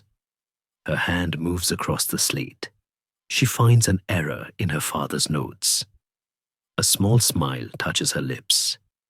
It is not a smile of arrogance, but of affection. She corrects it. She writes the new value. She does not sign her name next to the correction. The work is anonymous. The truth does not belong to Hypatia. The truth belongs to the sun. She is merely the lens cleaner. This humility is what allowed her work to survive. If she had plastered her name over every page, the misogyny of later ages might have led to the book being suppressed. A woman's math? Impossible. But because she hid herself in the revision, because she tucked her genius into the footnotes and the tables, she slipped past the guards. She was a stowaway on the ship of history. The monks copied her numbers because the numbers worked.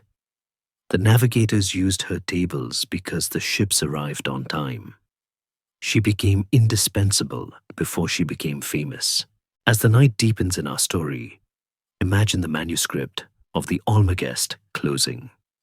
The ink is dry. The revision is complete. Hypatia rubs her eyes, stained with the charcoal of the abacus. She has just ensured that the year will be measured correctly for the next 10 centuries.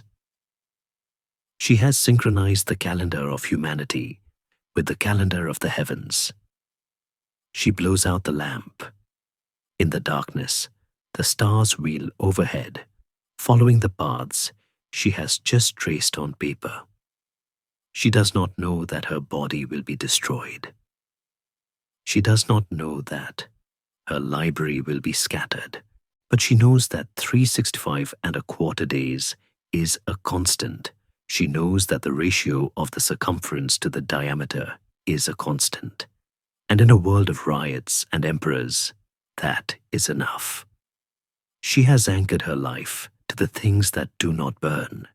The book sits on the table, a time bomb of pure reason, waiting to explode in the minds of Galileo and Kepler, waiting to launch the world into a future she will never see, but which she has quietly, meticulously calculated.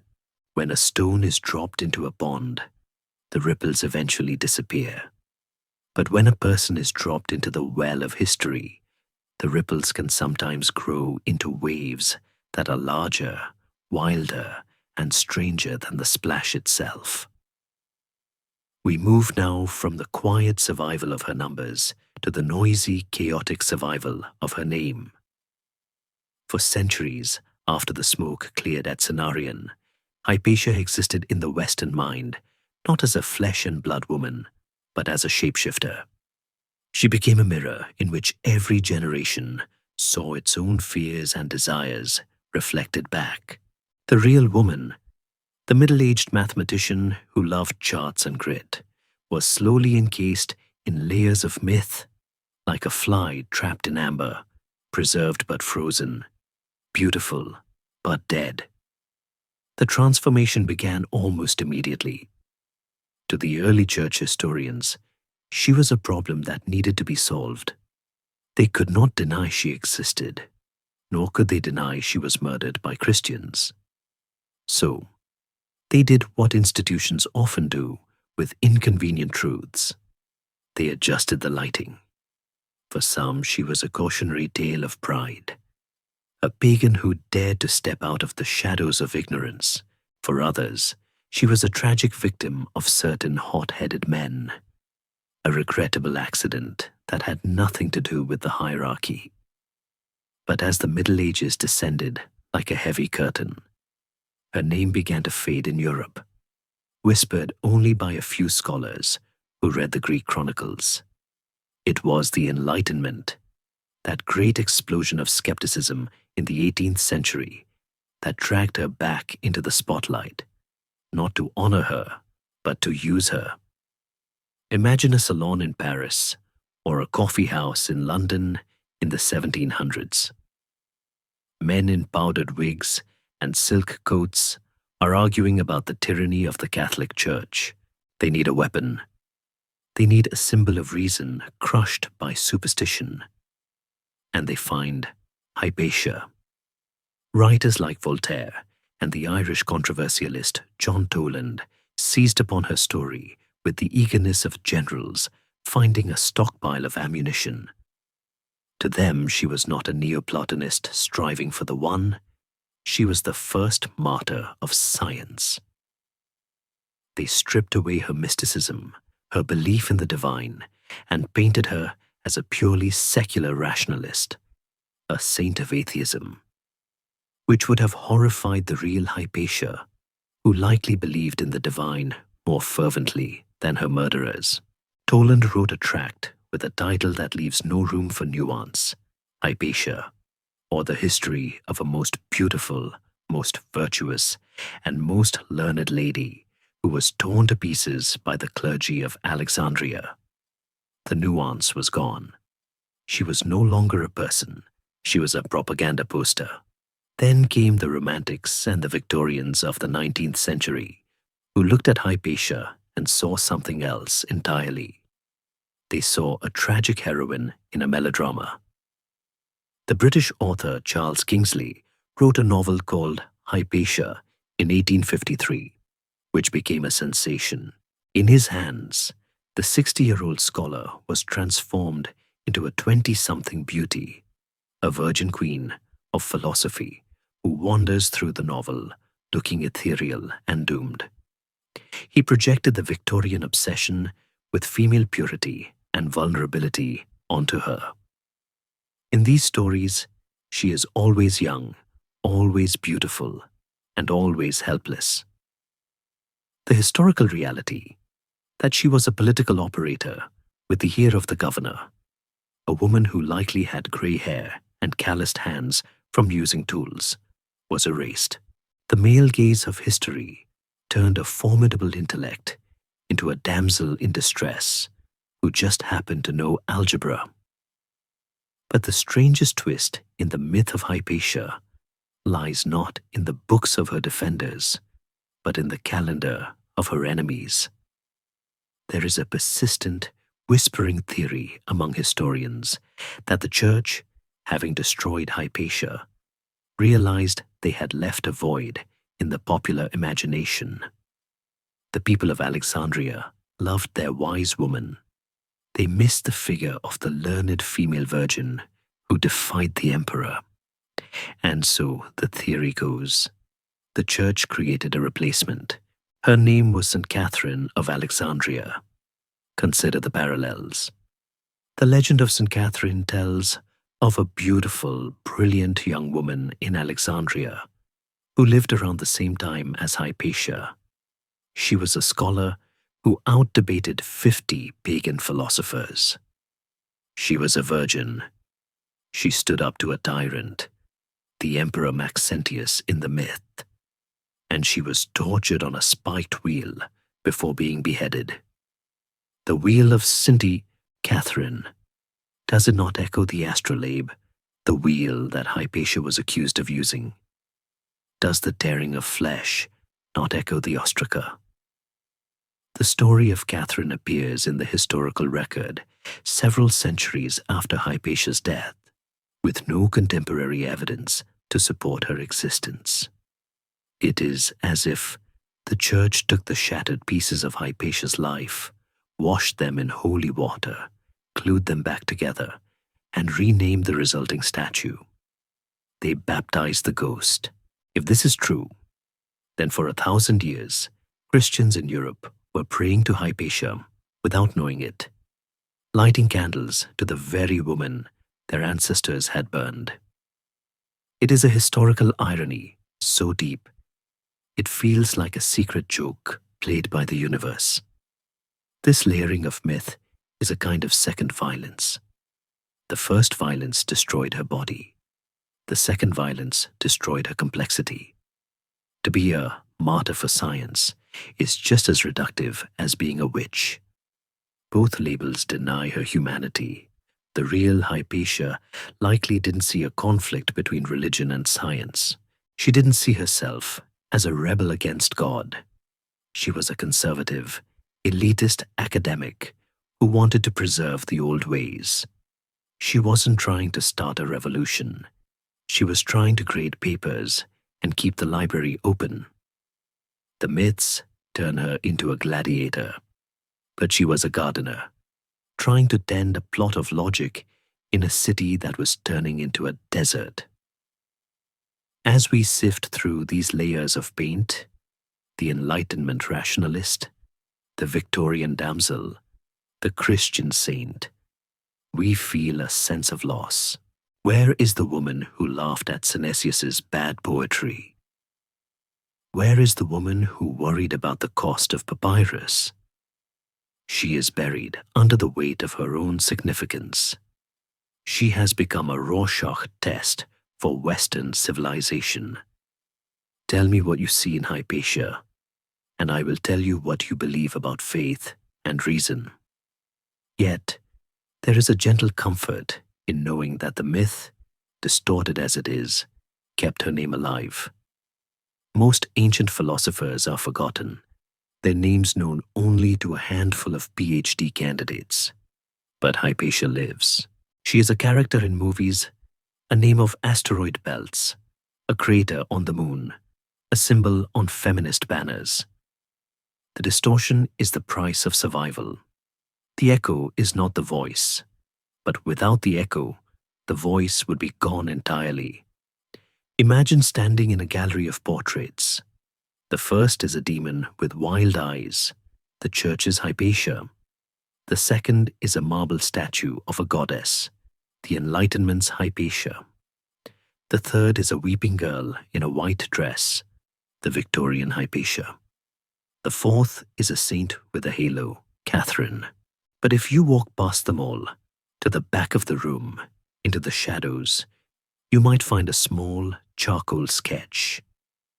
It shows a woman in a rough wool cloak, tired, with ink stains on her fingers, looking at a triangle drawn in the dust. She is not posing.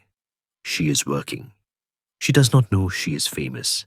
She does not know she is a tragedy. She is just solving for X. And this, the quiet, focused reality of the working mind, is the only memorial she would have ever wanted. The myths can have the statues. The woman keeps the truth. Paint is a silent medium, yet it has the power to shout across centuries. We move now from the written myths of the Enlightenment to the visual splendor of the High Renaissance, to a room in the Vatican Palace where the ghost of Hypatia may be hiding in plain sight. It is the early 16th century. The air in Rome smells of wet plaster, linseed oil, and the dust of excavated ruins. A young man named Raffaello Sanzio da Urbino, Raphael, is standing on a scaffold in the Stanza della Segnatura, the private library of Pope Julius II. He is painting a masterpiece that will come to be known as the School of Athens. It is a visual encyclopedia of Western thought, a gathering of the greatest minds of antiquity, all conversing under a magnificent coffered archway. Plato is there, pointing to the heavens. Aristotle is there, gesturing to the earth. Pythagoras scribbles in a book. Euclid bends over a slate. But in this crowd of bearded patriarchs and toga-clad men, there is a figure that stops the heart of the observer. Standing on the left side of the fresco, dressed in pristine white, looking directly out at us with a gaze of unsettling, serene intensity. This figure has been the subject of a centuries-old whisper campaign in the art world, a scholarly mystery that fits perfectly into the story of Hypatia's elusive survival. Officially, art historians will tell you that this pale, beautiful youth is Francesco Maria della Rovere, the Duke of Urbino and the Pope's nephew. It was common for painters to flatter their patrons by including their relatives in crowd scenes. But the legend tells a different, far more compelling story.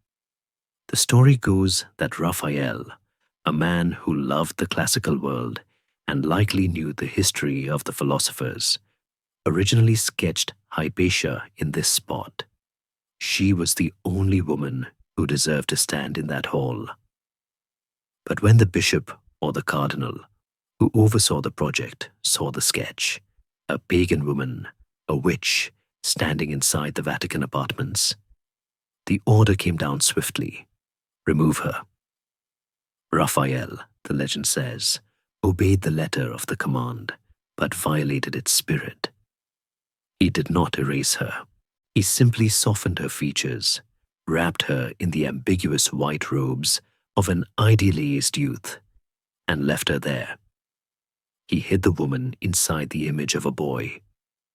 If you look closely at the face, the features are strikingly delicate, the skin luminous, the expression distinct from the rough, rugged faces of the men around her. While the other philosophers are busy arguing, writing, or measuring, this figure is doing something else entirely. She is looking at you. It is a breach of the fourth wall of the painting. It is the gaze of someone who knows they are being watched, someone who knows a secret.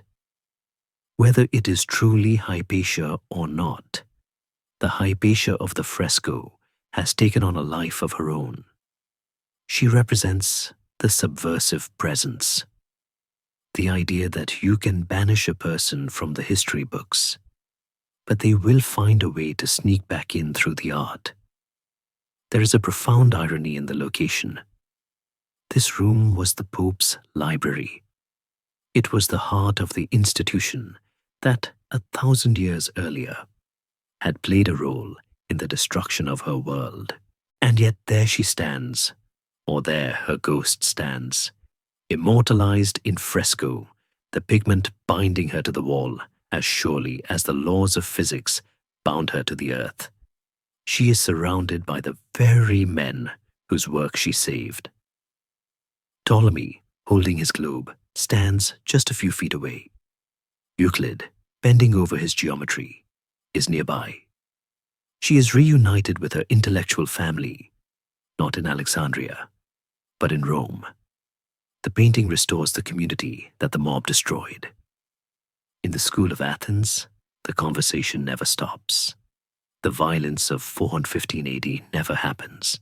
The timeline is flattened into a single, eternal now of pure thought. The color of the figure's robe is significant: white. In the visual language of the Renaissance, white could symbolize purity, faith, or truth. For Hypatia, It is the color of the light before it is refracted. It is the color of the tribune, not the rough gray wool of history, but the spiritual brightness of the Neoplatonic soul. She stands out against the reds, blues, and ochres of the other figures. She is a pearl in a sea of colored glass. This visual isolation mimics her historical isolation. She was often the only woman in the room. She was the singularity. Raphael captures that apartness perfectly. The figure does not interact with the others. She is in the school, but not of it. She belongs to a different order of being. Let us imagine Raphael working on this face. The wet plaster dries quickly. The technique of buon fresco allows for no mistakes. He has to work with speed and confidence. He mixes the lead, white, the umber, the ochre. He brushes in the soft curve of the cheek, the dark, enigmatic eyes. Is he thinking of the story he heard? Is he thinking of the woman who was torn to pieces?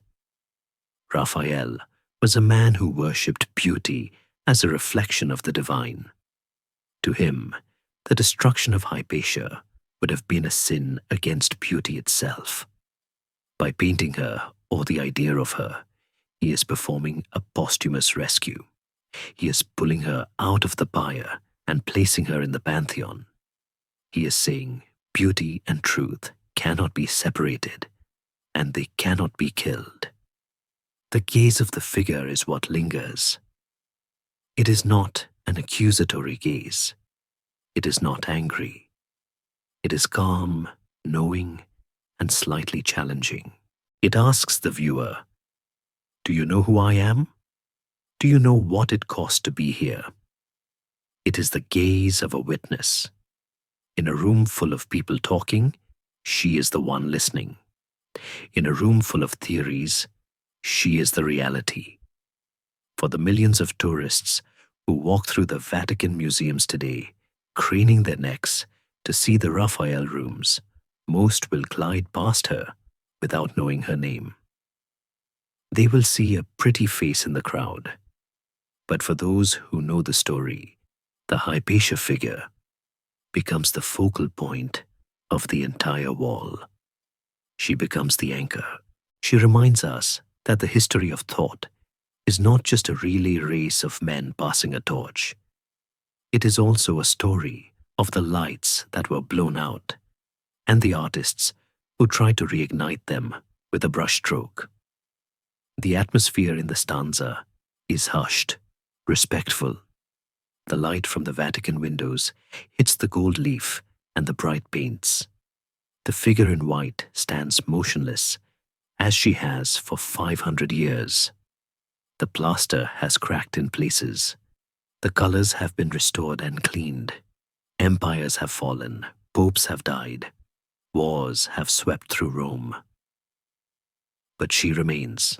She has survived the censors of the 16th century, just as she survived the censors of the 5th.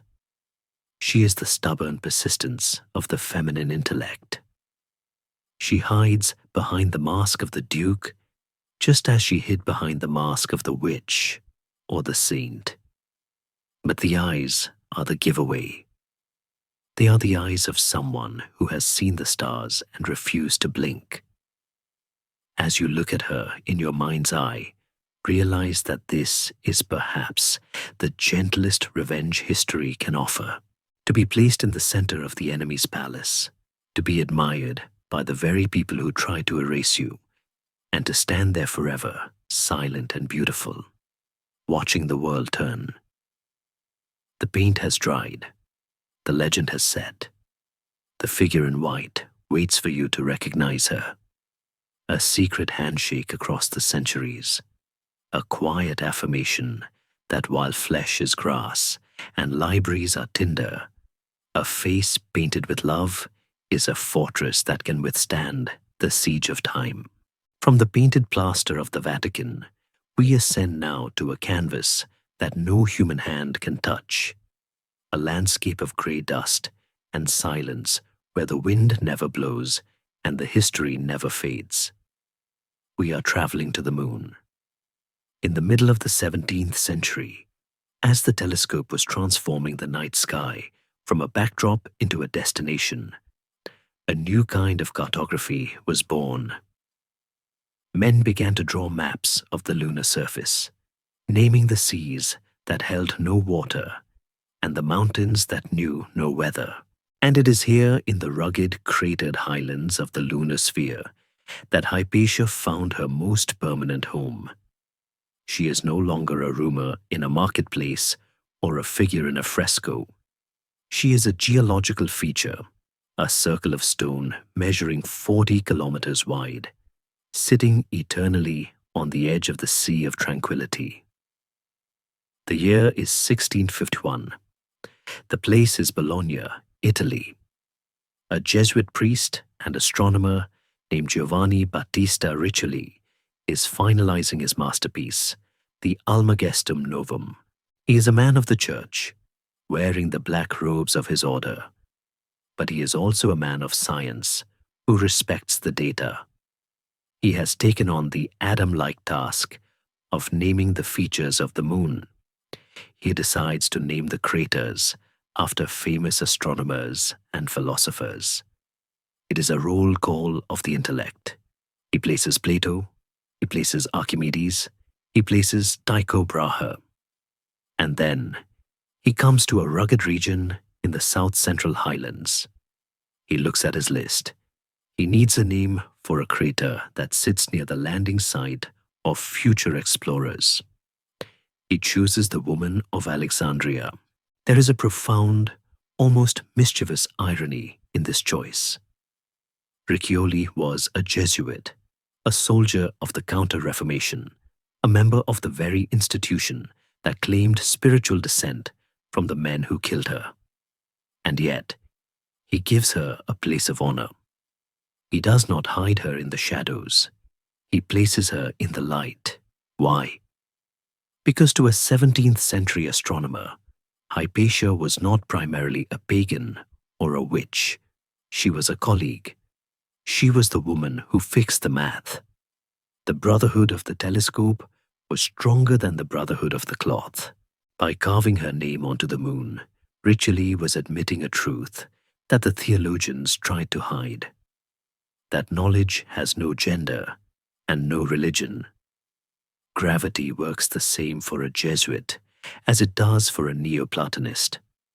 But the story written in the lunar geography gets even more touching and even more strange. Look at the map.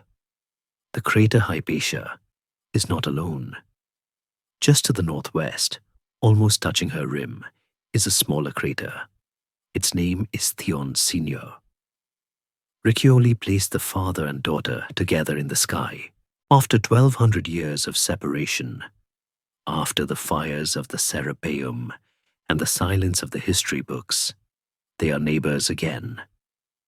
It is a gesture of such unexpected tenderness from a 17th century priest that it catches the breath. It suggests that even across the vast distance of time and belief, the bond of the family, the teacher and the student, was recognized as sacred.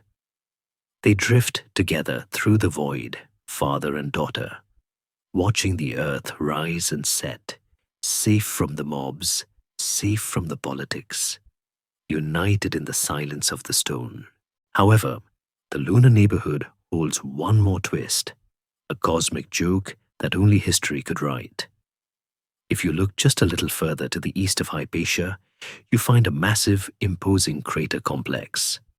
It is named Cyrillus, and next to it, Katharina. Yes, Saint Cyril, her nemesis, and Saint Catherine, her mythical replacement, are right there beside her. The victim, the villain, and the ghost are all locked in a gravitational embrace. It is a silent cocktail party of history's greatest antagonists, frozen in a truce that will last until the sun expands and swallows the system. In the vacuum of space, they do not argue. Cyril casts no stones at Hypatia. Hypatia casts no spells on Cyril. They are simply terrain. It is a humbling reminder that in the end, we are all just dust, and eventually, we all end up on the same map. The crater itself is worth imagining as you drift towards sleep. It is an ancient formation, its walls worn down by eons of micrometeoroid impacts, giving it a softened, rugged look. It is roughly triangular, an irregular shape that fits the woman who refused to fit into the square boxes of her society. The floor of the crater is flat and grey, a quiet plain of basalt. Shadows stretch long across it during the lunar dawn, absolute black against absolute white. There is no air to scatter the light, so the stars shine with a hard, unblinking brilliance, even when the sun is up. This is the Academy of Silence. It is the perfect study for a philosopher who sought the One. Here, there are no distractions. There is no noise of the agora, no chanting of monks, no clattering of chariot wheels. There is only the slow, majestic rotation of the spheres. For 300 years after Riccioli named it, the crater remained a distant abstraction, a smudge in a telescope eyepiece. But in the 20th century, humans built ships to sail the void. The Apollo missions flew over this region. The astronauts looked down. Did they know the story? Did they look at that irregular depression in the rock and think of the woman dragged through the streets of Alexandria? Perhaps not. They were busy with their own trajectories, their own conic sections. But the name was on their charts. Hypatia Rilla, a system of channels nearby, was a navigation hazard they had to track. She had become a landmark. She was no longer a person to be judged. She was a coordinate to be navigated. This is the ultimate sublimation of the self. She has become part of the safety manual for traveling to other worlds. There is a soothing permanence to the moon. On Earth, we bury our dead, and the rain washes the names from the stones, or the roots of trees break the marble, or cities are built on top of cemeteries. We forget, but the moon remembers, because there is no wind, no water, no biology. A footprint left there lasts for 1,000,000 years. A name given to a crater is a name written in the diamond-hard ink of eternity. As long as the moon circles the earth, Hypatia will be there. The civilizations that killed her have risen and fallen. The Roman Empire is dust. The Byzantine Empire is a memory. The library is gone, but the crater is there. It will be there when our current cities are dust. It is a memorial that requires no maintenance, a tombstone that faces the entire planet. As you lie in the dark, visualize the moon hanging in the sky outside your window. It is a familiar friend. Trace the surface in your mind. Go to the Sea of Tranquility. Move south. Find the rugged highlands. There she is, a circle of grey silence. Think of it as a fortress where she finally found the safety she was denied on Earth. The mob cannot reach her there. The stones they threw cannot cross the vacuum. She has ascended, not in the mystical sense, but in the physical sense. She has become part of the architecture of the night. Theon is there, watching over her. The silence is heavy and sweet, like a thick blanket.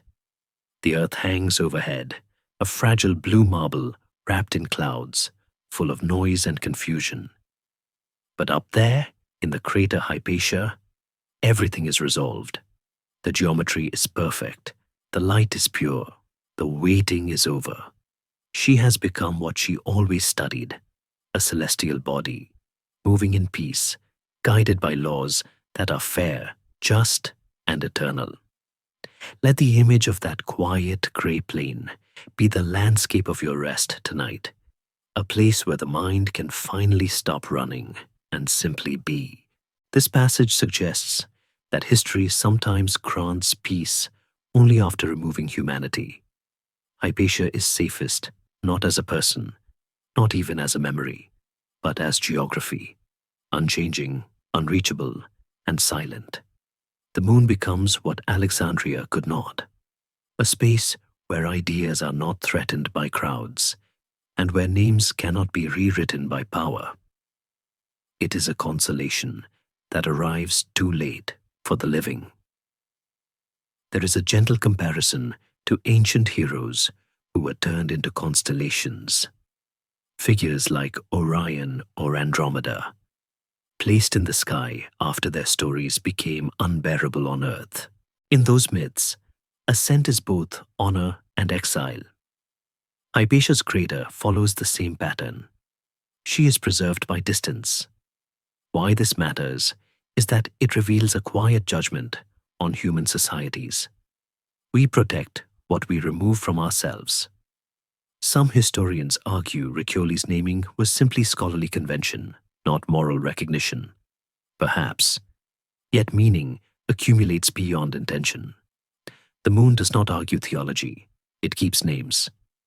In the end, Hypatia's final refuge is not faith or reason, but permanence.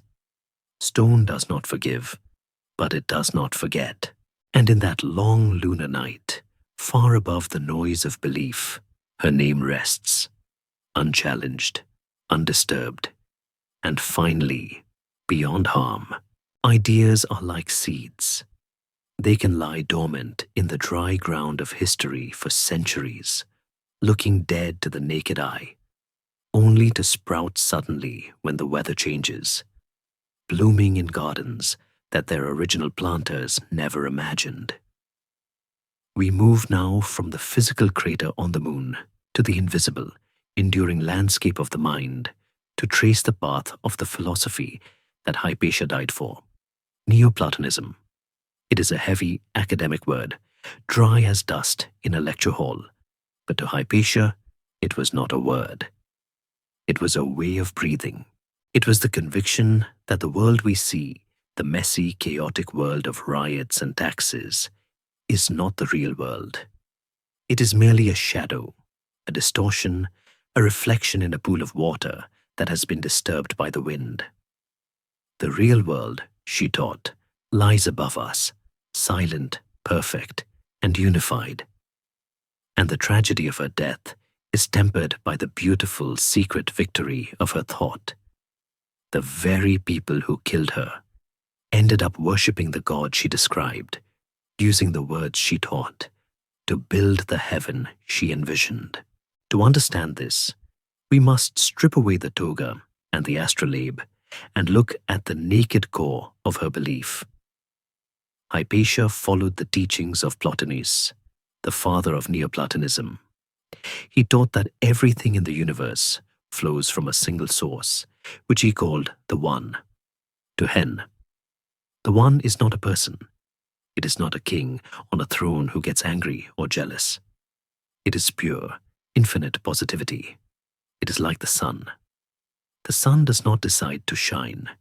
It shines because that is its nature. It overflows with light. This light flows down, cooling as it travels, creating the intellect, nous, then the world soul, and finally, at the very bottom, freezing into the hard, heavy matter of the physical world.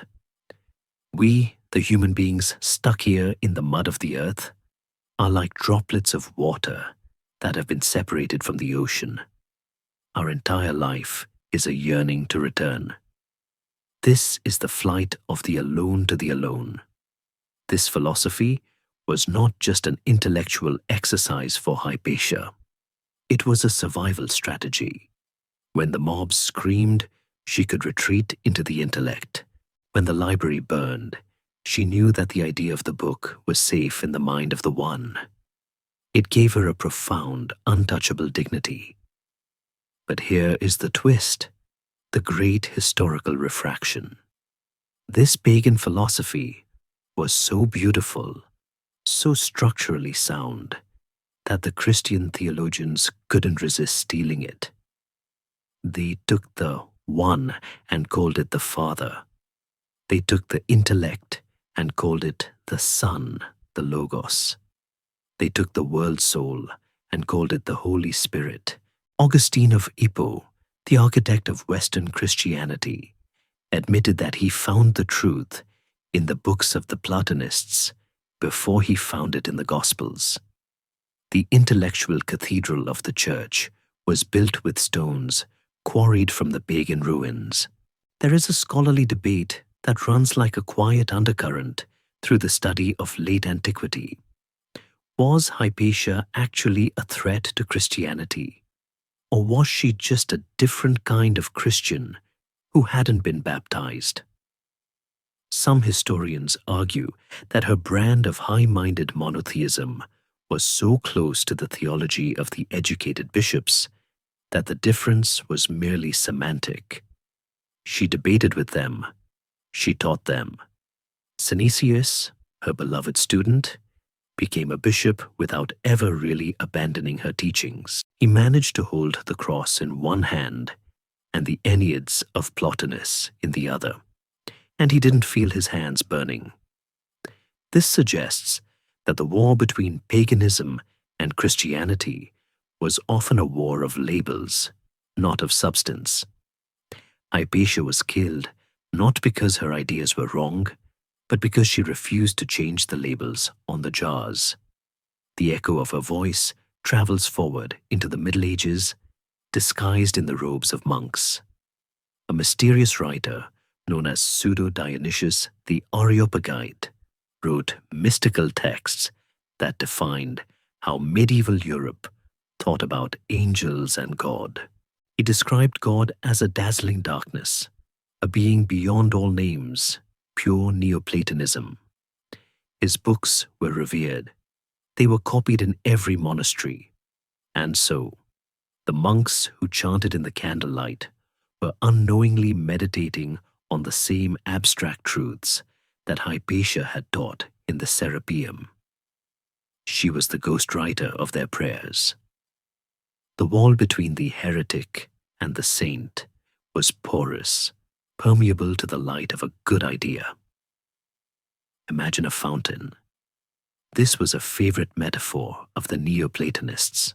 The water rises from the center, sprays out into the air, separating into thousands of individual drops, catching the light, dancing in the wind, and then falling back into the basin to merge once again with the source. Hypatia saw herself as one of those drops, hanging in the air for a brief shining moment before the inevitable return. Her death was not an end. It was simply gravity taking over, pulling the droplet back into the water. This perspective takes the sting out of the violence. The mob broke the vessel, yes, but they only succeeded in releasing the water back to the sea. They thought they were extinguishing a life. She knew they were completing a cycle. This philosophy of the return offers a strange comfort to us even today. We live in a fractured world, full of noise and separation. We feel cut off from nature, from each other, from the source of things. Hypatia's voice whispers across the centuries.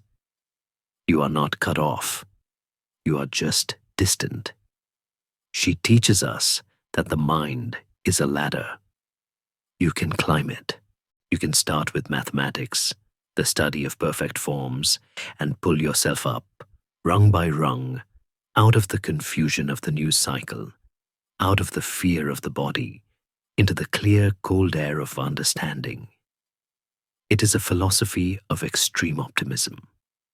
It says that no matter how dark the world gets, the light is still there, waiting to be found.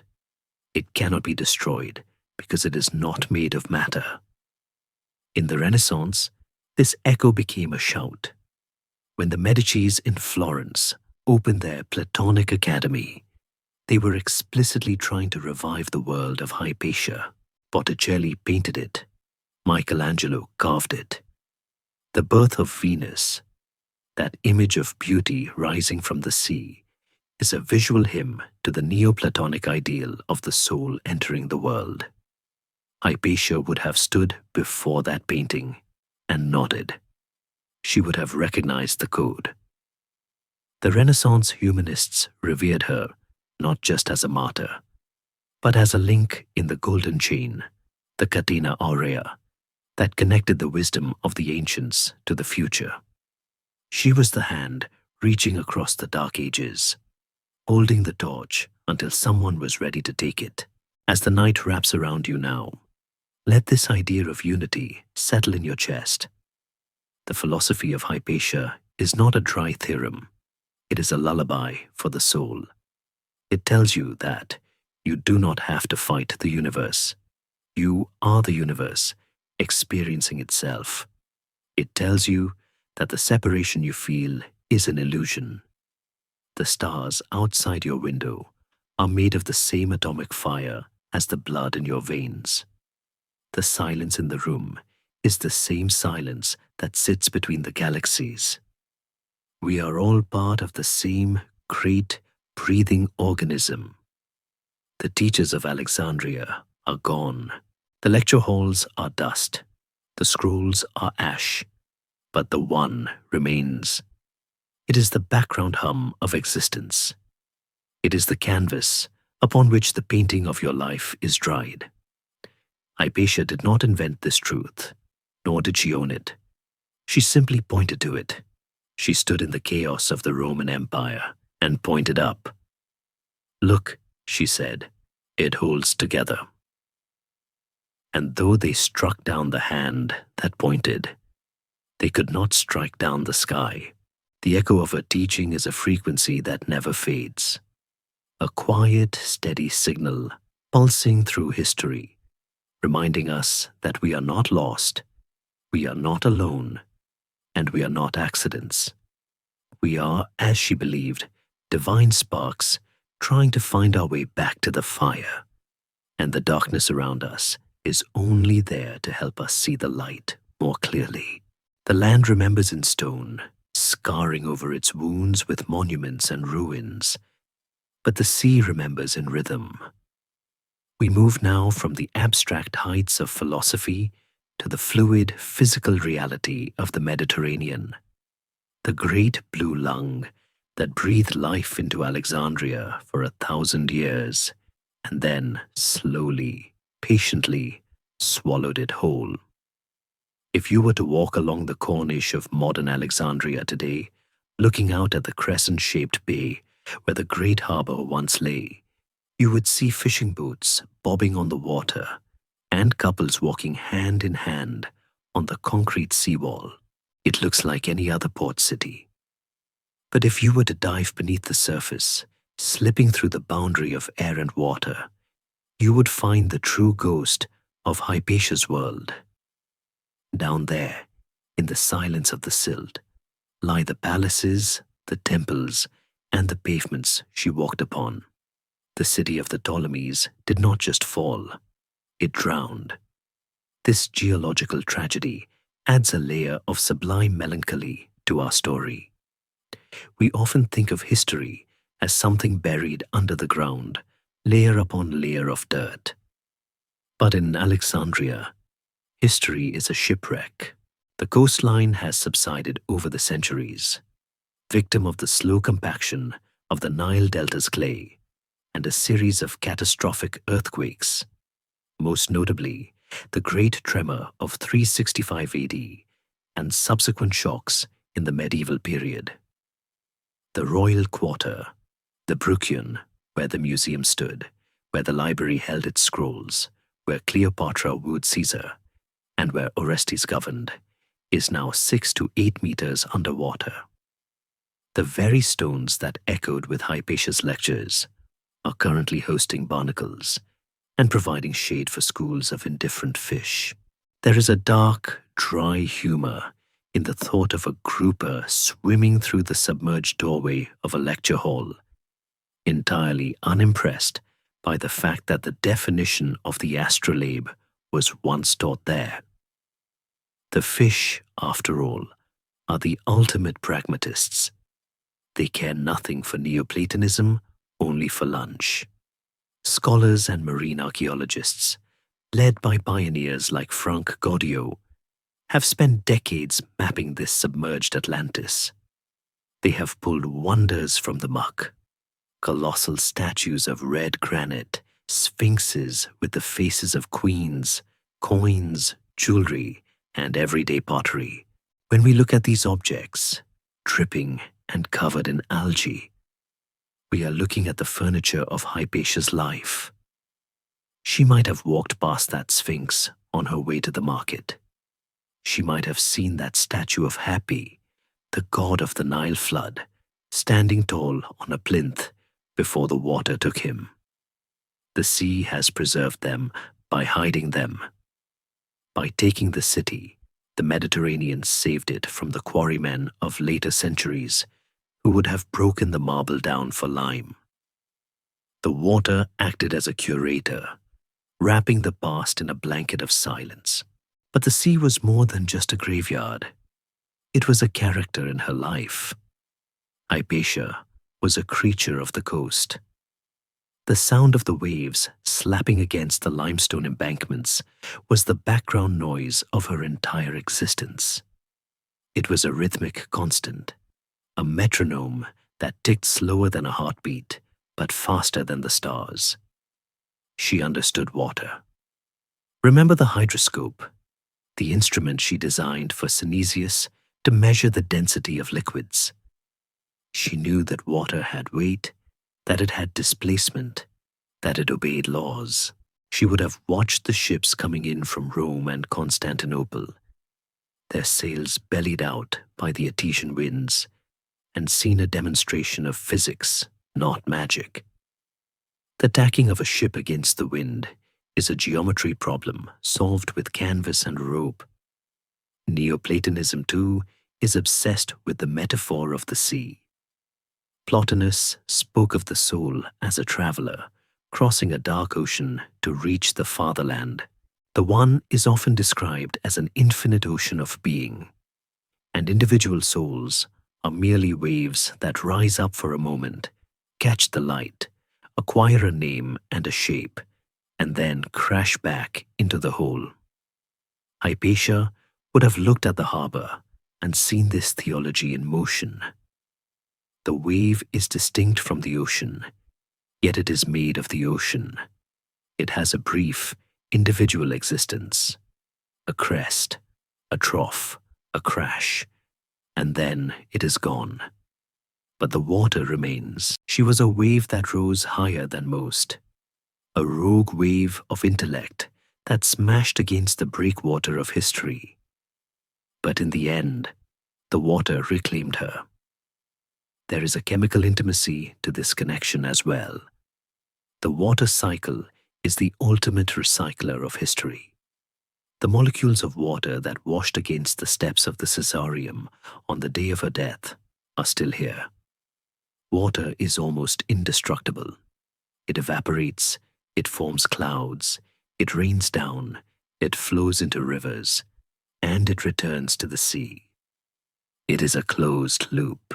It is entirely possible, in the strange calculus of probability, that the rain falling on your window tonight contains a molecule that was once in the cup of wine Hypatia drank, or in the tear she shed when the Serapeum burned.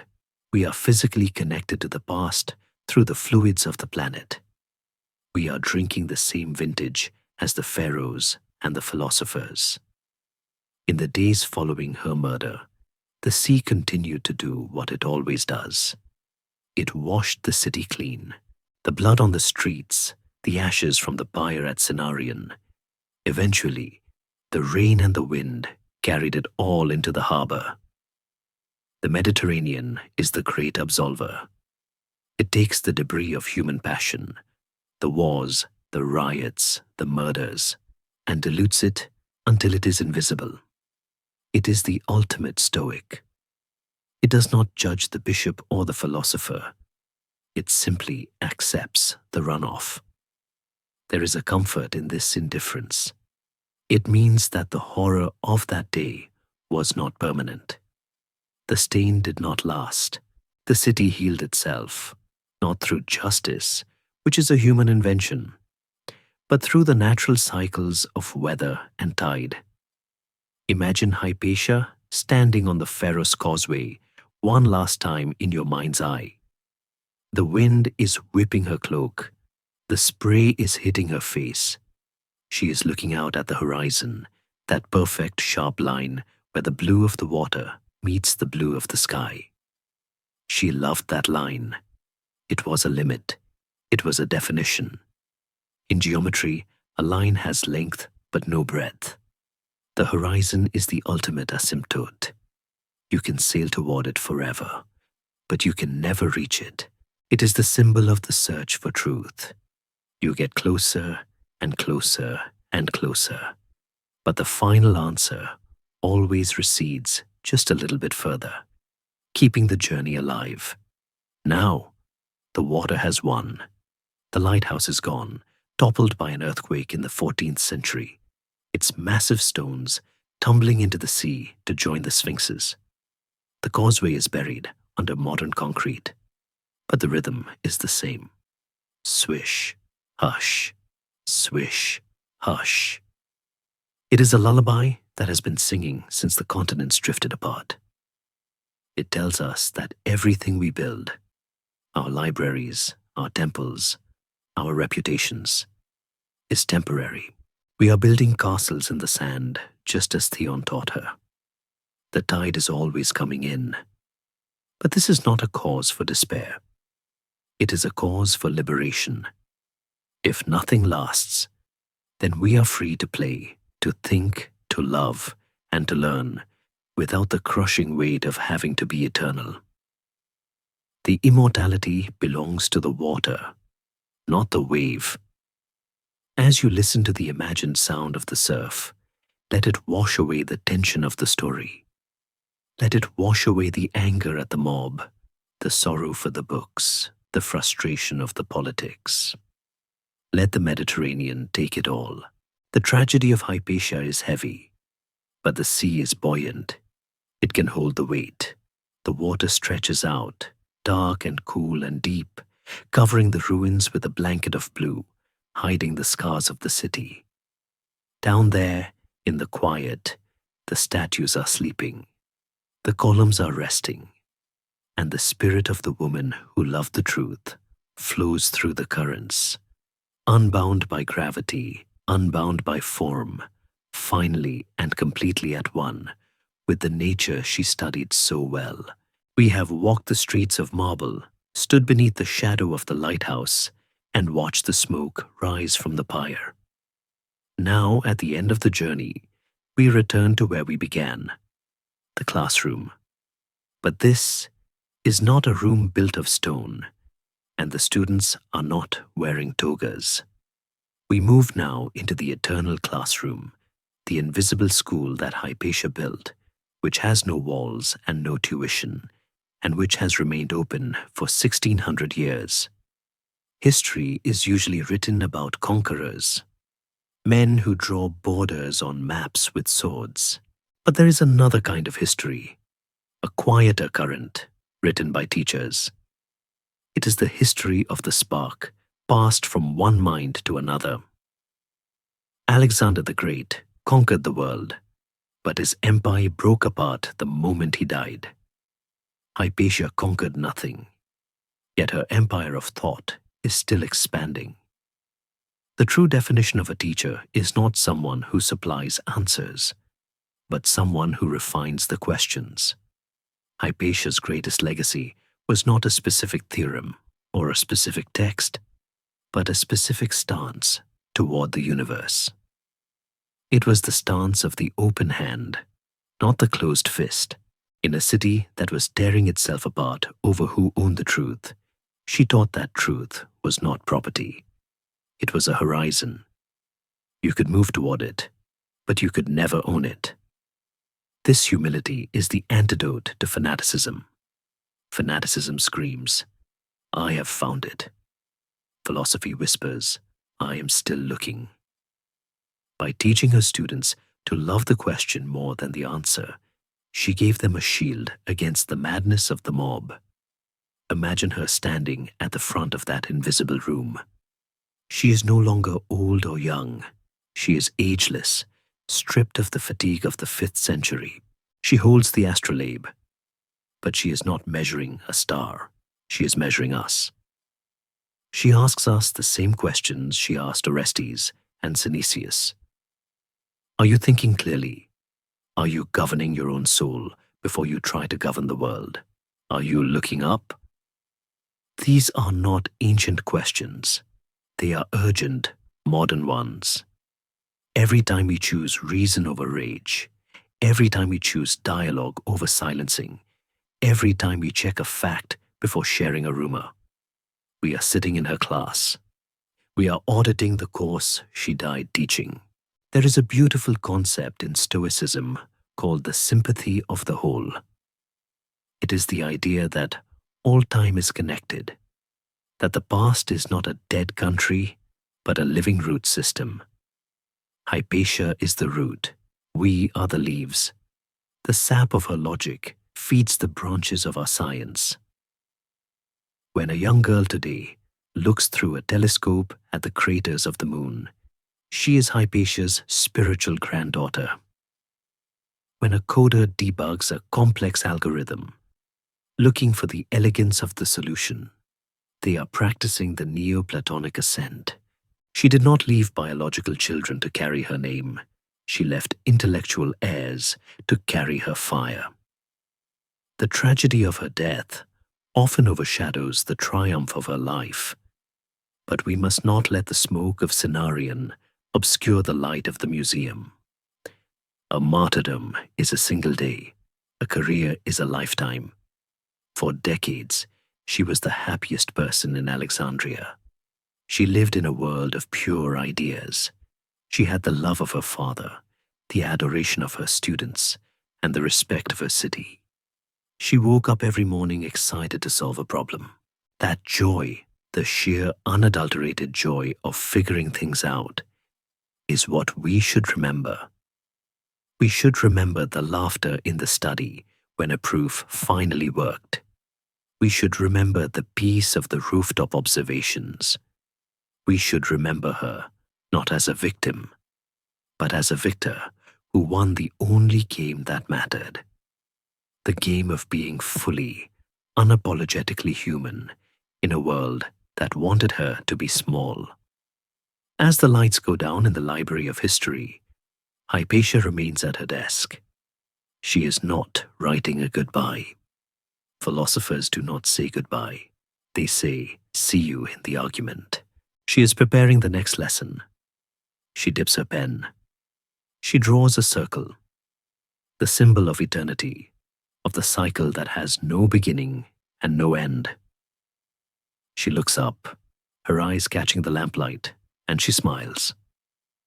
The lesson is simple, and it is the same one she taught on the beach, in the lecture hall, and in the silence of her heart. The darkness is vast, but the light of the mind is stronger. Do not be afraid of the shadows. Just keep measuring the stars. The city of Alexandria has faded now. The noise of the chariots has stopped. The shouting of the crowds has dissolved into the soft, rhythmic breathing of the sea. The fires have burned down to cool gray ash, and the wind has swept the streets clean. There is nothing left to fear. The history is written, the books are closed, and the lesson is done. All that remains is the quiet. It is a deep, velvety quiet, the kind that settles over a library at night when the patrons have gone and the books are sleeping. You are safe here in this stillness. The struggle of the day, your day, Hypatia's day, is over. The problems you carried are just geometry drawings in the sand. The tide is coming in to wash them smooth. Let your mind drift upward, away from the heavy earth, past the rooftops, past the clouds. You are floating in the high, clear air where the stars burn steady and slow. There is no urgency here. There is only the gentle, clockwork turning of the universe, a lullaby of perfect order. Hypatia is there, a friendly presence in the dark, reminding you that peace is the natural state of the soul. The circle is complete. The night is yours. Sleep now, wrapped in the wisdom of the ages. Sweet dreams.